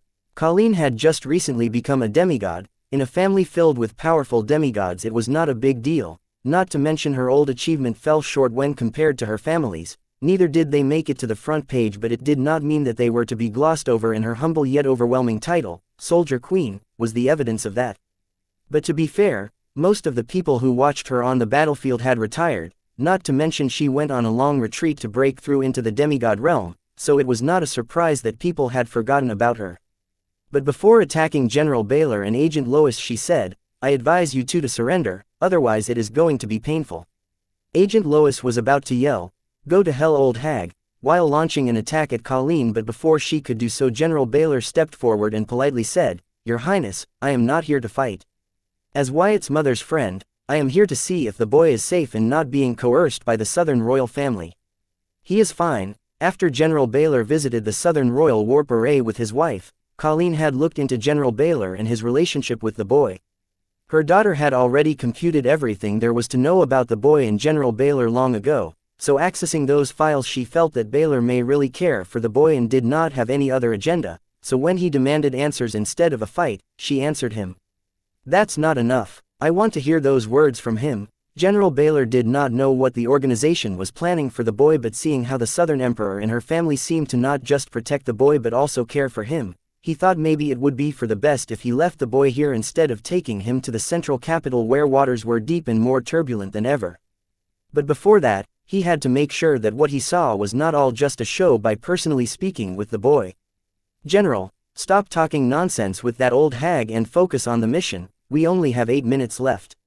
I will hold her back, you go get the boy. Listening to the discussion between Colleen and Baylor, Agent Lois suddenly had a bad feeling about the mission. If Baylor were to turn on her now, with Uri gone, the mission would definitely fail. Because even though she was confident to face and defeat a demigod as a semi-demigod, her confidence dwindled in the face of 3 demigods.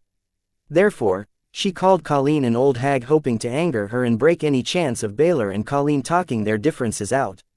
Until now, what she had read about Colleen's personality in her profile had been proven wrong because of Field Marshal Heatsend limiting Colleen's actions, but now that things had changed, she hoped her little trick worked and foiled any kind of understanding between Colleen and Baylor from forming.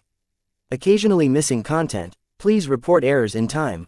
Date the 5th of April 2321, time 4:09, location Southern Region, Blossom District, unknown. Fuck. Uri, who was carrying unconscious Luna, cussed out loud, learning that his 2 other bodies died without being able to achieve their agenda. Then he remembered how his handler warned him that all 3 of him would be required to complete this mission, so he decided to head back, but the problem was Luna. If they were to fight while carrying her around, then he could not be able to use his most useful ability, Mobius Presence. With no time to waste, Uri acted on the first thought that came to his mind. Using his Earth Elemental rune, he buried Luna alive in an underground tomb. This way he could pick her up midway through his return. Then he revived one of his bodies, climbed on it, and asked it to use the card to exchange its life force for explosive speed so that he could reach the cemetery without wasting much time. Upon reaching the cemetery, the body that used the forbidden card dissipated as it had exchanged its life force for speed, allowing Uri to return to the cemetery within seconds. Only to hear Agent Lois, "General, stop talking nonsense with that old hag and focus on the mission, we only have 8 minutes left. I will hold her back, you go get the boy." So, Uri decided to not reveal his presence and use this opportunity to kill the boy using his other 2 bodies under the effect of Mobius Presence. But unfortunately for him, in the rush to arrive here while not wasting time, he had already revealed his arrival. "Found you, hand over my grandniece, or forget about leaving her alive." Colleen did not learn of the kidnapping of Luna until later. With Lorenzo in a coma, Luna missing, and Commander Anna unreachable, the temporary Southern Watch base took its time to establish a new chain of command and immediately inform their general of the bad news. Learning about what happened in the temporary base, Colleen was super mad, but then a thought struck her. Why did her sister-in-law not act to protect her husband and granddaughter? Thinking this far, hot-headed Colleen immediately calmed down, and instead of immediately attacking Agent Lois and General Baylor, she decided to have them surrender and get the news on the demigod that kidnapped her grandniece. This was one of the main reasons why she decided to talk reason with General Baylor when he offered to. After all, torturing the answers she wanted from them would take time, which she did not have. But to her surprise, the missing demigod returned, saving her time. So ignoring Agent Lois's needless taunt, she looked toward his location and said, "Found you, hand over my grandniece or forget about leaving her alive." Then turning to demigod Baylor she said, "General Baylor, if the words you just spoke were true, then stand aside. I will let you talk to the boy when I am done with them." "Your Highness, what I said was indeed true. Though I will not fight you, I will be talking with the boy on my own terms and decide on what to do next." With Uri's return, the battleground was evened again. Baylor wanted to use this moment to have a heart-to-heart with the boy.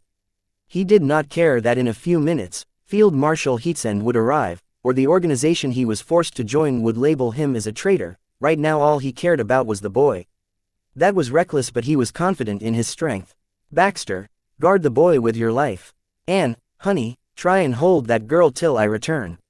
I will be quick." Colleen did not spare Baylor a glance and headed toward Uri, who had captured Luna, trusting her allies would be able to hold their ground. Uri hurriedly revived his other two bodies, seeing the approaching Colleen. Colleen timed her arrival next to Uri such that she could capture all there of Uri's body in her ability, Virglis Speculum. As soon as Uri's other bodies were revived, the moisture in the air surrounding them froze to form a thin sheet of ice mirror reflecting their image that morphed into Colleen. Then these Colleens grabbed them and dragged all three of them into the ice mirror. All three of Uri's bodies resisted, but to their surprise, their strength was being used against them.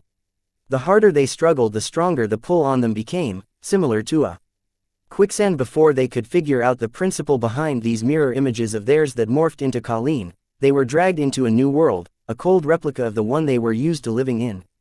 "Now that you are here, you can forget about leaving." Original Colleen's voice sounded while the three bodies of Uri were being entangled by their reflection that had morphed into Colleen.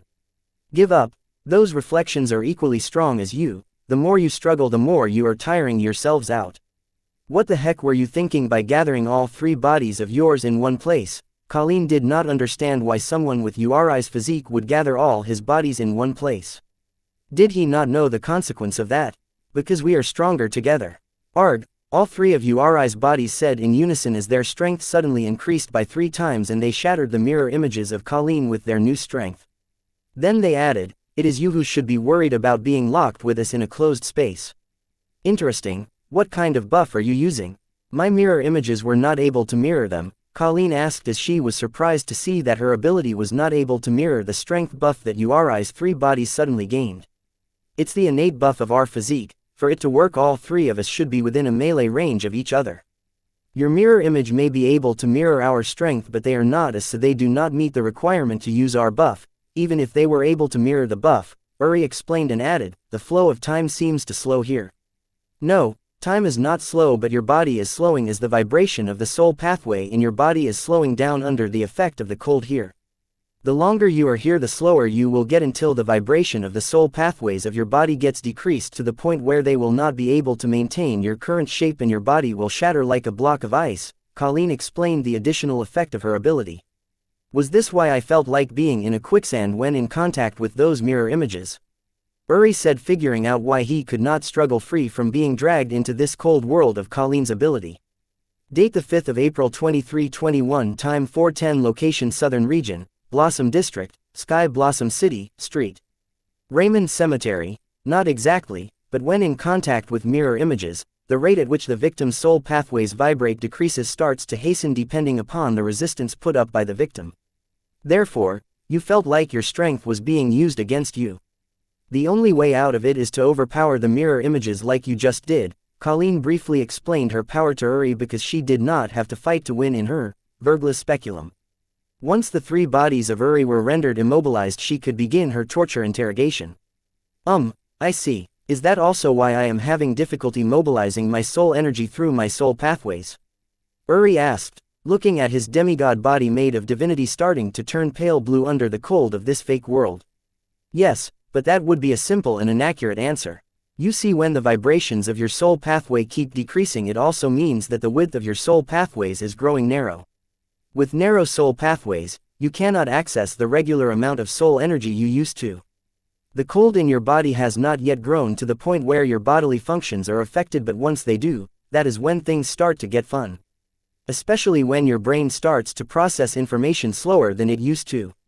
Then for you, every second can be as long as a minute or even an hour depending on how much you have succumbed to the cold. Here, this was why Colleen did not rush, because it was going to be over soon anyway. And also because she felt that Uri had lost his only advantage of suicide bombing by gathering all three of his bodies in one place. Interesting ability you have here. I guess I should not have underestimated the First Lady of the South. Good thing I learned my lesson and was smart enough to have gathered all of my bodies in one place. As Uri said these words, his bodies, which had turned pale blue under the cold of Colleen's ability, slowly started to turn red like a red-hot iron, and he uttered, "Rule of fire, meaning of immolation, rune, self-immolation by fire, rune card, live furnace." Shit, Colleen cussed, learning that Uri had a self-immolation rune. She should have seen this coming when he used a card to exchange his life force for explosive speed. As you can see, I don't plan on enjoying the effect of your ability. Uri's rune card, life furnace, literally turned his body into a furnace that uses life force as fuel for an explosive increase in its user's overall physical attributes, or just one attribute depending on the user's will. Normally no one would be able to master this kind of meaning to completion because practicing it would require sacrificing their life force, which they could not afford, unlike Uri, who had the Trinity Immortal physique. Not only had he mastered the meaning but also crafted an ultimate rune card fitting his fighting style. This card did not negate Colleen's ability's effect on his soul pathways, but instead showed that he could kill himself without resorting to suicide bombing. That meant every time Colleen's ability's effect started to grow on one of his bodies to the point of getting frozen alive, Uri would just kill his body and replace it by reviving a new one. As long as all three of his bodies were not killed at once, he was good to go. From the looks of it, it was starting to seem like a brawl between Uri's three bodies and Colleen was going to break out, but Uri never planned to fight Colleen, and he had two good reasons for that. First, he felt that if he started to fight Colleen, he would not be able to figure out how to get out of this cold world of Colleen's ability. Yes, he could just kill Colleen and walk out of here, but was killing Colleen the answer? Because she could just seal him here with her dying breath. Not to mention he did not plan to resort to killing her unless it was necessary. So he decided to prioritize finding a way out of here. Second, he felt he did not need to fight her to achieve his agenda. He just needed to stall Colleen in this space and buy Agent Lois enough time to kill the boy or help General Baylor kidnap the boy. Yes, he had sent separate orders to Agent Lois through the organization's secret communication channel. And right now he was using that channel to get live updates from Agent Lois on the progress of their mission, and the tide of battle outside was in their favor. Right now Uri's priority was to figure a way out of Colleen's ability before Agent Lois completes the mission. If that were the case, why did Uri reveal his rune card? It was because once he used it, Colleen would figure it out anyway. Call it the pride of the rat. The rats sneak around, but once confronted they will fight back with their life on the line. Not to mention he wanted Colleen to continue revealing more about her ability so that he could find a hint to how to leave this frozen world without killing Colleen. You are indeed a troublesome opponent. It seems I have no choice but to resort to violence and get the answers from the girl that tagged along with you.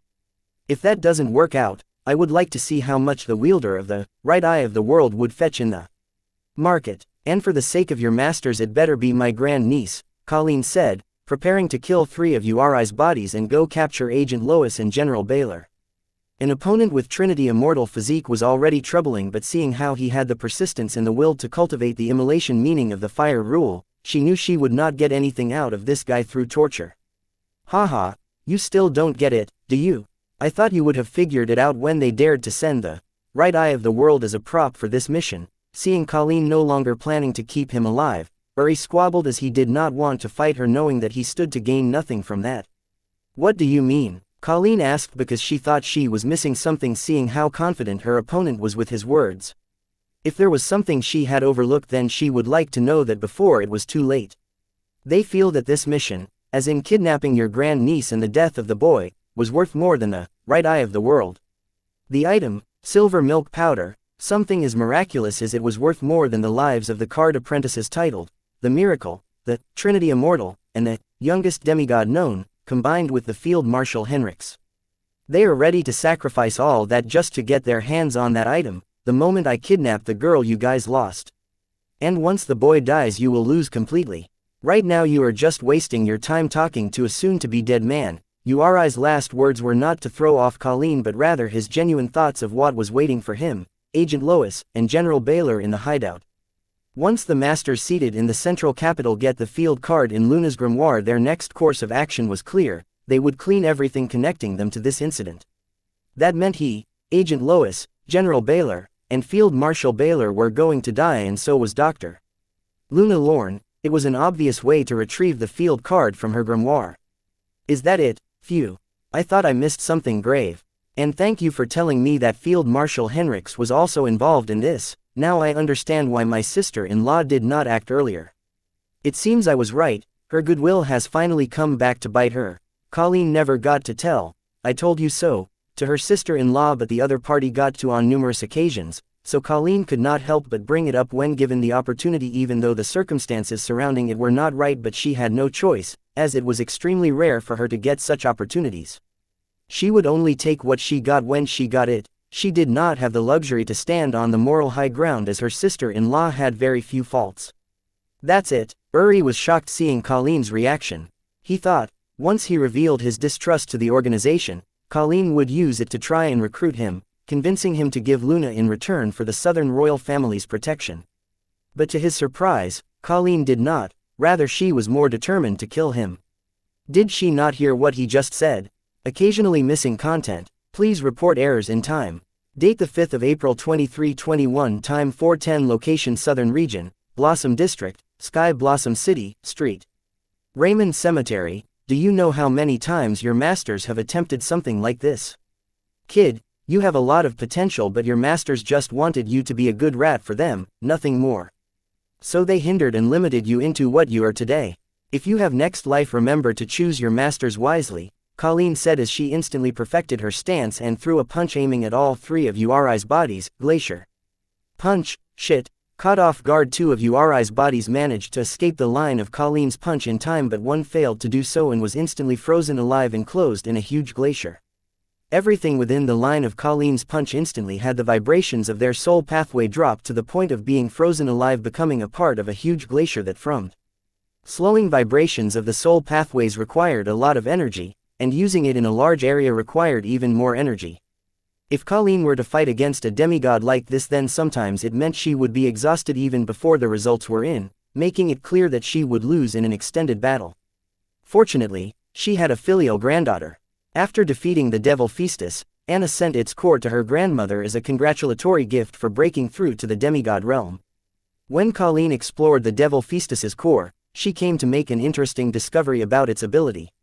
The interesting point was that the Devil Feastus's ability closely resembled her ability, even though they were of totally opposite elements, and the Devil's ability was much more sophisticated than hers. Learning the Devil's ability as an example, Colleen modified her ability such that she would not be exhausted even after extended use of her ability. With this, her strength grew tremendously, so much so that despite being a new demigod, she was able to hold the confidence to kill a demigod with Trinity Immortal Physique and Immolation Rune. Devil Feastus's ability produced molten lava that would consume everything in its path, devour their power and transfer it to the devil, using which the devil could grow infinitely strong despite being suppressed by this world's will. How was the devil's ability similar to Colleen's ability? Both Devil Feastus and Colleen's abilities were built on one single principle, the vibrations of the victim's soul pathways.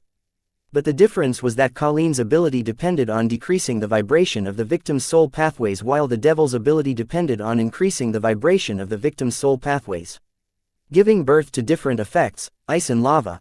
However, there was more to Devil Feastus's ability. His ability not only increased the victim's soul pathway to maximum but also absorbed the energy released when the victim's soul pathway collapsed by burning into ash, unable to withstand faster vibration.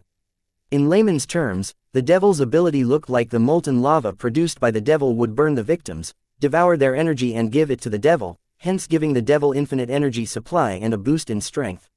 Learning from this, Colleen decided to modify her ability similarly so that she too would decrease the victim's soul pathways to the minimum and absorb the energy released when the victim's soul pathway collapsed, getting frozen. But there was a problem. With her ability, she could decrease the victim's soul pathway's vibrations to the minimum, but then her ability did not help her with absorbing the energy released when the victim's soul pathway collapsed, getting frozen. Nonetheless, having figured out where her ability was lacking, it was not impossible for Colleen to figure out a solution for that. She could use the Devil Feastus's core to create an absorption card or something, but she did not have to, as she was blessed with an epiphany. Due to which a meaning of her rule opened up for her, allowing her to create a rune, cryosynthesis, something super special she derived from the Devil Feastus's ability. Cryosynthesis is the ability to synthesize energy by decreasing the vibration of the soul pathways. Colleen still had to explore the full extent of this new rune of hers because she had never once used it in combat, as it hasn't been very long since she created it. Colleen didn't know what would happen if she had used the same glacier punch outside in the city and not in her ability, Verglas Speculum. Maybe she would end up freezing half of the city and its citizens into icicles. Her ability Verglas Speculum not only helped her contain her enemy but also allowed her to use her powers without holding back because of any worries, or at least that's what she believed. With one punch, not only Colleen managed to freeze one of Uri's 3 bodies alive, but also regained almost all of the energy she had expended so far.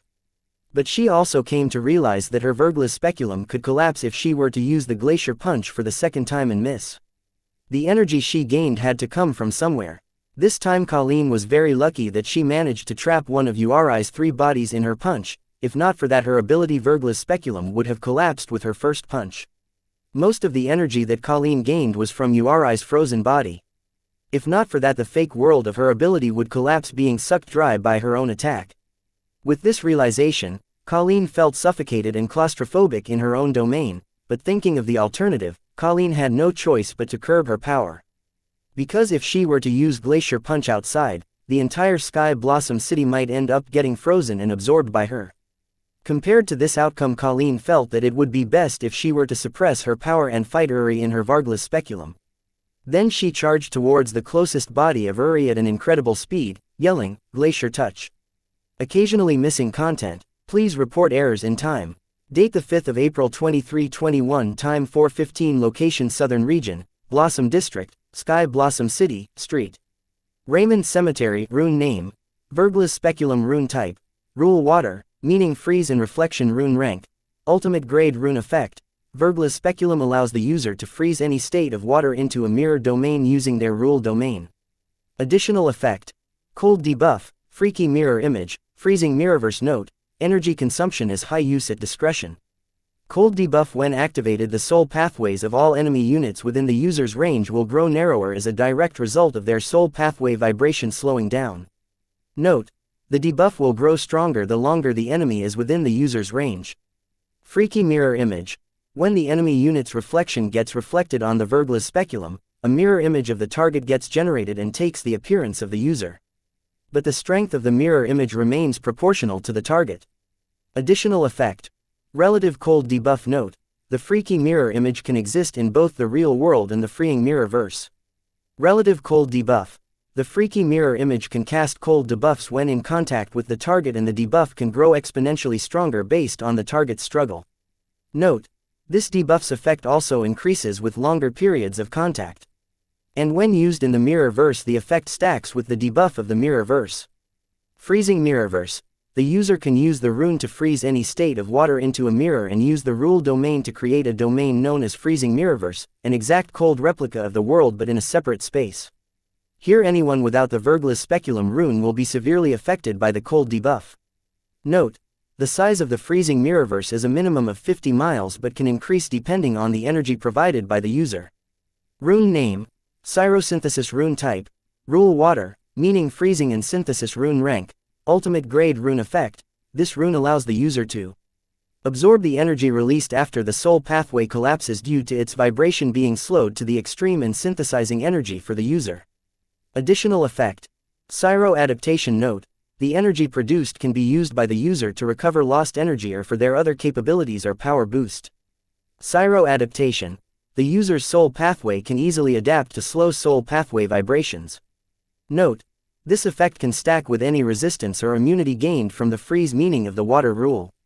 Card name: Glacier Martial Arts. Card type: Rune card. Card rank: SSS rank. Legend grade. Card rate: 11 stars. Card durability: 94/100ths. Card effect: Glacier martial arts are an array of martial moves created by the user using their rune Psyro synthesis and years of combat experience with one principle in mind: cause maximum damage to the target to recover the energy expended at the fastest speed, while the remaining energy will be used at the user's discretion.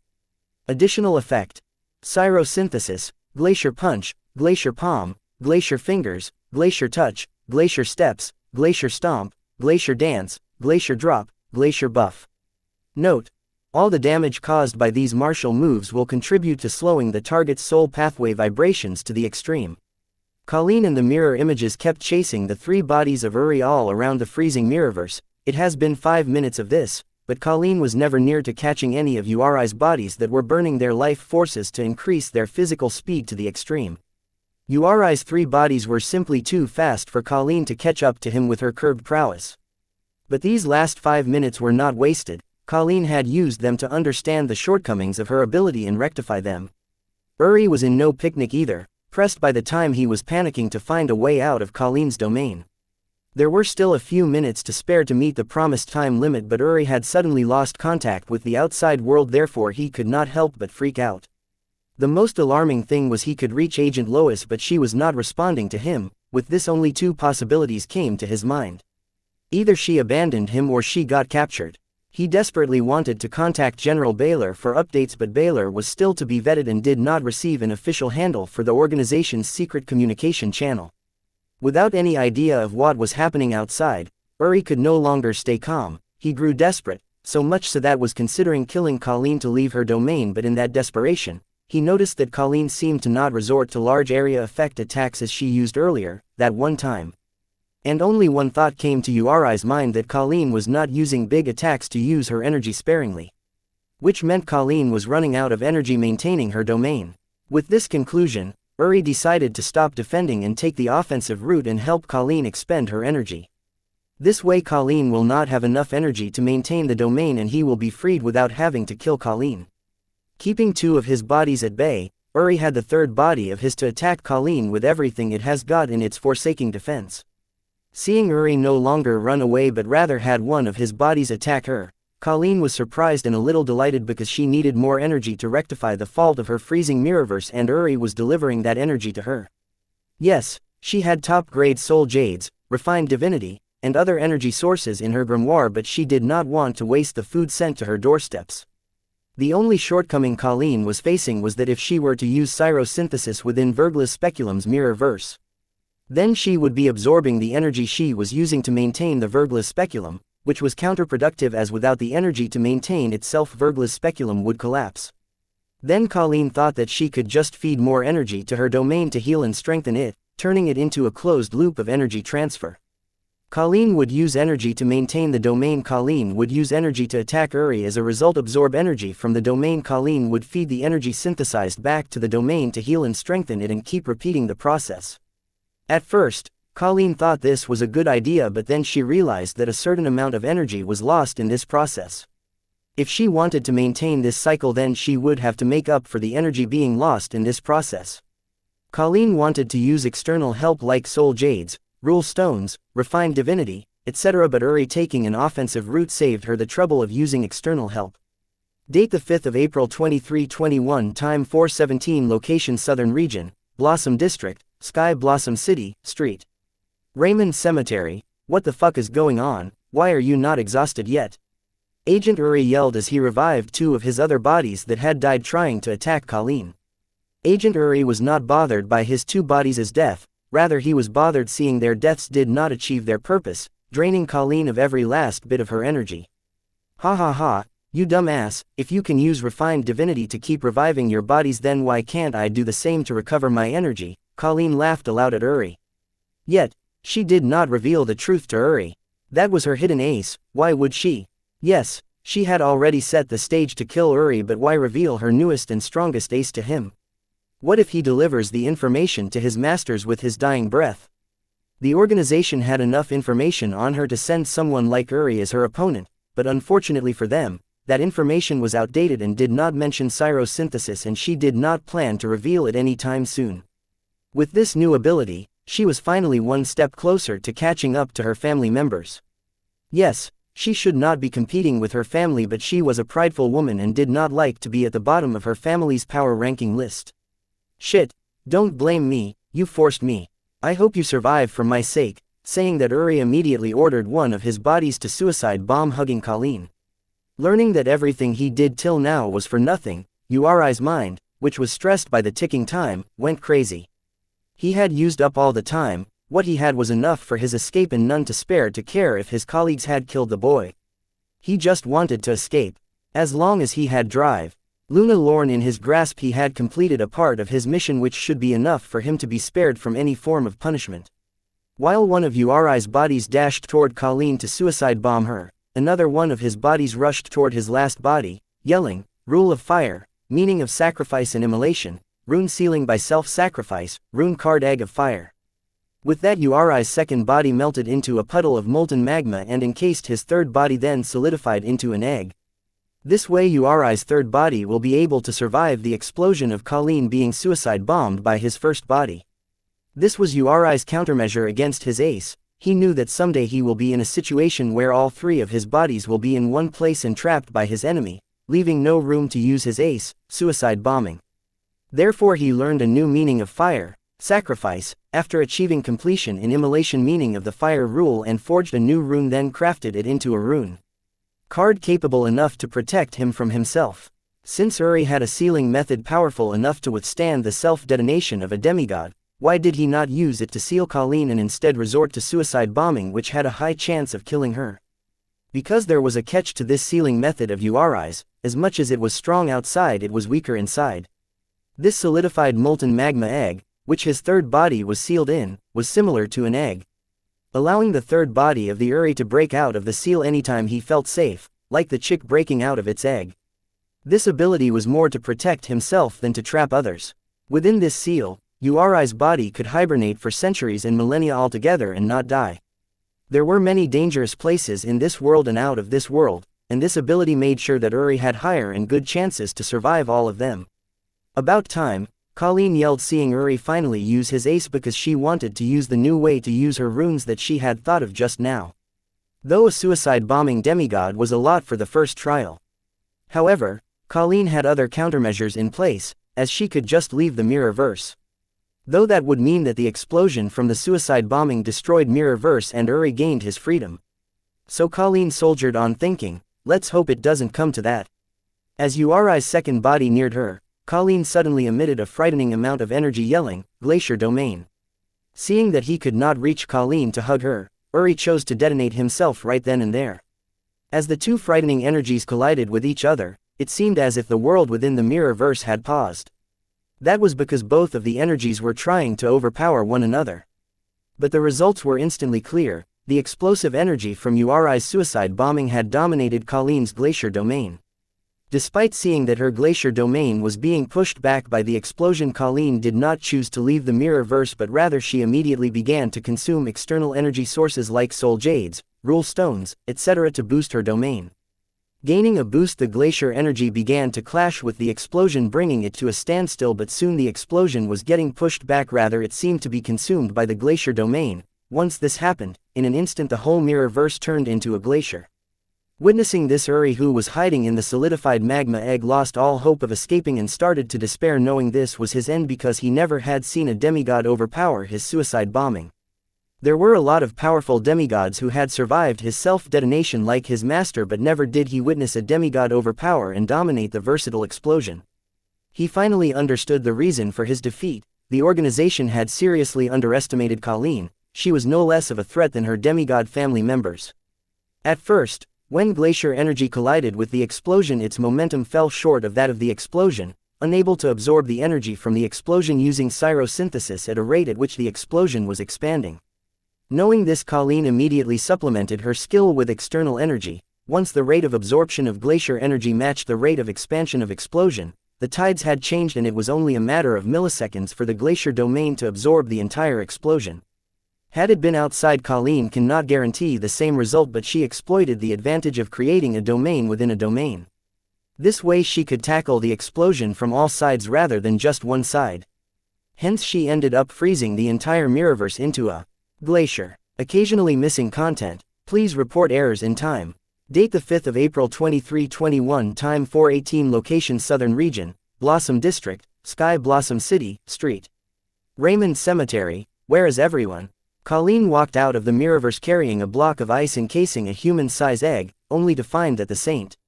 Raymond Cemetery was empty of any living like a graveyard was supposed to be. But then she felt two familiar but unfamiliar presences approaching. When she turned to look, she found two teenage girls cautiously looking at her.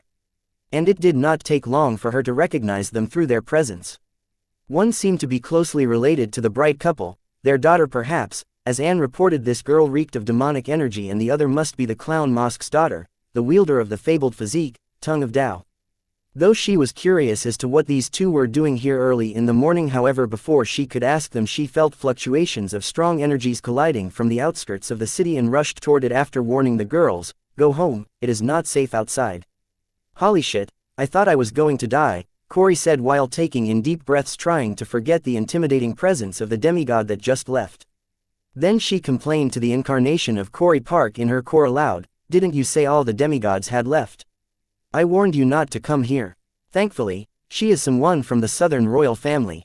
This means the demigods that took Wyatt should be related to her or something like that. Corey Park felt Colleen's presence familiar to that of Anna's, hence she regarded Colleen as a part of the Southern royal family. Like how humans can distinguish other humans by their appearance, similarly veteran card apprentices can distinguish other card apprentices based on the presence of their soul pathway signature. "Excuse me, Corey, right? Are you here for Wyatt too?" Courtney approached Corey, who was talking to herself like a mad person, knowing that Corey and Dalton Wyatt were friends. Corey glanced at Courtney suspiciously before answering her, "Yes. But, you and Wyatt, did you two agree to meet here, at this hour?" "Really, Corey, why would you ask her that? If Wyatt was cheating on Mother with her, why would they meet here out of all the romantic spots and hotels in the city?" Corey Park comments, knowing the reason behind Corey's question to Courtney. They cannot stop their mother from falling for him, but they sure as hell could help her keep him in line and not derail. "No, we didn't. I rushed over here to investigate why his presence disappeared with the demigods," Courtney explained to Corey. "No need to worry, Wyatt's presence did disappear with the demigods, but the one just left belongs to the Southern royal family. They should have things under control. But it is impressive as to how you can so accurately differentiate presence afar with your realm." Corey Park walked out of Corey's body in her fire incarnation form to commend Courtney for being able to distinguish the presence of a card soldier from the various demigod presences despite the limitation of her realm. Feeling the intimidating presence of 4 demigods and a semi-demigod suddenly appearing in the airspace of the city. Alerted, Corey and Park walked out of their card creation retreat to check on Susan and the rest of their family. Though the arrival of demigods did spread a little panic around, it did not disturb daily life. As they caught up to what happened during their retreat, a drama broke out, shit hit the fan, and despite Park's repeated warnings, Corey rushed over here to check on her friend. Park asked Corey not to run around to check on her friend, not because she did not care for the boy, but in light of these events she suddenly felt a presence of an old enemy, Demon Belphegor. What was concerning was that he seemed to be stronger than she remembered. It seems what she dreaded the most happened. After killing her, Belphegor had advanced to become a devil. "No, I did not, Bloodette did," Courtney said as a head of a girl made from blood extended out of Courtney's neck, looking in the direction of where Colleen flew to. Then the head spoke, "But you sure Wyatt will be fine? They seem to be fighting over there. With our realm, we cannot participate in that fight, so we can only assume that the Southern royal family can protect him," Park answered Bloodette with a partial but practical answer. And neither of those present here could refute her answer. Even though they knew their friend was in danger, they could only pray that he was okay. The realm difference was just too huge. Bloodette and Courtney's faces turned grim and they remained silent as they felt regret for not being able to help their friend. Because what Park said was true, neither of them had the power to help the boy. They could only promise to avenge him in the future in case things go badly. When the demigods arrived in the airspace of the city, Courtney and Bloodette, who was asleep in the new building of the orphanage, woke up on high alert. The demigods' blatant display of their presence had them worried that a fight would break out between the demigods and the whole city would become the fight's collateral damage. So Courtney was out of wits regarding how to protect the orphanage. However, with the help of Bloodette, she teleported everyone in the orphanage into Bloodette's dungeon.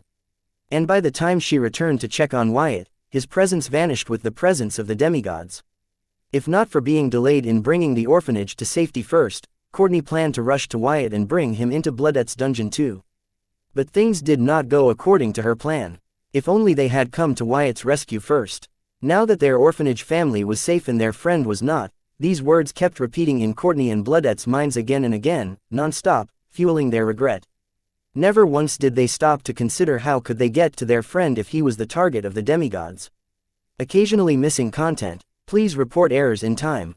Date the 5th of April 2321. Time 3:18. Location Southern Region, Blossom District, Sky Blossom City, Guild Association Mall, Warehouse number 234. Abba and Sansa were peacefully asleep sharing the only bedroom in the warehouse.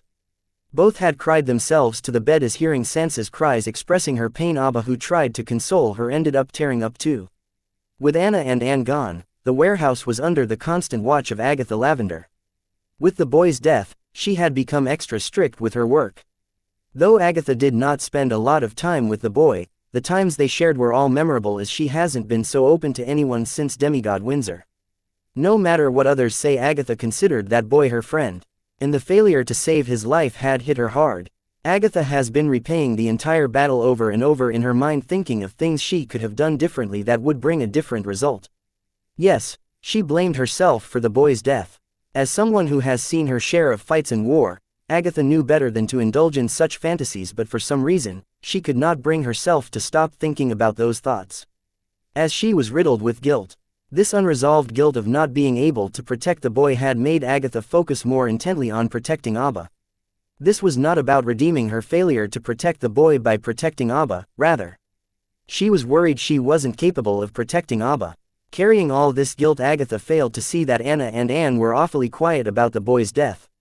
Not only did they compromise on their word about killing Abba if something were to happen to the boy, but did not even bother her about the details of the mission and what went wrong. It was as if they did not blame her for the boy's death. If only Agatha were to look past her guilt, then she would find that Anna and Anne were acting very suspiciously. Wallowing in guilt, Agatha suddenly felt the presence of 4 demigods and a semi-demigod in the airspace. Agatha's first instinct was to hide her and the warehouse's presence using item cards given to her by the demigod Windsor. With this card, unless one physically spots them, they will not be able to tell them apart from the rest of the city. When she probed to check what the demigods were up to, she made a shocking discovery. She felt the presence of the boy. Yes, the boy they all thought was dead. He was alive. Impossible. Agatha instantly denied any possibility of the boy being alive, as she had seen the slime drop his grimoire after its death. But then once she entertained the question of how the boy was still alive, she began to notice little things that she had never noticed before, from the suspicious circumstances surrounding the boy's death to the suspicious behavior of the Southern Emperor. It immediately became clear to Agatha that the boy had faked his death. That son of a gun, Agatha thought as she forced every fiber of her being from rushing toward the boy, grabbing him by his collar, and asking him, "How could you do this to me?"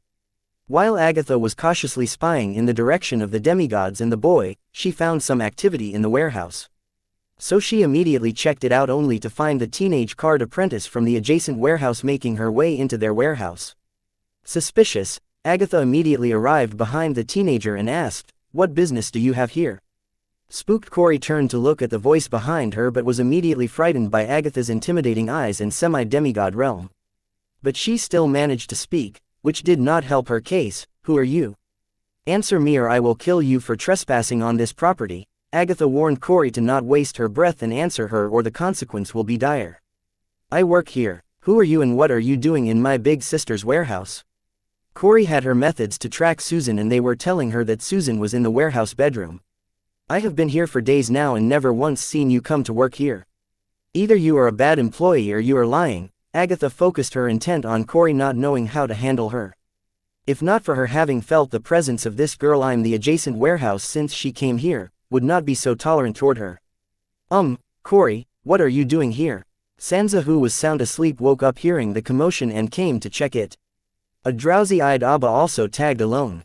Big sis, who is that little kid?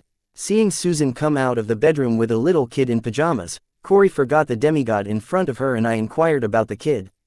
But then she noticed dried tear stains on Susan's face and immediately asked, "Were you crying? Who made you cry? Was it that asshole, Wyatt?" Abba's dropping eyes opened wide, being called little kid by Corey, but hearing her call Wyatt an asshole, she immediately looked at Susan only to find her rush into Corey's embrace crying, "Corey, he died, Wyatt's dead." Big sis, are you trying to trick us? It's not gonna work because I can feel his presence near his parents' grave. But I wonder what the demigods are doing next to him. Park's fire. Incarnation walked out of Corey's body and said, surprising Susan, Abba, and Agatha. Surprise of seeing a sentient fire incarnation apart, Agatha was shocked to hear that she could feel the presence of the boy from her in the warehouse. As for Abba, she looked at Corey and Park unkindly for having been called a little kid and said, "Girl, have you gone crazy?" Quote.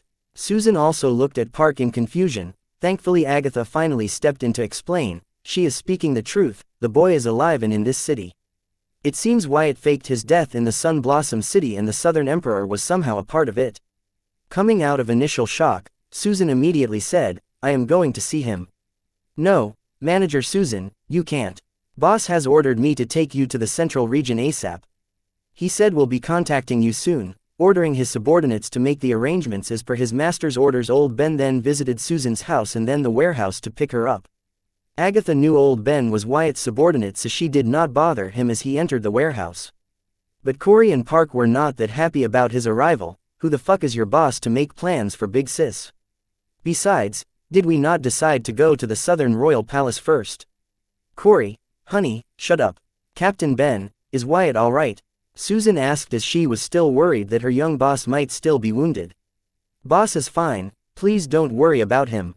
But Manager Susan, we have to leave the city and head to the Central Region immediately, Old Ben declared seriously.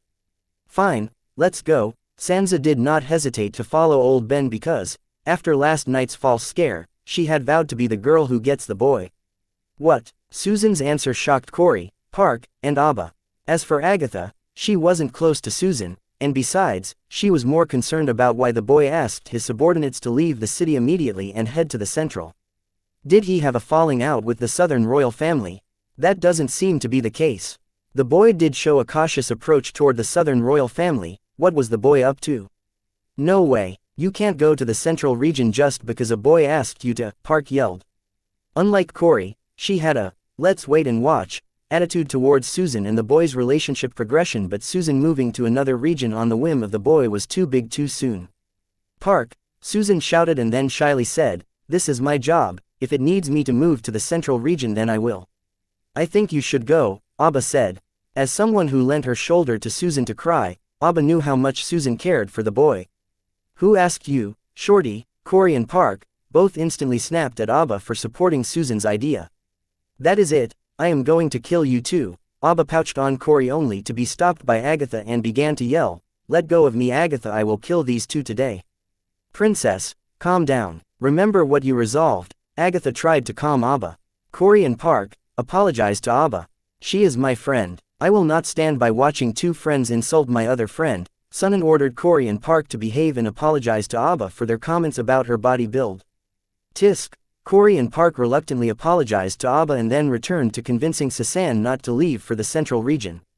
Park, stop it, nothing you say will change my mind, saying that Susan left with Old Ben. Date the 5th of April 2321, time 4:08, location Southern Region, Blossom District, Sky Blossom City, Street. Raymond Cemetery. After Colleen and Uri vanished in Colleen's domain, the atmosphere in the graveyard became tense. Agent Lois glanced at Anne and provoked her saying, give up, you are not my match. I don't have to win, all I have to do is hold you back. Anne did not fall for Lois's obvious provocation because a defensive stance was a better fit for her task. So, I take it you are the smart Southern Emperor, Agent Lois said, seeing Anne not take the bait. Ladies, General Baylor addressed the two, and then turning to Baxter he added, and gentlemen, how about we take this fight somewhere else? I would hate to disturb the dead in the cemetery and living in the city. Agent Lois frowned, but Ann and Baxter readily agreed with General Baylor's suggestion because Sky Blossom City and its citizens were their responsibility. Being outvoted and also knowing that General Baylor would flip if anything were to happen to his friend Ellen's grave, Lois had no choice but to follow the majority. Date the 5th of April 2321, time 4:08, location Southern Region, Blossom District, Sky Blossom City, Street. Raymond Cemetery. Since you guys are open to discussion, I would like to say something before you begin to kill each other. The boy was at the crux of this fight, but no one seems to care for his opinion. Nonetheless, he saw an opportunity and demanded his voice to be heard. Aside from Anne, the other 3 card apprentices who had just agreed to take the fight outside of the city turned to look at the boy in surprise, listening to him trying to make demands. They were astonished that the boy would speak. Please like, share, and follow the Cultivation Audiobooks channel to motivate me to create more videos.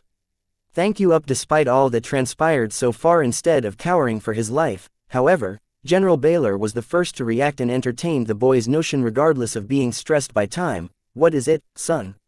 First, the only people that had the right to call me son are buried here. Second, Anne, how is Anna? And third, are you guys here to kill me or talk to me? If you really are here just to talk to me as you claimed, then why did the demigod on your side try to assassinate me as a suicide bomber regardless of the obvious casualties? These were the things on my mind right now, knowing that Susan had left the city. It took longer than I thought, but old Ben was not to blame. Corey and Park happened. Besides, why weren't Corey and Park creating the cards as they promised? I have the laziest employees. Don't worry about Anna. Though she barely made it, she will live, Anne answered the boy, and was quite pleased that the boy bothered to show concern about Anna amidst the fight for his life.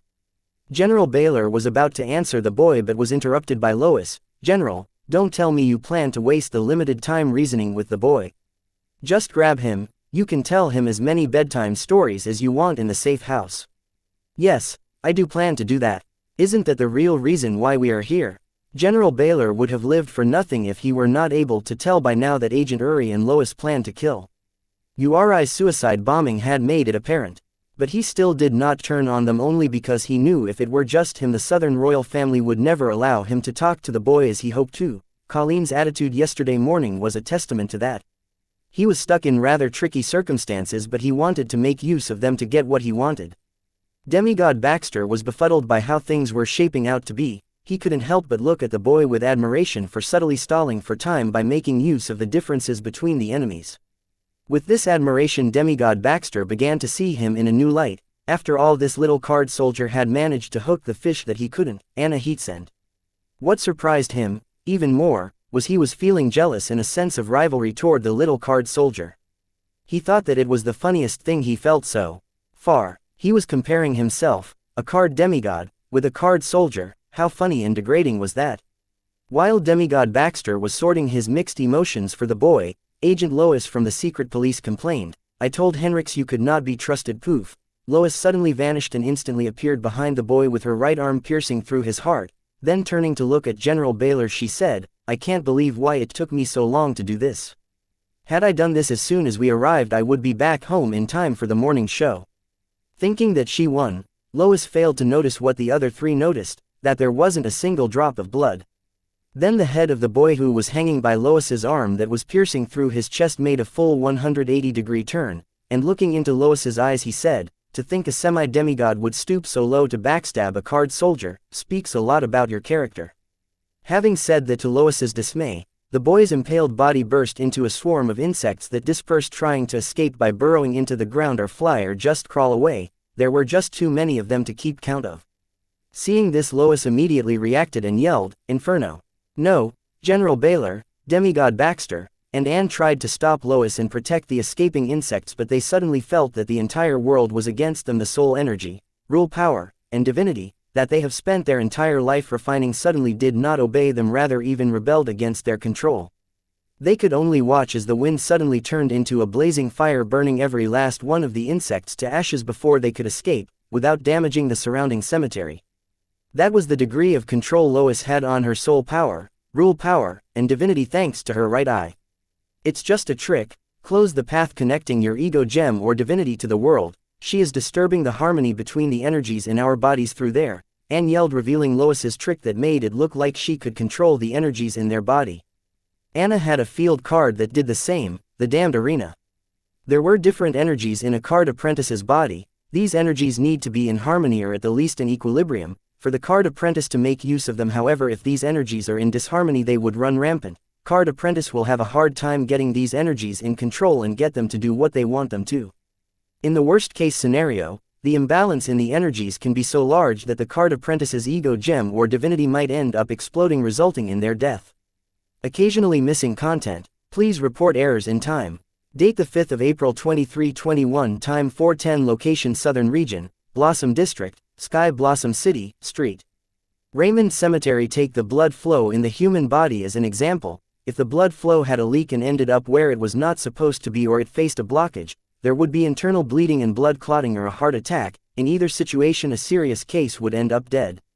The same was true for the energies flowing in the bodies of the card apprentice. If their regular system was disturbed by foreign interference, then these energies would end up being fatal for the card apprentice in serious cases, but in normal cases, they would lose their command over these energies and would be completely helpless until they managed to get the energies into harmony or at the least in equilibrium. This phenomenon was what Anne, General Baylor, and Demigod Baxter were facing in their bodies. The reason they were confused about this is Lois having control over the energies they refined for years was that they did not know how Lois was doing it and ended up attributing it as an ability of her physique. In some ways, they were right about it, because without her physique Lois could not invade their ego gem or divinity through the channel connecting them to the world. Therefore Anne, Baylor, and Baxter never saw it coming. If Lois concentrated enough on one target, she could even make it so that the energies in the target's body ran rampant to the point where the body exploded even before the target knew what happened. If not for Anna's field card damned arena working on the same principle as Lois's trick, it would have been too late before either Anne, Baylor, or Baxter found the trick to what Lois was doing to them. In the damned arena, Worlds will interferes with the energies of everyone present in the arena just enough so that nobody could access their energies, and they end up having to rely on their physical prowess, the damned arena card user included. That was the penalty, and if someone were smart enough to figure out this trick, then they could close their connection to the World's will to escape the penalty. Good for them. However, the card user would also be aware of that. Not to mention, by closing the connection between them and the World's will, they would lose access to the rule energy and divinity from the world, meaning they would be limited to using the energies already inside their bodies. This was true even for soul energy, since the damned arena did not have soul energy whatsoever. At least out here, even after closing their connection to the world, Anne, Baylor, and Baxter could access soul energy, which when used with the limited energies in their bodies should be enough to get them the victory. Yes, I killed the boy, but I am not so sure, so could you calculate his fortune? While Anne, Baylor, and Baxter closed their connection to the world and tried to sort out the rampant energies in their body, Agent Lois called one of the agents in her organization, asking them to check the fortune of the target to tell if the boy was dead or not. Though she was sure she killed each of the insects in the swarm that the boy's body morphed into, having learned her lesson, Lois did not celebrate her win but instead decided to make sure the boy was dead. Though it may look like Agent Lois acted to kill the boy just now, in reality, she had been trying to kill the boy using her physique for a while now, but to her surprise, she couldn't. Agent Lois's eye allowed her mental intent to travel through the worlds while overlapping with her location in the material world. While a card apprentices will can travel through the channel connecting them to the world to enter the world's will and comprehend rules, Lois could do more than that thanks to her right eye. She could not only see the flow of rule energies in the world's will but also see the channels of different card apprentices connecting them to the world's will. But there was one condition to this: these targeted card apprentices should be within her range in the real world. So if they were within her range in the real world, their channels connecting them to the world's will would also be within her range in the world's will, allowing her will to travel from her channel into the target's channel and wreak havoc, so much so that the target would die even before he figures out where he was being attacked from. Agent Lois tried the same on the boy ever since their arrival in Sky Blossom City. But before she could get to act, the boy was surrounded by General Baylor, Colleen, and Baxter. So in the world's will, the channel connecting the boy to the world's will was also surrounded by the channels of Baylor, Colleen, and Baxter. And so it got crowded with the arrival of Uri, Anna, and Anne. It took her a while, but she was finally able to identify which channels belonged to whom and single out the boy's channel connecting him to the world's will. But when her will tried to enter the boy's channel, she was stopped midway by a thin barrier, surprising Lois as she had never experienced something like this before. Putting her astonishment aside, Lois decided to finish what she started, but no matter how hard she tried, her will could not make it past the barrier. This frustrated Lois to high heavens, but she did not give up but tried every single thing she could think of, but she was still unable to get past the barrier or destroy it. Fed up, Lois finally gave up and then looked at the boy, only to find that the boy was looking at her with a smirk on his face. When their eyes met, Lois suddenly felt that the boy could see through her every move. But she could not help wondering why the boy did not tell this to his protectors. Ignoring that thought, Lois decided to kill the boy the old-fashioned way. Occasionally missing content. Please report errors in time. Date the 5th of April 2321. Time 4:11. Location Southern Region, Blossom District, Sky Blossom City, Street. Raymond Cemetery. The Southern royal family heirloom worn by the boy, the dummy ring, was missing along with the boy's grimoire. These two items should have dropped when she burnt the swarm of insects to ash. So Lois thought that it was highly likely that the boy was not dead but rather alive. Therefore she did not hesitate to contact the agent in her organization to confirm her doubts by reading the boy's fortune while she scanned the entire cemetery for any insects and killed them. As for Anne, Baylor, and Baxter, they had finally regained control of the energies in their bodies and slowly circled Lois. Being totally cut off from the world, their strength was limited by their limited energies. Not to mention they were still not clear on what Lois's legendary physique was capable of. So putting aside their differences and pride, they decided to suppress Lois together as it was the fastest and safest bet. But that was not simple, as Anne and Baxter were not able to bring themselves to fully trust Baylor. Cooperating while guarding their backs was not possible. "You three finally made it. Unfortunately, I have to leave," Lois mocked the trio, and then with a poof she vanished, having finally received a reply from her colleague. "The boy's fate is still foggy. I can't tell anything, but since I can perceive his fate, that means he is still alive." Again, Baxter yelled in annoyance because this was how Lois was able to get to the boy earlier. To understand Baxter's annoyance, one had to know that when two demigods meet in a battle, they continuously disturb the surrounding space so that the opponent could not use space-related cards or rules like instant teleportation, long-distance teleportation, etc. to escape or attack. Yet, Lois somehow seems to be able to use teleportation abilities without any difficulty. I think she is not using this space to teleport but traveling through the world's will. I don't know how, but I think it has something to do with her physique. General Baylor, do you have anything to add? Anne explained based on her knowledge, but she was not certain, so she asked Lois's colleague for confirmation. I don't know, I just met her yesterday. What about Wyatt, is he fine? Baylor answered Anne and inquired about Ellen's son. He is fine. Anne hesitated a little before answering because she was not sure about Baylor's intentions yet. As for how she knew if the boy was fine, she not only knew if he was still alive but also knew where he was hiding, but not how he pulled this miraculous escape off. Anne was starting to admire the boy for real and not because of the second-hand feelings she got from reading Anna's thoughts and memories. At first, when she heard that the boy was able to fool a group of semi-demigods, she was amazed but was not clear on the details, so did not think much of it. Witnessing it for herself, Anne had turned into the boy's genuine admirer. She was starting to see the charm that Anna saw in the boy. The adrenaline rush she felt watching the boy evade death twice and escape Lois's clutches was something she never experienced. Anne, though took pride in memorizing the whole dictionary, word to word, was unable to think of a few words to explain the overwhelming feeling she felt for the boy. This was the first time Anne was without words. Her heart raced whenever she thought of the boy. She could not control her emotions. Her mind told her that it wasn't the right time for her to have the thoughts she was having for the boy, but her heart and emotions did not listen. If Anne were to check the panty she was currently wearing, she would find a fresh skid mark. Anne would not agree, but she did get wet out of this ordeal. Anne could not help but compare the experience she had been through with those she read in action romantic novels she used to read trapped in Anna's origin card. Southern Emperor, do you know where Wyatt is hiding? We need to bring him to safety, Baxter asked Anne. Though Anne looked like Anna, he did not have any feelings for her as he knew she was not Anna.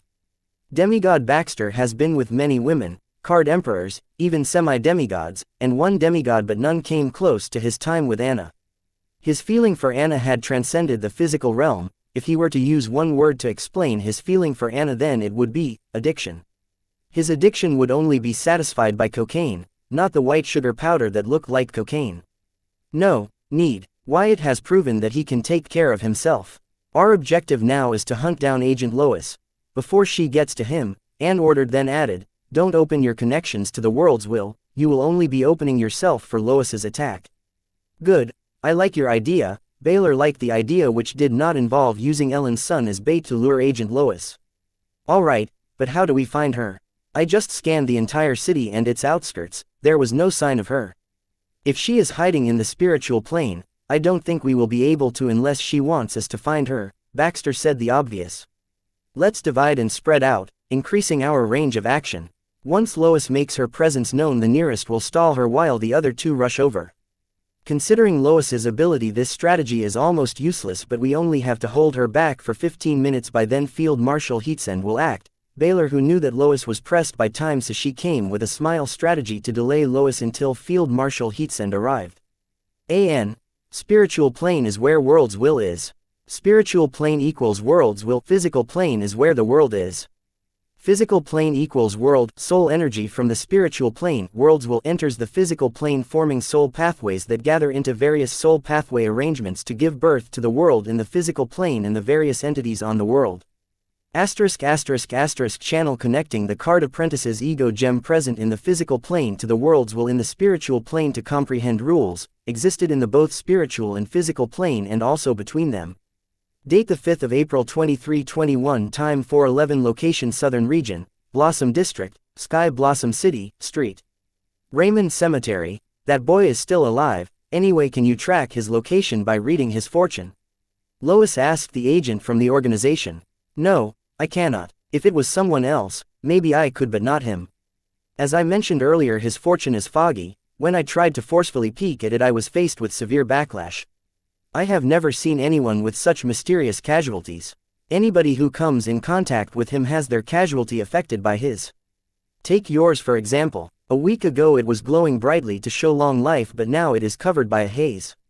I cannot tell what is going to happen. So I can only warn you to be careful in this mission. The agent warned Lois to be careful because she could not predict her fortune as it was affected by the boy's mysterious casualty.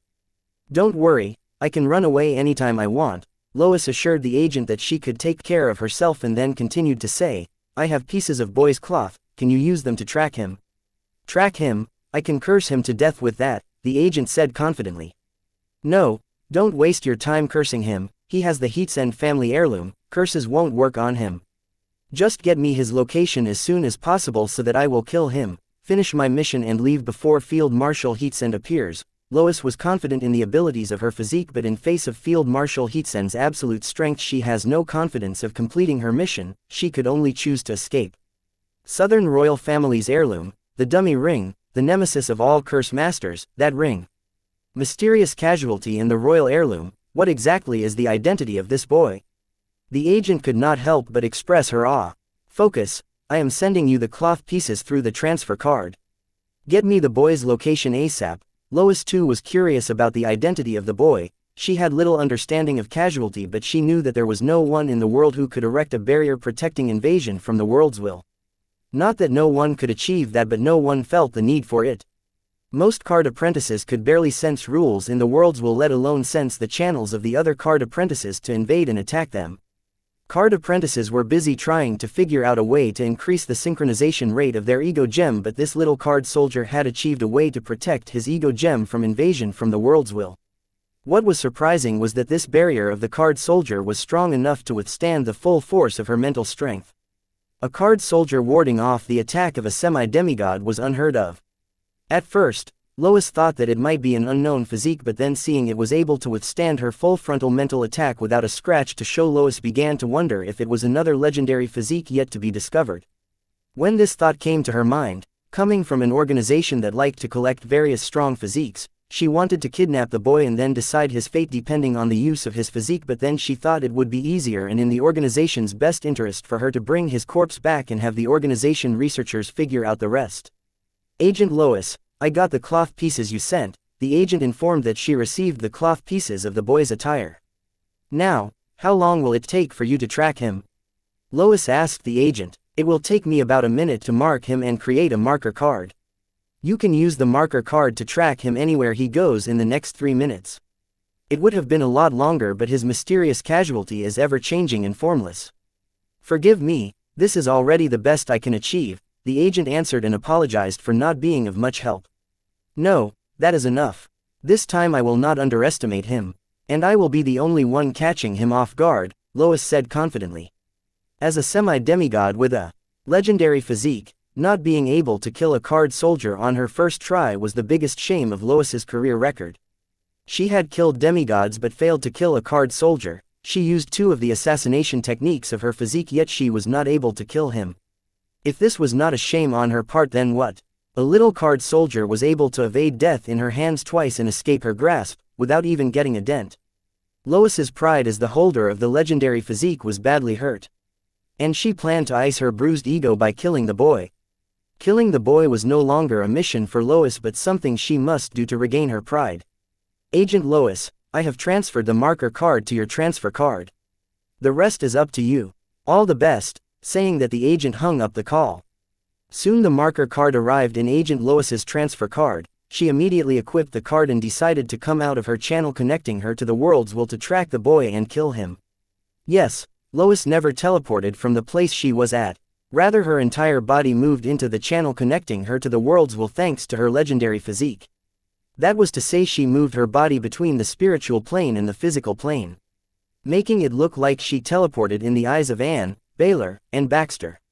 She used the same principle to teleport next to the boy despite the surrounding space being disturbed. Moving into the part of her channel that was between the spiritual plane and the physical plane, Lois used a teleportation card to move to the part of the boy's channel that was between the spiritual plane and the physical plane, then she moved out of it, appearing right behind the boy.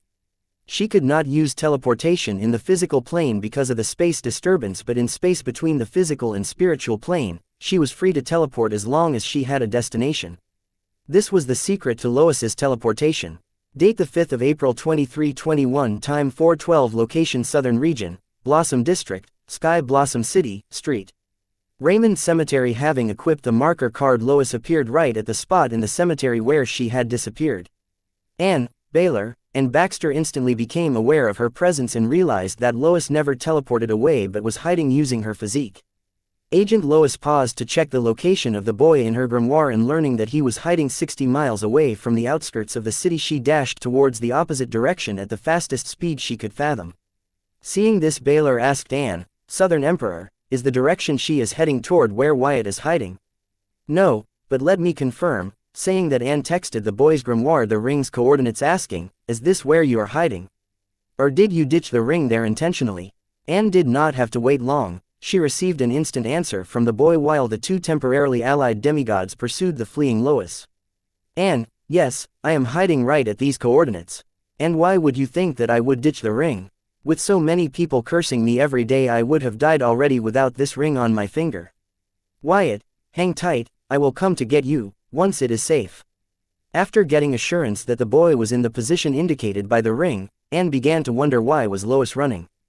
Was she fleeing? Anne did not buy it, as she did not like that Lois was able to flee after attacking the Southern royal family. Disappointed, Anne informed the 2 demigods that Lois was not heading in the direction where the boy was hiding, so they could stop pursuing Lois. Southern Emperor, I will catch her and bring her to justice. Replying to Anne, Baxter did not wait for her to answer but rushed to capture Lois to show that the Southern region was not the place where she could come, create trouble and go as she pleased. Wait, Anne wanted to ask Baxter to stop his pursuit of Lois and return to stand guard along with her. After all, they still had one uncertain variable to handle, General Baylor. But before she could ask Baxter to come back, General Baylor followed suit with Baxter in his pursuit to capture Lois, saying, I will help him. General Baylor really did not want to follow Baxter and help him capture Lois. What he wanted was to stand guard to the boy with Anne, but he knew if he stayed behind Anne he would not be comfortable, so he decided to help Baxter capture Lois so that all 3 of them can stand guard to protect the boy without making it awkward for him. But his actions had the opposite effect on Anne, because she thought this was the plan Baylor and Lois were working on. Baylor would sympathize with the boy and gain their trust. Later Lois would run separating Anne and Baxter. Then Baylor would follow suit to help whoever ends up pursuing Lois, and once they were far enough, Baylor would team up with Lois to kill whoever between Anne and Baxter had followed Lois. Then Baylor and Lois would quickly return to kill whoever between Anne and Baxter stayed behind to protect the boy. Lastly, together they would search for the boy to kill him in cold blood and leave in time. With such a narrative in her mind, Anne called Baxter, saying, "Demigod Baxter, return, it could be a trap." Before Anne could finish her explanation to Baxter, the fleeing Lois suddenly turned around, then with her left eye closed she opened her right eye wide. In an instant, a brilliant white light shone on Demigod Baxter and General Baylor who was behind him before they vanished. Witnessing this, the goody two-shoes Anne cussed, "Fuck," and without wasting a second she turned around and hurried toward the location of the boy. She planned to meet him and use Anna's teleportation card to send the boy to the Southern Royal Palace, where he could be safer. Knowing that her trap would only be able to slow Demigod Baylor and Baxter for a few minutes at most, Lois immediately rushed to the direction of the location indicated by the marker card. As for Anne, Lois did not consider her a threat even though Anne's realm was enhanced to that of a demigod by borrowing power from the array covering the southern region. Not to mention, Anne's destination seemed to be in the same direction as hers. This saved her some time. She will handle Anne on her way to the boy. "Anna, bear with it, I have no choice," Anne said aloud as she felt the presence of Lois behind her becoming stronger and stronger, which meant that with her current speed, Lois would soon catch up to her. Then Anne suddenly felt the presence of Lois vanish from behind her and appear in the midsection of her channel connecting her to the world's will. Anne no longer hesitated and instantly used the ace in her hands, yelling, "Origin card additional ability, alter ego possession." With that, the barely conscious Anna had been summoned from the unparalleled arena and began to merge with Anne. Just then Lois, who had shifted her body to the midsection of her channel, teleported to the midsection of Anne's channel, then instantly appeared behind Anne. Lois did not wait for Anne to execute her killer ace and attack the two merging figures of Anne and Anna, but they were in an ethereal state. Lois's attacks just passed right through their bodies as they combined to form a single wounded body. That was because severe wounds on Anna were now shared with Anne while Anne's healthy body was shared with Anna, so though the new body was wounded it was not that severe compared to Anna's previous condition. As the newly possessed body of Anne opened its eyes, it was greeted by a sneak attack from Lois, to which Anne's new body reacted beyond the concept of physical speed and caught Lois's incoming punch with a single hand and uttered, "Bitch, it's our turn now." This was Anna in Anne talking. Date the 5th of April 2321, time 4:12, location Southern Region, Blossom District, Sky Blossom City, outskirts, "Bitch, it's our turn now." Seeing her sneak attack was caught by possessed Anne at an insane speed, Lois was astonished and then said, "So, the rumors about you were true." Lois may be a semi-demigod, but her physique made her physical body stronger than the body of any veteran demigod. That was how she was able to chase Anne. She might have used teleportation to save some time, but she would not be required to do so with her agility stats if not for the nearing time limit. "Don't talk about things that you have no idea about," Anna said as her grasp on Lois's fist grew tighter. "No wonder His Highness Heatsen chose you as his heir, despite it meant he would be potentially dissatisfying his allies. You Southerners will always put strength above innovation. This is to be expected by you barbarians. No wonder your region never made any proper development." Lois blatantly provoked Anna, fully aware that one of her fists was still in Anne's grasp. "I told you to not speak. Please like, share, and follow the Cultivation Audiobooks channel to motivate me to create more videos. Thank you." "Of things you have no idea about," Anna yelled as she threw a punch straight at Lois's face. Seeing Anna's incoming fist, a grin formed on Lois's lips, as she moved her head to receive Anna's fist with her face. Boom! Receiving the punch head on with her face, Lois looked at Anna condescendingly and taunted, "Is that the best you got?" Anna was astonished to see that Lois received her punch with her face. What's more unbelievable was that Lois's face was not hurt. It did not have a bruise or scratch, as if it was never attacked. In her current state, all of Anna's skills, traits, physique, and stats were increased tenfold. With buff of the array covering the southern region, Anne was already powerful enough to kill a demigod. Now with her alter ego possession buff, Anne's strength was increased tenfold, yet her attack did not manage to leave a scar or a bruise on Lois's delicate white face. This testament to how durable Lois's physique was, but as the holder of the unparalleled bloodline, Anna knew nobody's physique was this durable. Her punch just now was enough to induce an 11-scale magnitude earthquake in a 50 miles radius. Though she did not hope her punch to pop Lois's head off, she thought it would be able to put a huge dent in Lois's skull. To her surprise, it did not even manage to leave a scratch on Lois's fair skin. So in response to Lois's taunt, 2 diamond grimoires appeared, one on each side of Anna, as Anna chants, "Activate, S-rank mythical grade card Giga Force, Giga Fattening, Giga Punch. Activate, SSS rank legendary grade card booster dice. Dice rolled, dice 1-6, dice 2-6. Host's next attack will gain Dodicat booster, and Anna yelled, "No, Anna, don't. You are crazy." Lois, who blatantly taunted Anna, lost her carefree demeanor, feeling the entire space surrounding her begin to collapse on her. Right now, under various buffs, Anna's strength had grown to the point where it could no longer be measured with regards to veteran demigods, especially the strength of her next attack. It had surpassed the regular demigod level and ascended to a level where the fabric of the world could not hold her strength, giving her the glimpse of realm her elder family members were perusing. Alter Ego. Possessions buff increased all skills, traits, physique, and stats of the user tenfold. Meaning the effect of the Southern Emperor card that allowed Anna to borrow the power of the array covering the southern region was increased tenfold. Then came the card Giga Force. Its capability was also increased by fold, and the same was true for the card booster dice. Giving Anna's next attack Dodicat booster x10, which meant Anna's next attack was going to be 120 times stronger. Each card Anna activated had received an individual increase of tenfold, and they all stacked together, giving Anna a temporary strength that ascended the norms of a typical demigod. A strength that was so strong that the fabric of the world collapsed.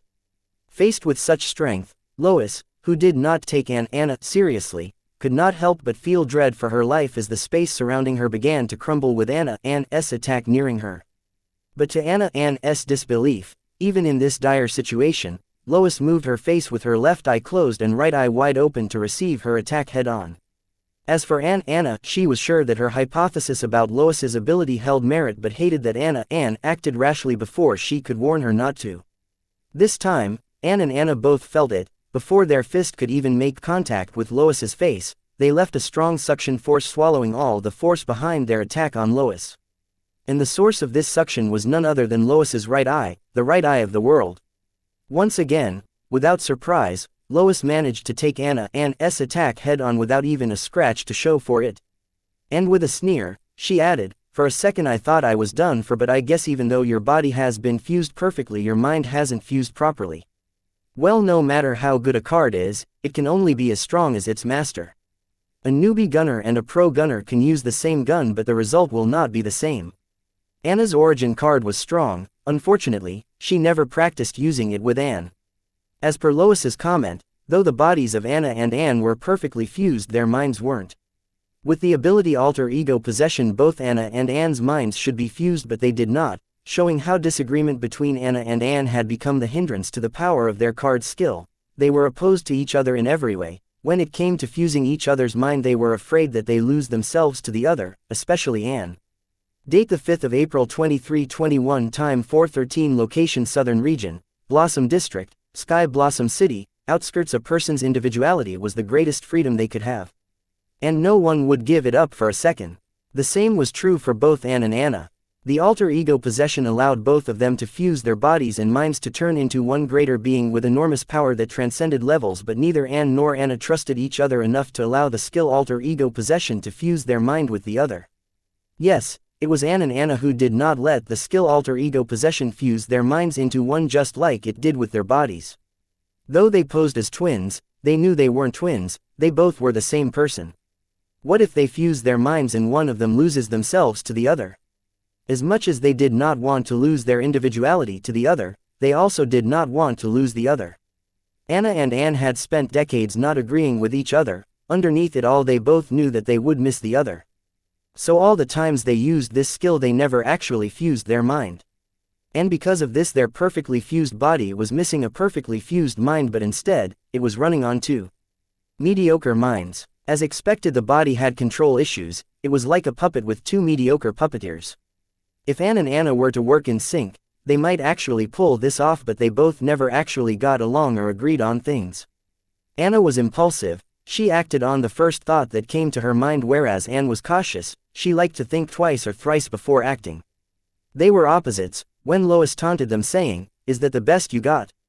Anna fell for Lois's taunt, and her first reaction was to shove her fist into that bitch's face. Whereas Anne did not fall for Lois's taunt, rather she carefully considered the events. Where Lois received their devastating punch with her face, there wasn't a scratch on her face to show after. How was that possible? While going through events in her head, Anne realized that their fist had lost all force behind it even before it connected with Lois's face. Anne clearly remembers she felt a kind of suction on their fist. Learning that there was a trick to Lois's stunt, Anne wanted to explain it to Anna, as Anna was the one who was controlling the body, but that hothead had used the strongest strength they could summon to attack Lois again. It was too late for a warning yet. Anne said, "No, Anna, don't." Once again, even before their fist connected to Lois's smug face, they felt a suction force that swallowed the force behind their punch. Since the attack this time was stronger than the last one, Lois could not use her ability subtly as she did previously.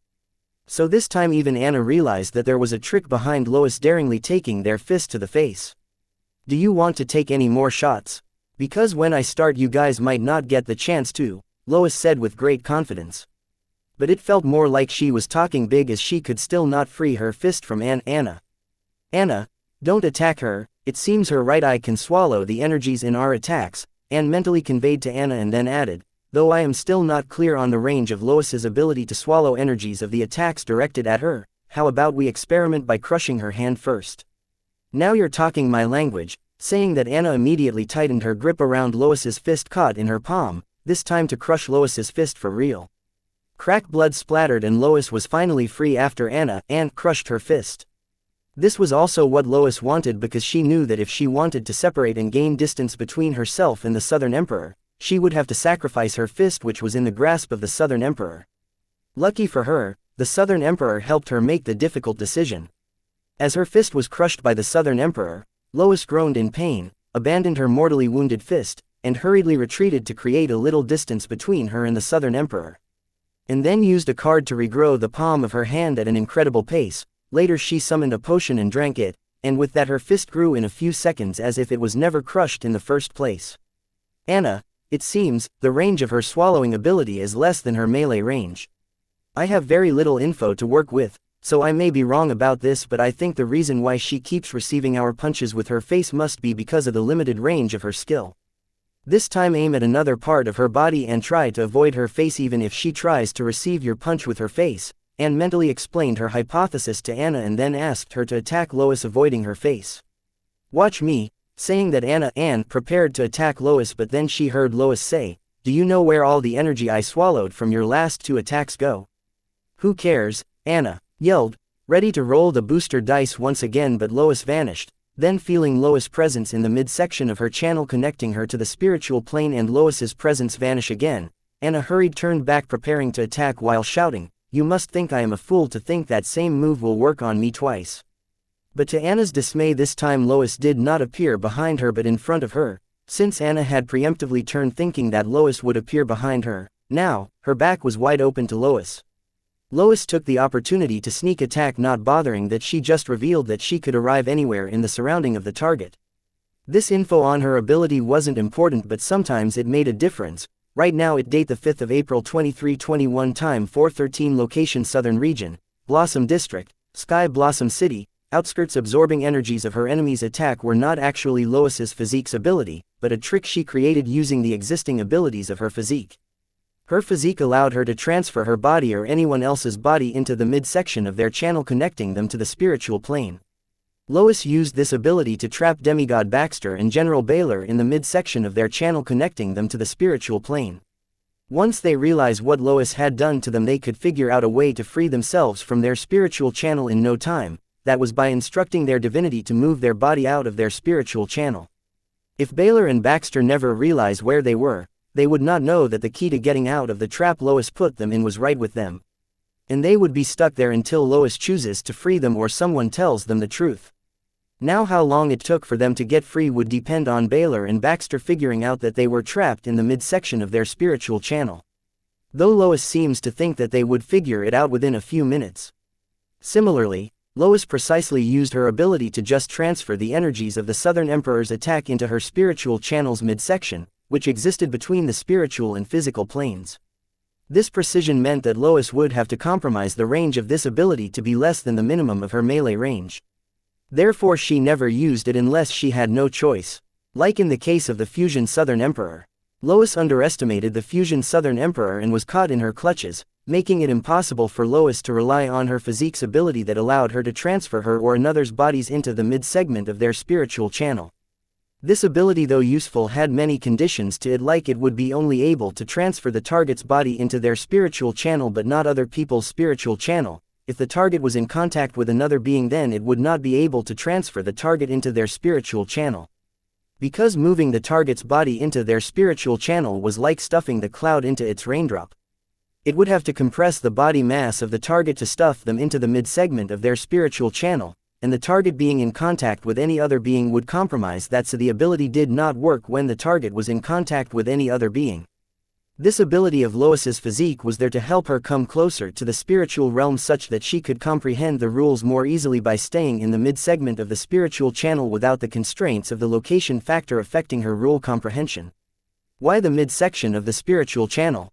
Because one of the two ends was in the spiritual realm. If Lois's body or any physical body were to travel to the spiritual realm, they would disintegrate into the basic energies forming them. As for the other end, it was in the physical realm, so as soon as Lois or any physical body were to be there, they would immediately be thrown out into the physical world. This explained why a target should not be in contact with another being. And as for the other condition, that the target can only move to their spiritual channel, it was because the spiritual channel, like all the organs and tissues of the body, had its own defense mechanism which would throw out anything foreign. This was why Lois would immediately come out of the target's spiritual channel. She would be immediately thrown out by the target's spiritual channel, helping her with her trick to create an illusion of teleportation. But this was a different story for energies, because the spiritual channel was created to communicate with the spiritual plane and help with the exchange of energies. Making use of this, Lois would use her mental will to invade the target's spiritual channel and attack the harmony of energies in their ego gem or divinity. And now Lois used her understanding of the spiritual channel and her physique to absorb the energies of the fusion Southern Emperor's attack. But the problem was that there was a limit to how much energy the midsection of Lois's spiritual channel could hold. Otherwise, everyone could access infinite amounts of energy from the spiritual plane. The spiritual channel was like a tunnel. Similar to how the tunnel can only occupy a set amount of vehicles passing through it, the spiritual channel could only occupy the energies which were propositional to the target's realm. So Lois could only absorb and hold energies from the fusion Southern Emperor's attack that could be within the limit of her strength. Therefore, she freaked out during the fusion Southern Emperor's second attack, which had transcended the level of regular demigods, not to mention her spiritual channel was already holding the energies from the fusion Southern Emperor's first attack. So in a panic, Lois absorbed and stored energies from the fusion Southern Emperor's attack, and once she reached the limit of her spiritual channel, she started to leak the stored energies into the spiritual plane. This way she managed to absorb the energies of the fusion Southern Emperor's transcendent attack without blowing up her spiritual channel. Why not into her incomplete divinity? Because if she did that, then she would disturb the harmony of her energies by introducing volatile foreign energies amidst them. But the spiritual plane did not mind it. However, she thought it was a waste, as she planned to use these stored volatile energies for something else, like enhancing them by feeding and guiding with her energies and then using the combined energies against the fusion Southern Emperor. So when Lois got the opportunity to sneak attack the fusion Southern Emperor, she used her strongest attack combined with what's left of the energies she absorbed from the fusion Southern Emperor transcendent attack to launch the strongest sneak attack. Boom. Occasionally missing content. Please report errors in time. Date the 5th of April 2321. Time 4:14. Location Southern Region, Blossom District, Sky Blossom City, outskirts. Under URI's suicide bombing, it was a miracle that Anna survived with a few limbs missing and organs destroyed. She was unable to talk because she even lost her jaw and the muscles moving it. Anna was so out of it that she was barely able to keep herself conscious, let alone summon her grimoire and heal herself. If not for the goodwill of her ancestors, things could have gotten a lot worse. In such a miserable state Anna's body had been fused with Anne's healthy body. It was already a great stroke of luck that the fusion body was functioning with such severe wounds. Yes, it had no missing limbs, and all its organs were working fine, but that was not the state you want to participate in a fight. Still, even in its wounded state, the fusion body of Anna under the buff of the Southern Emperor card was higher than the level of the regular demigods, though not near the transcendent strength she got under the buff of Dodicat Booster. But enough to handle someone of Lois's caliber. However, Lois's methods were tricky, so it was taking a while for the fight between them to conclude. Boom. Lois perfectly aimed her sneak attack at the fusion Southern Emperor's center mass, so when the attack connected, the Fusion Southern Emperor was thrown off balance and crashed to the ground at a frightening speed, creating a huge impact crater at the site of her crash. "Anna, focus, we are getting our ass kicked here," Anne yelled at Anna for falling for such a simple but effective trick of Lois's. "You say that as if I am doing it on purpose," Anna yelled back as she commanded the Fusion Southern Emperor's body to get up and drink a few high-grade potions now that they had gained a little distance between them and Lois. But Lois, who was speeding towards them, suddenly disappeared. Then her presence could be felt in their spiritual channel. Knowing what was about to happen next, Anna cussed, "Fuck, not again." This time Lois instantly appeared on the left side of the Fusion Southern Emperor and was about to launch another sneak attack, but stopped and immediately retreated, learning that the potion in the Fusion Southern Emperor's hand turned out to be an SSS rank poison, Pit Viper Gorgon's venom, which when comes into contact with air begins to spontaneously vaporize and spread a quarter-mile radius of the surrounding area within a second. The worst part of this was the effect of the poison, petrification. The infected part will get petrified and spread to the other parts of the victim, resulting in the victim being entirely petrified within 3 seconds. Using venom to deal with Lois's troublesome trick that mimicked instant teleportation was obviously Anne's idea, but kudos to Anna for perfectly executing it. Because the venom was so potent that it would petrify the grass, trees, and other beings nearby. Fortunately for Anna, the crater created after their fall was a few miles in radius. The impact was so large that all weeds in the crater and its surrounding had been wiped out or had been buried. After the Fusion Southern Emperor had drunk the antidote for the SSS rank Pit Viper Gorgon's venom while indicating that it was a heal potion, she took out the second potion, the venom, which unscrewed when she felt the presence of Lois in her spiritual channel, causing the venom to instantly spread into their surroundings, setting a perfect venom trap for Lois. While drinking the antidote, the Fusion Southern Emperor created an illusion of defenselessly trying to heal themselves using potions in the eyes of Lois. Being very confident of her trick, Lois ended up falling for their trap, but she did not stick around. Instantaneously she moved out of the venom's range, but she was already infected by the venom and it was spreading across her entire body fast as she moved to her body into her spiritual channel after yelling, "Venom, seriously? You southern barbarians will stoop to any level as long you get your way, don't you? Anne, do you think we got her? That bitch keeps calling us barbarians, we need to put her in her place." Anna was pissed by Lois constantly calling them and the entire southern region barbarians. But she did not spare a second thought about using venom to win her battle. No, she should be fine. Otherwise it would be too easy. Anne felt like venom would not be that big of a deal for someone with a legend-grade physique to handle.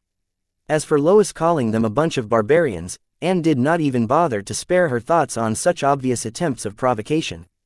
And then reminded Anna of their priorities. "Anna, our only priority is to guard Wyatt. As for Lois's comments, they are nothing but her provoking you, they don't change anything unless you fall for them." "Got it, sure. However, that monster worm wearing the dummy ring, is that Wyatt? Its soul signature doesn't match Wyatt's soul signature. Are you sure Wyatt is not up to something again?" Arriving at the outskirts of the city, Anna had already located the ring that she gave to her lover for his protection, a few miles away from her location. But when she checked on him, she was surprised to find that the person wearing her ring was not her lover but a monster worm. Remember the motel? Along with changing his appearance, Wyatt had transformed his entire soul signature too. I think he has created a new card that not only changes his appearance along with his soul signature. Leave it to him to create the impossible. Anne chose to believe the text sent by the boy and then advised Anna to focus on the battle. "Anna, Lois has entered her spiritual channel, which means next she can only appear at 2 places, first being the place where she entered her spiritual channel and second being next to us. Make sure that the venom is concentrated in these 2 places. We need to drag this out until the field marshal arrives.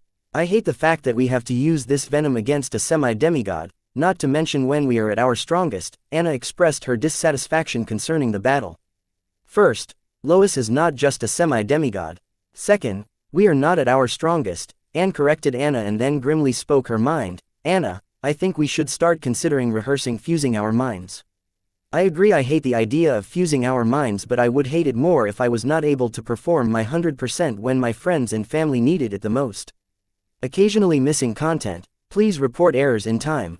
Date the 5th of April 2321, time 4:14, location Southern Region, Blossom District, Sky Blossom City, outskirts inside the midsection of her spiritual channel. Lois was busy absorbing every last bit of Pitviper Goron's venom that was spreading through her body, using her physique and dumping it into the spiritual end of her spiritual channel. Inside the spiritual plane, the venom would break down to its basic energies, becoming one with the energies in the spiritual plane, and no longer pose a threat to Lois. Finally getting rid of the poison, Lois activated the item card, God Slayer, as she shifted her compressed body out of her spiritual channel and appeared right at the spot where she entered her spiritual channel. Arriving in the physical plane, Lois's body had donned a black-gold radiance that protected her from the concentrated Pitviper Gorgon's venom surrounding her. This radiance covering Lois seems to be originating from the golden buckler shield which sheaths a falchion sword. Lois unsheathed the falchion sword from the buckler shield as she glared at the Fusion Southern Emperor, who was surrounded by the vapors of Pitviper Gorgon's poison, and said, "Petty tricks won't work against me. But you did manage to make me angry." Poof! The Fusion Southern Emperor became alert, feeling the presence of Lois in their spiritual channel. Seeing that Lois had overcome the poison, they had no choice but to return to a defensive stance while summoning Giga Knuckle Busters. Lois appeared on the Fusion Southern Emperor's right side and hacked at her with her sword. Before the Fusion Southern Emperor could react, managing to cut into her flesh, but to her surprise, her sword blade was stuck in the Fusion Southern Emperor's flesh, stopping her from escaping using her vanishing trick, causing her to yell, "You barbarians are crazy." Lois never expected the Fusion Southern Emperor to use her flesh to grab hold of the sword and opt to fight by exchanging damage for damage. But considering that the Fusion Southern Emperor was not trying to win but stall, it seemed a plausible option. Using this movement, Anne threw her first dawning Giga Knuckle Buster at Lois, but Lois defended using her buckler shield, and made use of the force from Anne's punch to retreat while freeing her sword from Anne's flesh. Soon Lois vanished, and Anne's felt Lois' presence in their spiritual channel. This time Lois appeared behind Anne and hacked at her with the blunt side of the sword using all of her might, having learned from the result of their last clash. If the sharp side of Lois's sword was able to cut, then the dull side was able to create heavy blunt damage to the target, causing Anne to be thrown out of the crate and into the air. Lois then vanished and appeared right behind the Fusion Southern Emperor, who was thrown to the air, and once again hacked at her with the blunt side of the sword. With the blow, the Fusion Southern Emperor was blown in the opposite direction of her previous acceleration. Again, Lois vanished and this time appeared above the Fusion Southern Emperor and hacked her with her blunt side. In a few seconds, the tides of the whole standstill battle between Lois and Anne had turned in Lois's favor, who gained an advantage thanks to her instant teleportation-like trick, which helped her to use the Fusion Southern Emperor as the ball to the blunt side of her sword. But Lois was not satisfied with the result because the Fusion Southern Emperor's body was very durable despite the previous severe wounds covering its body, so she was not sure if she had managed to make any actual damage to the Fusion Southern Emperor's body. Anne yelled mentally. She and Anne both could not catch a break to communicate because of Lois's chain of sneak attacks. They were being continuously sneak attacked before they could even get to stabilize and take a stance against the incoming attack or the next one. It was as if they were caught in a never-ending loop. Though they never took real damage, this was just too embarrassing for any card fighter. Boom! This time Lois once again appeared above the Fusion Southern Emperor and was about to attack her with the blunt side of her sword, but before she could, the Fusion Southern Emperor exploded, causing turbulent energy to spread throughout her surroundings. Lois was caught in it too and took small damage, but most importantly she was stunned for a second. Using this second to her advantage, the Fusion Southern Emperor grabbed Lois by her neck, saying, "Got you." Detonating a rune. First venom and now this. I didn't think you could stoop any lower, but you keep surprising me, Lois muttered as the grip of the bloody Fusion Southern Emperor around her neck grew stronger. However, Lois managed to add a few more words. Well, guess what, two can play that game. Boom! Under the constant sneak attacks from Lois, Anne decided to detonate a few of the broken runes that they gathered for the boy in hopes to get them an opportunity to turn tables on Lois, who kept teleporting in and out of their spiritual channel and sneak attacking them.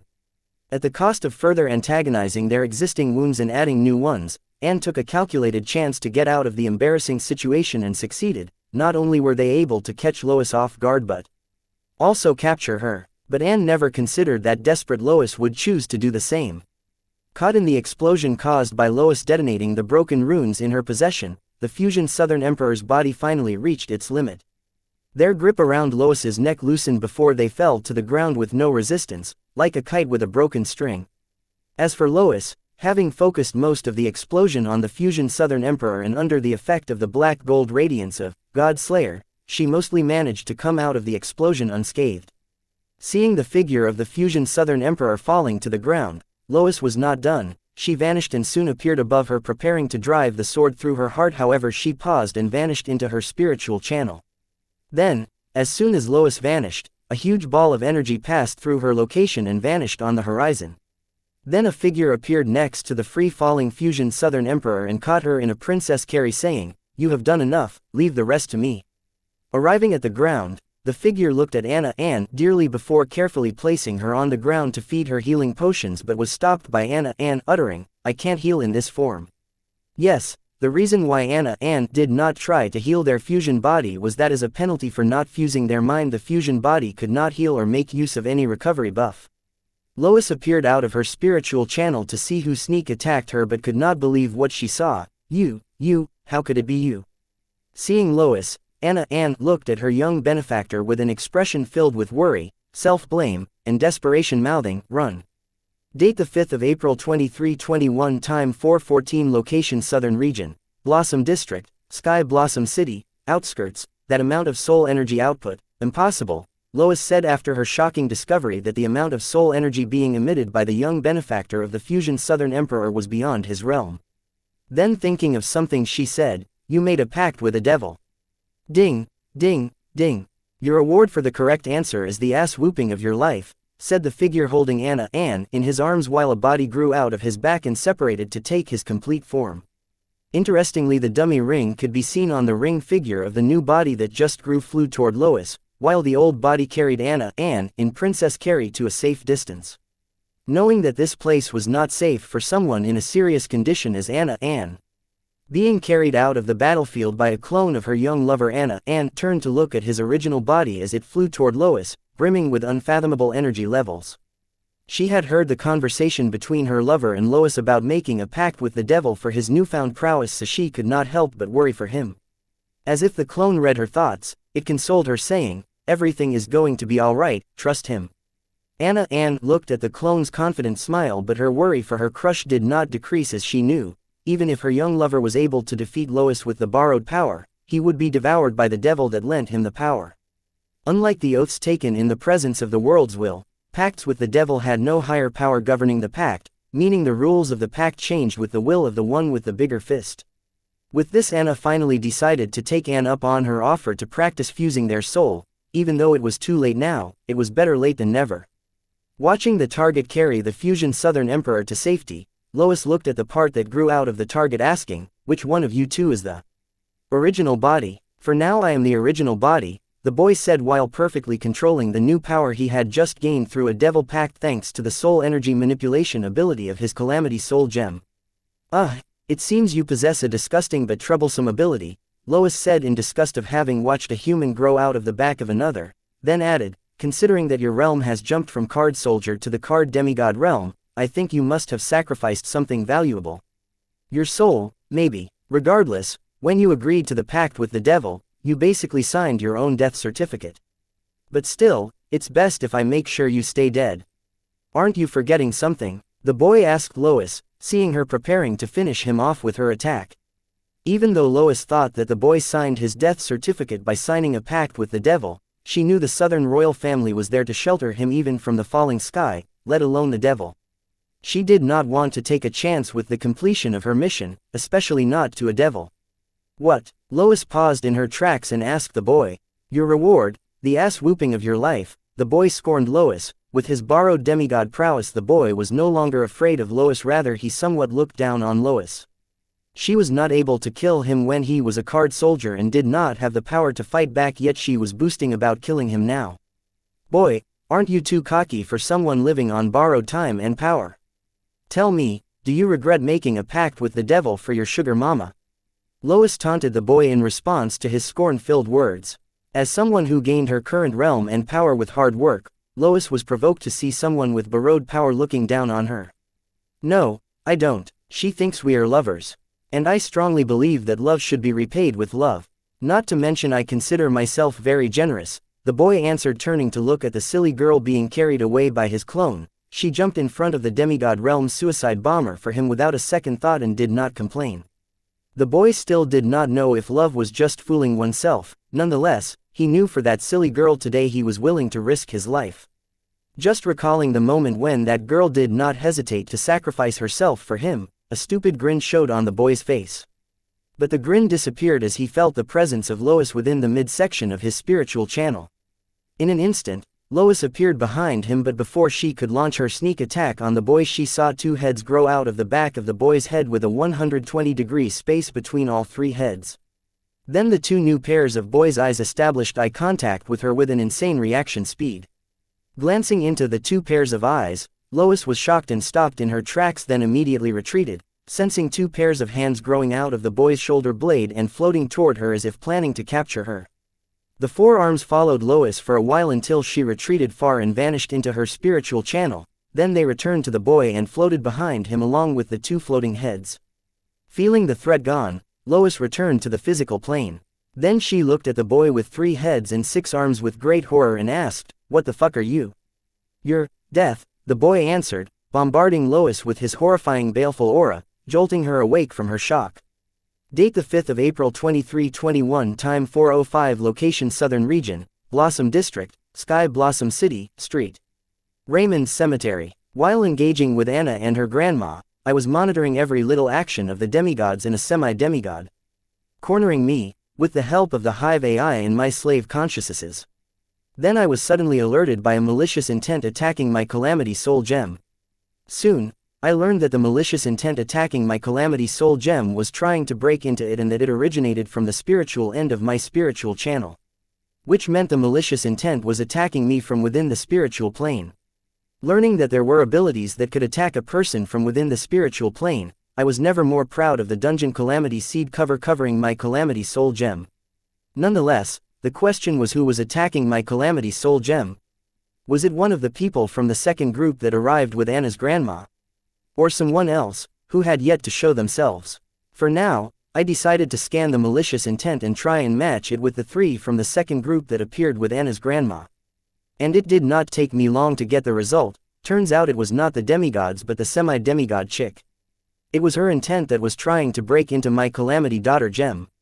I bet on the attacker being a demigod, thinking that the demigods could travel through the spiritual plane. But it seems I had underestimated the semi-demigod chick with a peculiar physique that connected her right eye to the world. Considering that the semi-demigod chick's physique was connected to the world, it made sense that she could attack others through the spiritual plane. No wonder she tagged along with the demigods.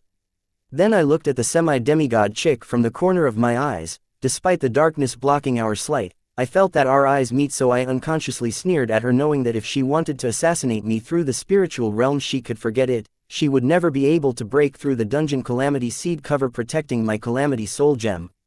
Yet, I ended up making her a priority to watch out for because I did not know what else her physique was capable of. And by now she should have realized that my Calamity Soul Gem was different from other ego gems. But I was not freaked out about that because I planned to explain the Calamity Soul Gem as a mutated ego gem and a part of my physique. It was up to them whether they believed me or not, but in the end they had to take my word for it. But within a few minutes, the demigod suicide bomber made me regret focusing too much on the semi-demigod and ignoring his suspicious activities. Fortunately, Anna came to my rescue, though it was not necessary. I may sound ungrateful, but I really did not require saving as I had other preparation in place. These preparations I speak. Please like, share, and follow the Cultivation Audiobooks channel to motivate me to create more videos. Thank you. Have came in handy when the semi-demigod suddenly vanished and her compressed body appeared in the midsection of my spiritual channel. Then she instantaneously appeared right behind me with her hand sticking through my chest. If not for my prior preparations, I might really have died from her sneak attack. The prior preparation I speak. Please like, share, and follow the Cultivation Audiobooks channel to motivate me to create more videos. Thank you. Have had a lot to do with the Myriad Devil Body rune card that I had gained by sacrificing Mike Brown to my Blood Fate Plunder rune. This rune card by itself had infinite possibilities, but when used in combination with my Calamity Soul Gem, it was able to achieve miraculous things that I previously could not achieve or had difficulty attaining. The best and the most important of all was that by using the Myriad Devil transformation ability of the Myriad Devil Body rune card with the Calamity Daughter Gem of my Calamity Soul Gem, I could create an infinite number of Calamity Soul Gems. I could turn a Calamity Daughter Gem into a Calamity Soul Gem using the Myriad Devil Transformation ability, giving me the ability to create an infinite number of Calamity Soul Gems, which meant that if I wanted to I could create an infinite number of original bodies of myself for my mutated soul to move into. The only weakness of my Calamity Soul Gem was that there was only one of them. If it were to be captured by the enemy, then it was game over for me. But now with the possibility of me being able to create an infinite number of Calamity Soul Gems, I could just move my mutated soul into another Calamity Soul Gem when my Calamity Soul Gem gets captured or faces imminent danger. I could just use it to escape from any trap like I did when the semi-demigod chick impaled her hand into my chest. As for my body turning into a swarm of insects, it was a trick I created using the Myriad Devil Transformation to hide the tracks of my abandoned Calamity Soul Gem. Before stepping into the Sky Blossom City, I had stashed a few newly created Calamity Soul Gems in different places, just in case of any unforeseen circumstances. So when the semi-demigod attacked me, I transferred my mutated soul to one of the newly created Calamity Soul Gems that I stashed on the outskirts of the city while turning my abandoned body into a swarm of insects using the Myriad Devil Transformation. As for someone else discovering the Calamity Soul Gems I stashed in the outskirts, I would be reminded before they detonated themselves and exploded for getting exposed. As of now, I was partially immortal. As long as there was one Calamity Soul Gem on this world, I would be able to escape death by moving my mutated soul into it. This was why I was really glad that I decided to take revenge on the Circle's Sun Blossom City branch and sacrificed Mike to my Blood Plunder rune. Occasionally missing content. Please report errors in time. Date the 5th of April 2321, time 4:13, location Southern Region, Blossom District, Sky Blossom City, outskirts. I had the Myriad Devil Body Rune card to thank for my new partial immortality, but it came with some restrictions. For example, in dungeons, if I am inside a dungeon, all my connection to the outside world gets limited, and I cannot access the Grimoire network or use Hive AI to contact Calamity Daughter Gem outside. Meaning if I were to die in the dungeon, I cannot move my mutated soul into a pseudo-Calamity Soul Gem located outside of the dungeon, but it's another thing if I had pseudo-Calamity Soul Gems hidden in the dungeon. Pseudo-Calamity Soul Gem. The Calamity Soul Gem created using Calamity Daughter Gem and Myriad Devil Transformation are just shells of Calamity Soul Gem without my mutated soul within them, so I thought it would be better to call the Calamity Soul Gems without my mutated soul within them Pseudo-Calamity Soul Gem. Anyway, apart from my partial immortality being limited within the dungeons, it was also weak to curses. But my mutated Viltronian physique, Gigamite, seemed to have strong resistance to curses. Viltronian physique in general seems to have strong resistance to curses. But this resistance was only limited to the curses of the same realm, not curses of the higher realm that I have been facing these past few days. Making me grateful for the dummy ring given to me by Anna. Speaking of Anna, apart from our conflicted interest regarding silver milk powder and her occasional non-consensual sexual behavior with me, she has been pretty good to me, so much so that these past few days I preferred having her around and had grown dependent on her. Which I saw as a sign of threat, thinking, what if someday the Southern royal family were to turn on me? No, to be exact. What if someday Anna were to favor her family over me? Then without her by my side I would be crippled. This was why I wanted to expand my connections as soon as possible. Fearing for the what if, I was conflicted and acted out, but seeing the silly girl throw herself at death for me, I understood that instead of preparing for the unknown future, I should fight hard to protect the present I prefer so that it can grow into a future that I dreamed of having. This was the enlightenment I got from Anna's willingness to sacrifice herself for me. So, when I saw the semi-demigod chick's non-stop sneak attacks use Anna like a baseball, instead of running away like it was not my problem, I decided to do what I can. That girl came to my rescue every single time I needed her in one way or another, and that was why I planned to do everything in my power to assist her. As a card soldier currently, I could do nothing to help Anna, except for revealing my location to the semi-demigod to divert her attention from Anna to me, but knowing Anna, she would desperately try to stop the semi-demigod from reaching. In the end, the only thing I could think of to help Anna would instead end up being counterproductive. It's a sin to be weak. This helpless feeling never gets old. When I was out of ideas, I remembered the card given to me by Jill. She did give me the card saying it will be helpful in my time of need. Card name, equal exchange card type, demonic card, card rank, A rank, rare grade, card rate, 8 stars, card effect, you can exchange anything you want in exchange for anything of equal value. Note: do not equip it. Like Jill said, this card was indeed a demonic card that could help me, but she undersold its helpfulness to me. I don't know if it was because she wasn't aware of it or she did not think it was necessary. I say so because this card was not what it said it was. Meaning the card info shown on the card was false. If not for my soul pupils, even I would not have seen through the trickery of this card. Using the Hive AI along with my soul pupils, I finally decoded the real card info: card name, devil merchant card type, demonic summons card, card rank, card rate, card effect. Using this card, the user can summon the devil merchant, Belphegor. The user can exchange or buy anything they want for a reasonable price from the devil merchant. Additional effect: Devil's Pact Caution. Once the card is equipped, the user cannot unequip it without summoning the devil once. Note: the summoned devil merchant will follow the merchant code and not intervene with the summoner's world order. Devil's Pact. This pact serves as the proof of deal between the devil merchant and the customer. This pact also allows the user to borrow anything from the devil merchant for the promise of making the payment at a later date. Note: Devil's Pact is governed by Devil Merchant Code and it is advised that the parties involved sign it at their discretion. Reading the true card info of the card given to me by Jill, I learned it was not just any demonic card but a demonic summons card that would summon a devil. It was not actually called Equal Exchange, but Devil Merchant when used it would summon a devil named Belphegor, who would grant me anything in exchange for something of equal value, and if I don't plan to pay now I could pay for it later by entering a Devil's Pact with the devil merchant Belphegor. One would forsake any notion of equipping this card based on the caution stated by the card, but considering my situation, I did not have many options, so forgive me if I was considering equipping it. Equipping the devil merchant card aside, even if I were to go through with it, what do I ask for? And exchange it for what? The answer was simple but difficult at the same time: how far was I willing to go to help Anna? Date: the 5th of April 2321. Time: 4:13. Location: Southern Region, Blossom District, Sky Blossom City, Outskirts. How far was I willing to go to help Anna? Better yet, how much did Anna mean to me? The answer was obvious. Realizing this, without any hesitation and delay, I equipped the devil merchant card and summoned the devil merchant Belphegor. Soon a jet black monster worm appeared in front of me. Then it looked at itself and made a weird noise which I understood as, I don't remember giving my card to a worm. Then the jet black monster worm turned to look at me and asked, are you really a monster worm? Does it matter? I conveyed to the jet black monster worm using the monster worm communication method. Right, it doesn't matter, the jet black monster worm agreed with me. Then I inquired about the jet black monster worm's identity. You are not wanting to make any assumptions because when it comes to devils, assuming something based on their actions and tricky words would prove deadly, as they are known to thrive on trickery.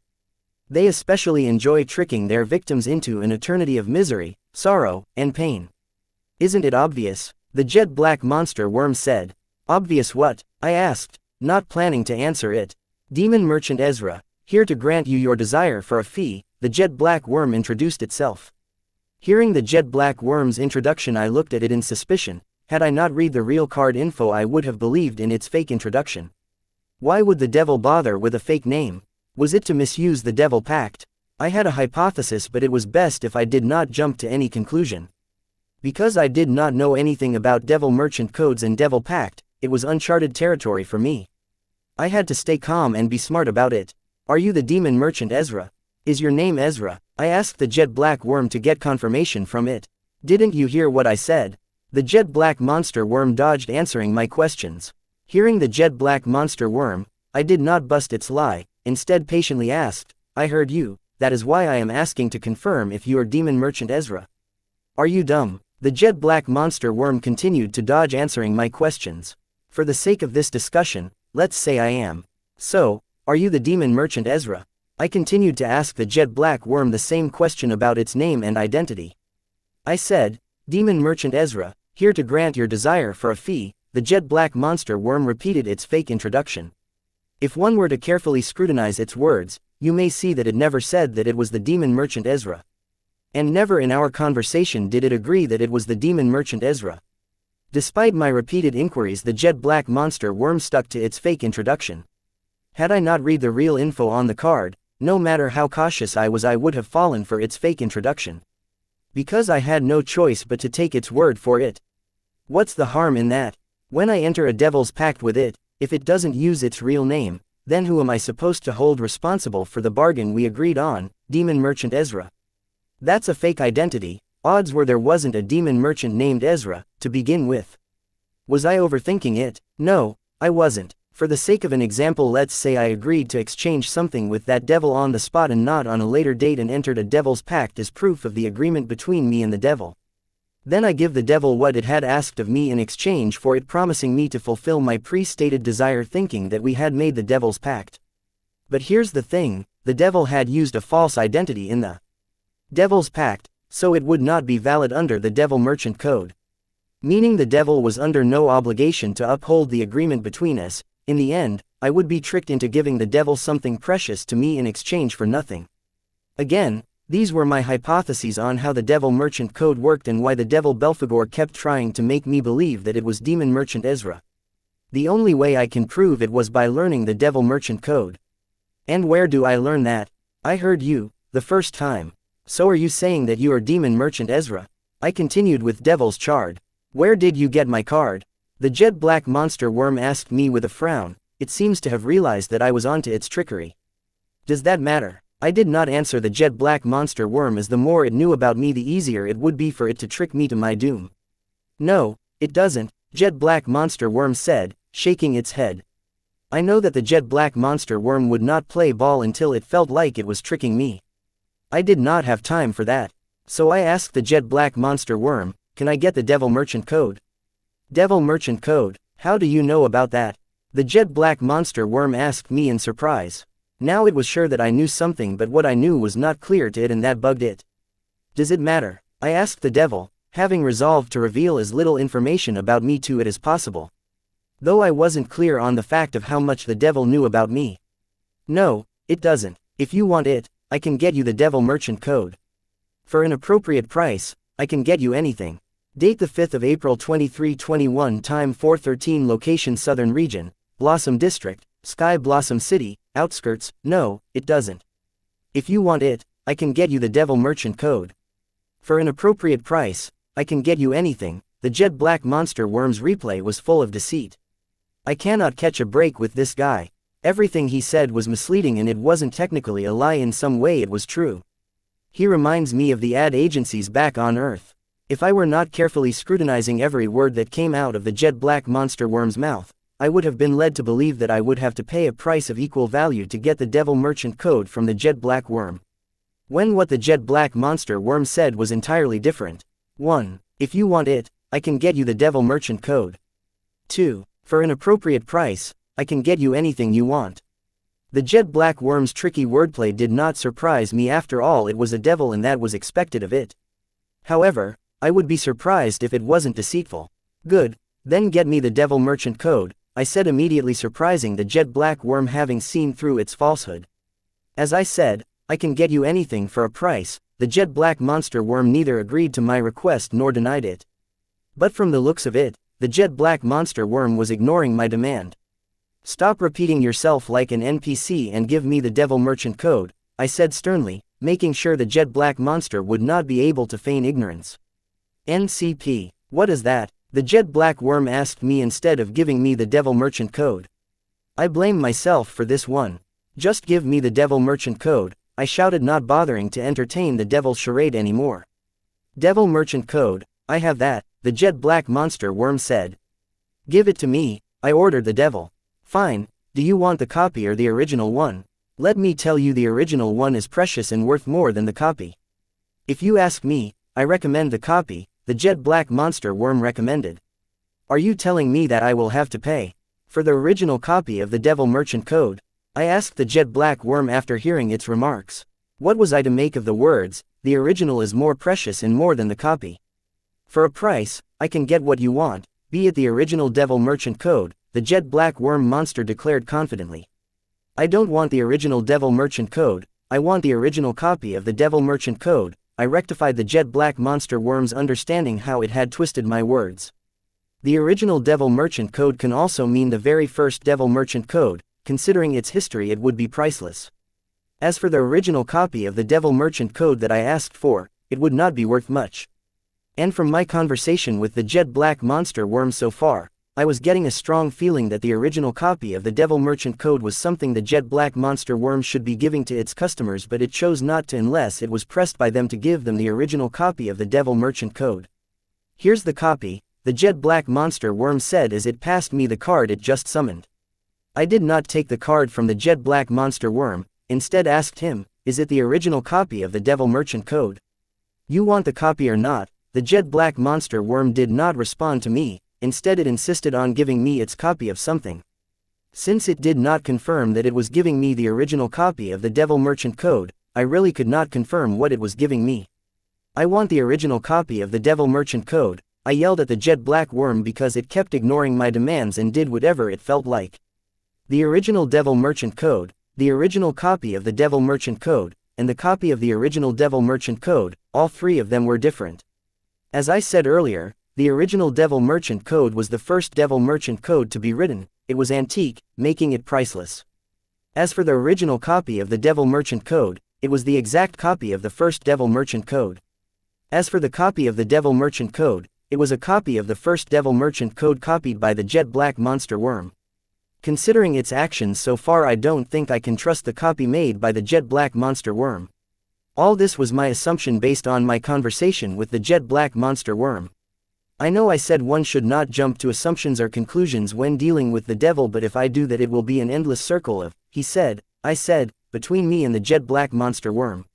Since I had limited time, I had to be smart about it. Yes, I could end up making mistakes, but I had to risk it. Otherwise, there would be no point to this. If Anna was, I have personally made this copy of the Devil Merchant Code, here take it. The jet black monster worm continued to insist on giving me its copy of the Devil Merchant Code. At least this time it agreed that the copy it was giving me was the copy of the Devil Merchant Code made by it. Give me the original copy of the Devil Merchant Code, Belphegor, I yelled at the jet black monster worm in the monster worm communication method. How do you know my name? The jet black monster worm asked me. The shock of me calling it by its true name was apparent in the jet black monster worm's voice. Does it matter? Just give me the original copy of the Devil Merchant Code, Belphegor, I repeated myself, but it was worth it because Belphegor couldn't seem to feign ignorance to my demands anymore. I say so because he handed me the original copy of the Devil Merchant Code. And with this it's about time, I made this devil my bitch, like how I used the laws of the countries to make their pretend democratic governments my bitchies. Date the 5th of April 2321, time 4:13, location Southern Region, Blossom District, Sky Blossom City, outskirts. I can smell somebody I know on you. Who is it? Who betrayed me? The jet black monster worm asked. Shut up, Belphegor, I ordered the devil. Turns out that as long as I use the devil's true name, it cannot choose to ignore my commands. Commands. At its core, the Devil Merchant card was a demonic summons card. Like in any other summons card, the summons follow the command of the summoner without a doubt. Similarly, the Devil Merchant summoned using this demonic summons card has to follow the orders of its summoner. But the rules of using this card were different. Similar to all the summons cards, how summoned summons don't harm the user. The summoned devil or demon using a demonic summons card will not harm the user, but it's another thing if the user commands them to. That's where the trick rules of using these demonic summons cards come in. If I had not gotten my hands on the original copy of the Devil Merchant Code, I would not have understood why the devil finally chose to give me the original copy of the Devil Merchant Code when I asked it to, instead of feigning ignorance like it usually chose to. It was because I had used its true name. If I don't address the devil using its true name, the rules of the Devil Merchant cards do not bind the summoned devil. No wonder this guy tried to confuse me into thinking he was Demon Merchant Ezra. Going through the Devil Merchant Code, I realized that it was a pretty standard set of rules used by merchants in any trade. It did feel like it favored the Devil Merchant over their summoner, but the wide range of desires they can grant their summoners made do for that. As with any trade, the devil trade also came down to negotiation. And the devils were known for being skilled negotiators. Not to mention the devil seemed to be at the advantage as there wasn't a set price for the desires it could grant. This also meant I have no idea of the cost I would have to pay for what I needed. For example, if I crave water, the devil can get me a glass of water. However, nobody was stopping it from asking me for my soul in exchange for the water. If I were trapped in a desert for eternity, maybe I would consider exchanging my soul for a glass of water, but now. This was my dilemma. I had the user manual for the Devil Merchant, but I didn't know what I could get from it for a price I was willing to part with. While I was contemplating in my mind, the jet black monster worm was fuming, unable to speak. Please like, share, and follow the Cultivation Audiobooks channel to motivate me to create more videos. Thank you. Its mind, as I had commanded it to shut up using its true name. Seeing its current dilemma, I wondered if it was a devil. I mean, the devils were on par with the demigods or of a higher level in existence. I could not help but wonder why a being of that level would create something like a Devil Merchant card that will bind its powers. So much so that it would have to follow the commands of a card soldier. Why was that? Were the devils masochists by nature? Did they get off on this? Was it for my soul? Why go through all this trouble to collect a mortal soul? How hard is it for a devil to get a mortal soul? I don't understand. There had to be something these devils stood to gain from this, otherwise they would not go through all this trouble. Belphegor, tell me, as a devil, why would you go through all this trouble to trick a mortal soul? Though I had used the devil's true name to ask him this question, I did not expect him to answer me, because this question had nothing to do with trade. You think a mortal soul has the power to summon a devil? Funny, the devil laughed and then added, from what I can gather you don't know anything about a devil merchant, but you somehow know about the Devil Merchant code and my true name and realm. Makes me wonder. I let the devil speak.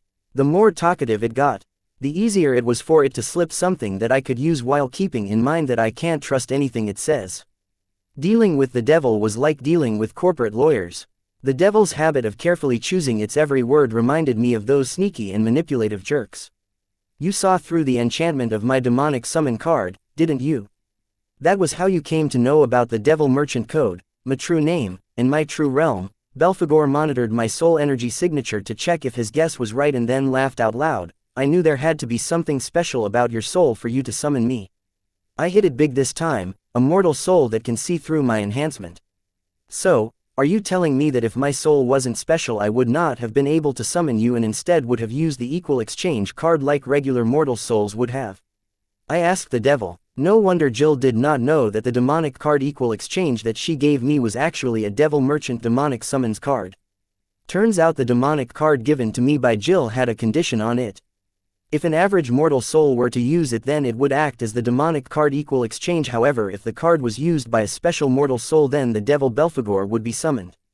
The reason the devil went through the trouble of making this card was to get his hands on the special mortal souls he speaks of. Though I don't know why the devil seems to like to collect special souls, now I know for sure it wanted my soul and how rare my soul was. Knowing self-worth and what the opposite party wants was a good start in a negotiation.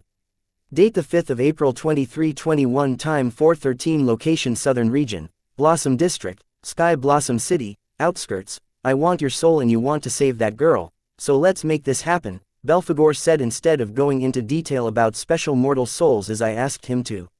It wasn't surprising that he knew I wanted to save Anna. But still, not knowing how he knew that I summoned him to save Anna was bothering me. Not to forget, the devil doesn't just give you what you want, they always leave their client in more misery than before they meet them. Belphegor was working an angle here, I don't see it just yet.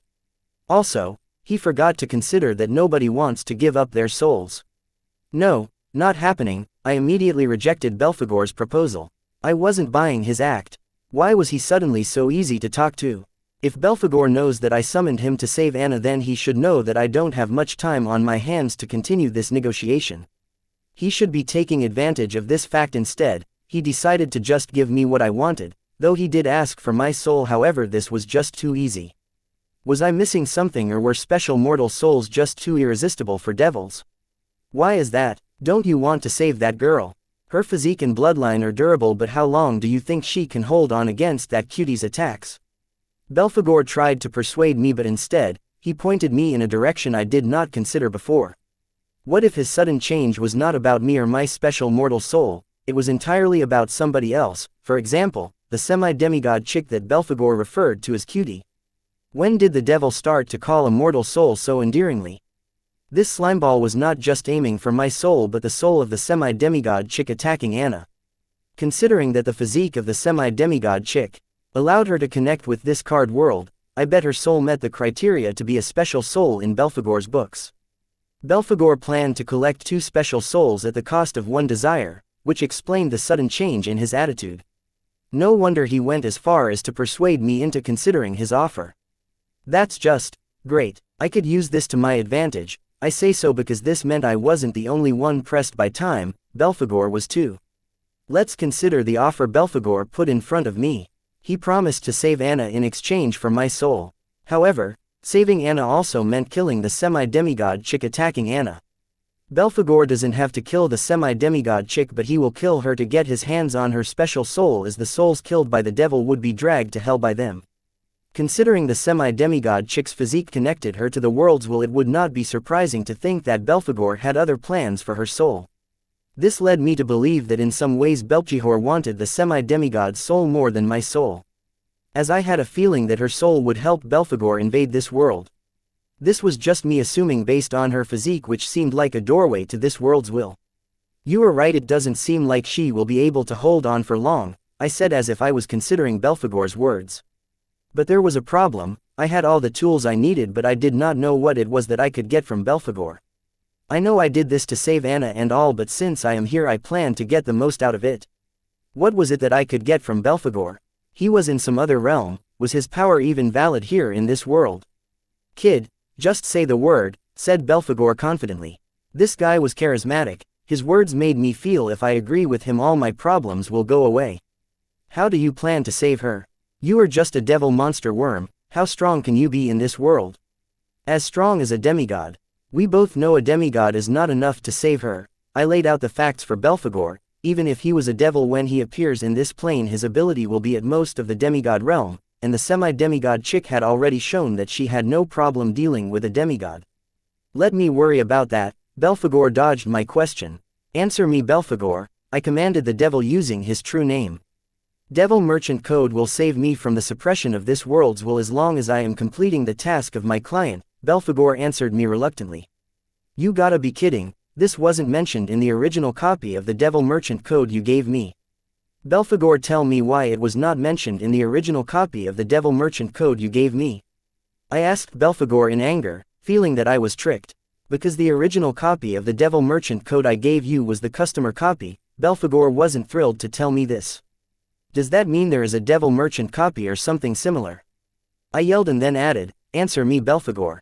Yes, there is, and we called it the merchant copy, Belphegor said as if my adding devil to everything related to his profession was bothering him. Belphegor, give me the original merchant copy of the Devil Merchant Code, I commanded the devil. I cannot, Belphegor answered resolutely. Why can I not get the original merchant copy of the Devil Merchant Code, Belphegor? I asked in frustration. Because the original merchant copy of the Devil Merchant Code is only given to the devil merchants, Belphegor answered while gloating at my irritation. Then how can I get the original merchant copy of the Devil Merchant Code, Belphegor? Since the devil kept claiming that it could get me anything for a price it was about time I tested it, quote. Belphegor stalled, not wanting to answer. Belphegor, answer me, I pressed the devil to answer me using its true name.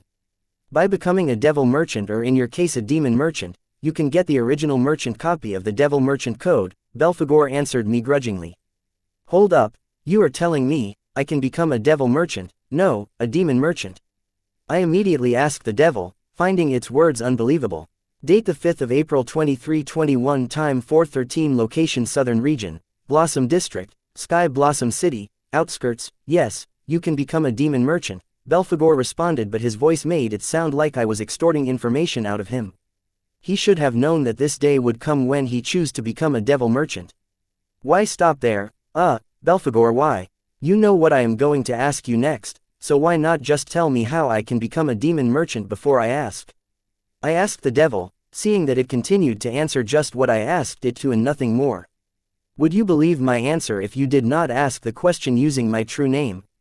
The devil was right. I would not believe any information it voluntarily gave me, but if it were to do so, then I can use it to understand what it was scheming.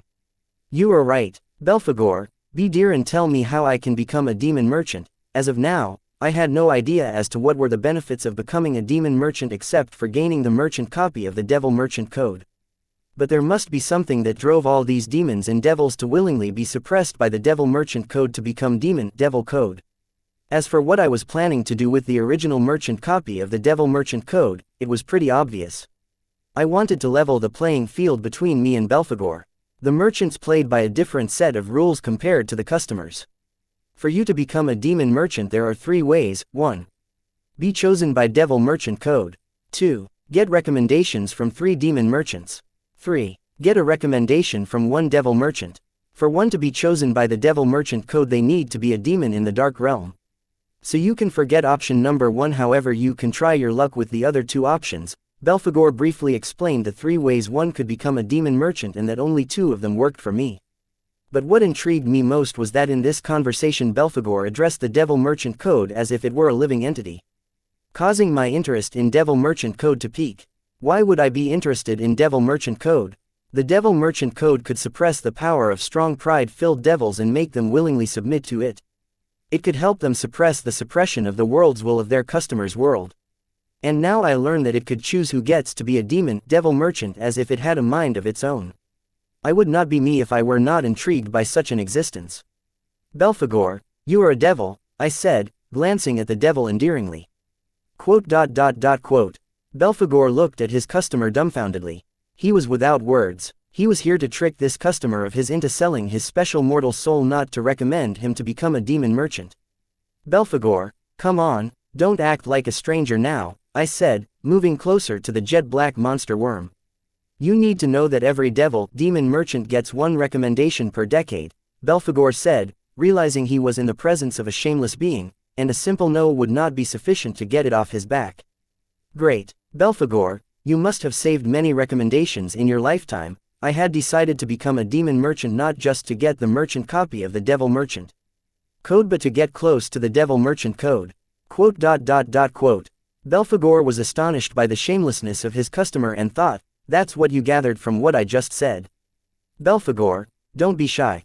You must have saved quite a lot of recommendations, lend me one, I said standing next to the jet black monster worm. A demon devil merchant cannot accumulate the recommendations they get per decade. If they don't use it in the given decade then the recommendation expires, Belphegor announced. That's even better. Belphegor, lend me your recommendation and when I become a demon merchant I will lend you mine, I said immediately.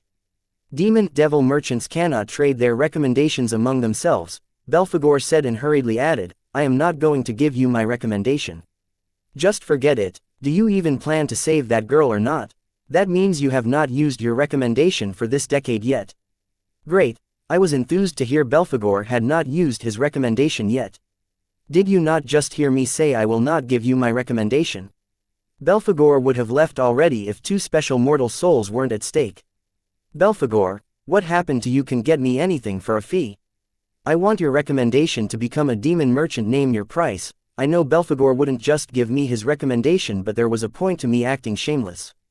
Now I knew exactly how precious the recommendation of a devil demon merchant was. Had I directly asked Belphegor to exchange his recommendation for a price I would be walking into a fierce negotiation blind.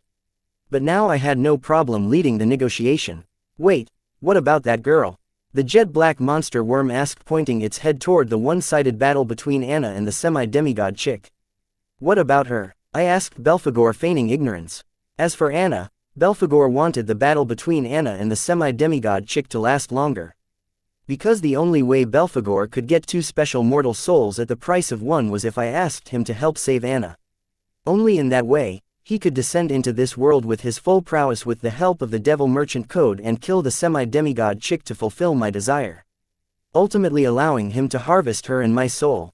Don't play dumb with me, Belphegor shouted. Buddy, calm down. What's wrong? Tell Big Brother, what's troubling you? Date the 5th of April 2321, time 4:14, location Southern Region, Blossom District, Sky Blossom City, outskirts, Big Brother. Kid, are you mocking me? The jet black monster worm glared at me and an ominous aura covered my monster worm body. Was I not obvious enough?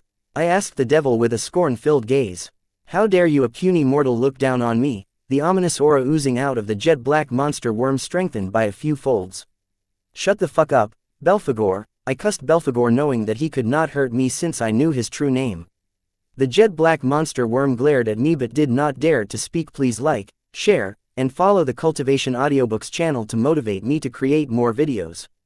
Thank you. A word, but his glare spoke all he wanted to say. I bet you are regretting your choice to become a devil merchant right about now, aren't you, Belphegor? I taunted Belphegor. Regret? Kid, you still don't know what true regret is, Belphegor said grudgingly. Woo, I am so scared. I continued with my antics as I needed Belphegor railed up so that I could get him to do something stupid in a fit of rage. Fuck you, damned mortal, do you not care about that girl's life and death? Belphegor cussed me and brought up Anna to remind me that I did not have enough time. I don't know, you tell me. After all, you are the devil. You must have sensed who all are in the surrounding by now, right? With so many people watching over her, she doesn't need me to save her, I bluffed. Hopefully, the devil will buy it. My bluff wasn't without merit. I had heard the enemy demigod say that Field Marshal Heatsend would step in or something. Hearing the Heatsend name, I knew that it was one of Anna's strong relatives. For some reason, this relative of Anna had not made a move yet, but the devil did not know that. So I used this relative of Anna as a prop for my bluff.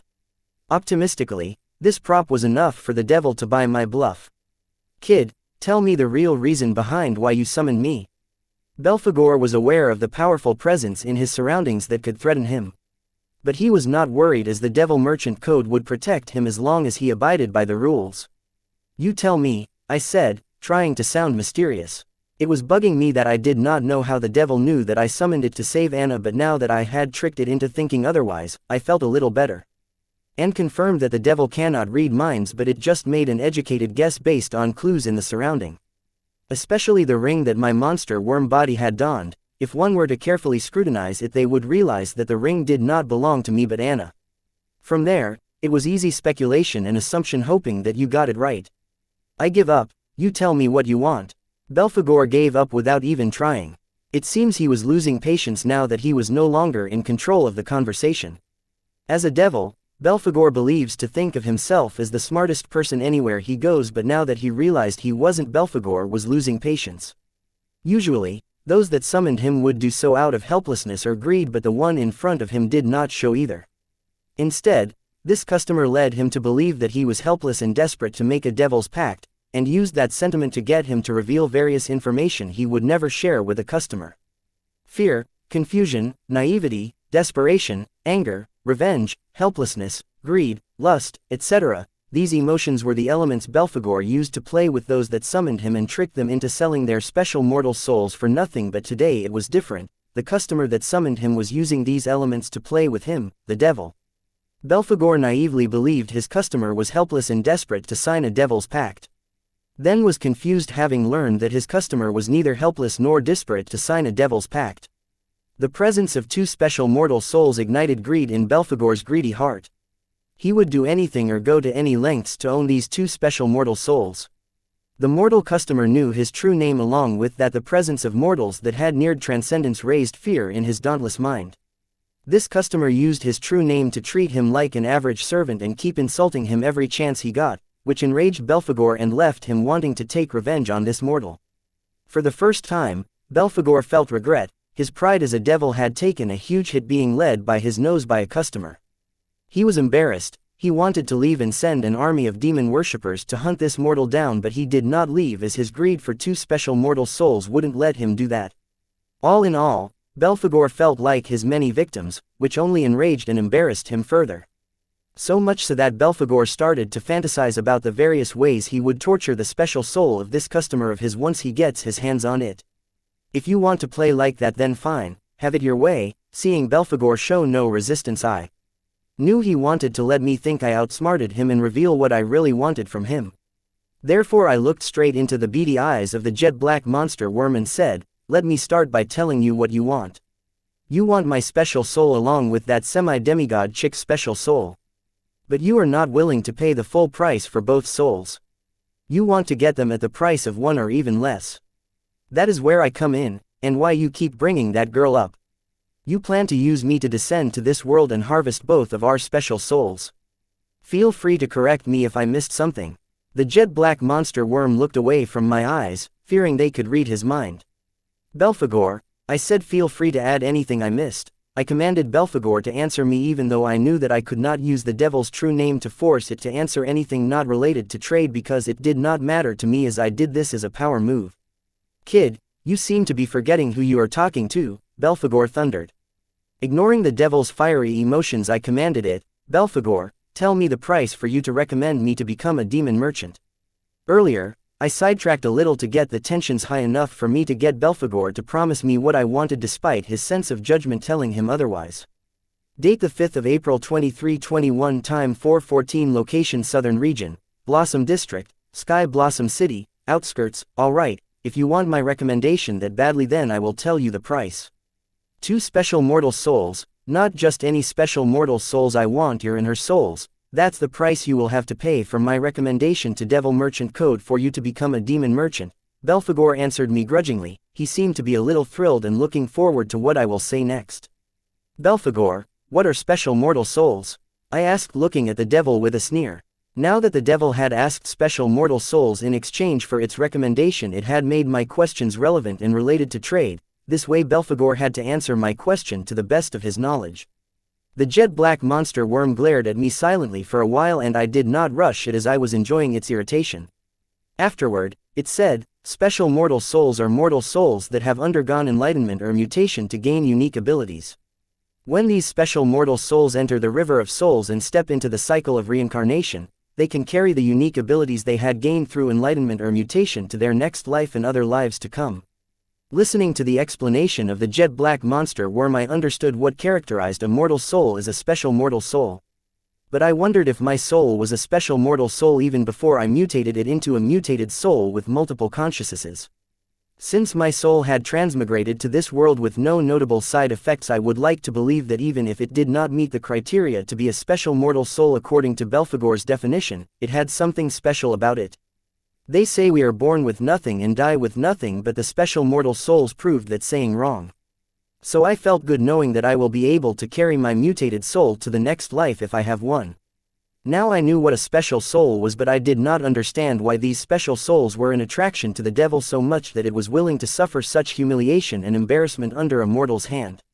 I mean, being able to be reborn with unique abilities was good and all, but why does the devil care so much about it? What use does the devil have for these special mortal souls? Speaking of people with special mortal physiques, I knew 3 people who would fit this description: Corey, Clown Mask, and Courtney. I am not so sure about Clown Mask and Courtney, but Corey definitely had a special mortal soul. Wait, wasn't Corey Park a demon in one of Corey's past life? Maybe I should talk to her about this. Hopefully, she will have the answers to my questions. Because as much as I would like to bicker with Belphegor and get the answers I wanted, I don't think Anna's body would be able to hold that long. So it was about time I commenced my plan. Belphegor, I don't feel that your recommendation is worth 2 special souls, especially not mine and her souls. How about a 1,000 median quality soul jades? That sounds fair, I said, pointing my monster worm head at the semi-demigod sneak attacking Anna non-stop. 1,000 median quality soul jades for a devil's recommendation to become a demon merchant. Have you lost your mind? And you have the gals to call it fair? Belphegor lashed out in rage. Hearing the price his customer put forward, he felt like the customer was shaming him. What about you? How is it any fair price to ask 2 special souls for a recommendation? I snapped back at Belphegor.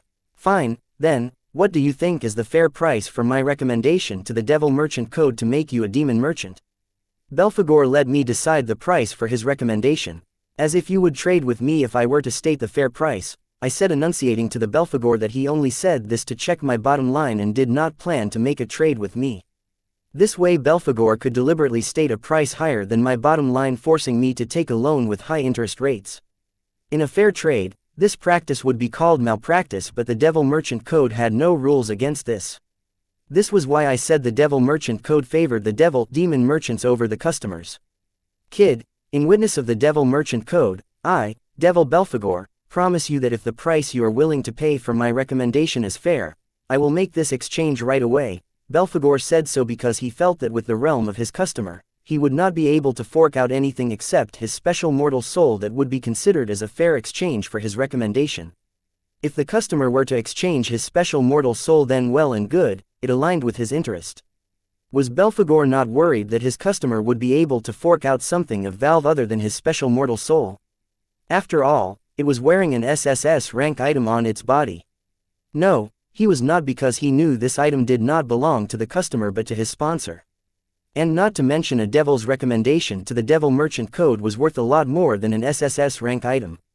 Belphegor was confident that even his customer's sponsor wouldn't be able to come up with an item that would be considered a fair trade for his recommendation quota. Wait, what? I was taken aback by Belphegor's sudden promise with the devil merchant code was a witness, because for devil merchants this was similar and as serious as the card apprentice taking oath in witness of the world's will. Meaning if I were to come up with something fair in exchange for his recommendation, as long as I want him to, Belphegor would have to undergo the exchange. Why would Belphegor do this to himself? Did he suddenly get cocky thinking that someone of my realm will not be able to get something of equal value in exchange for his recommendation for the devil merchant code to make me a demon merchant? If he did that, then that would be a really dumb move for a devil, but a lot easier for me to achieve my agenda.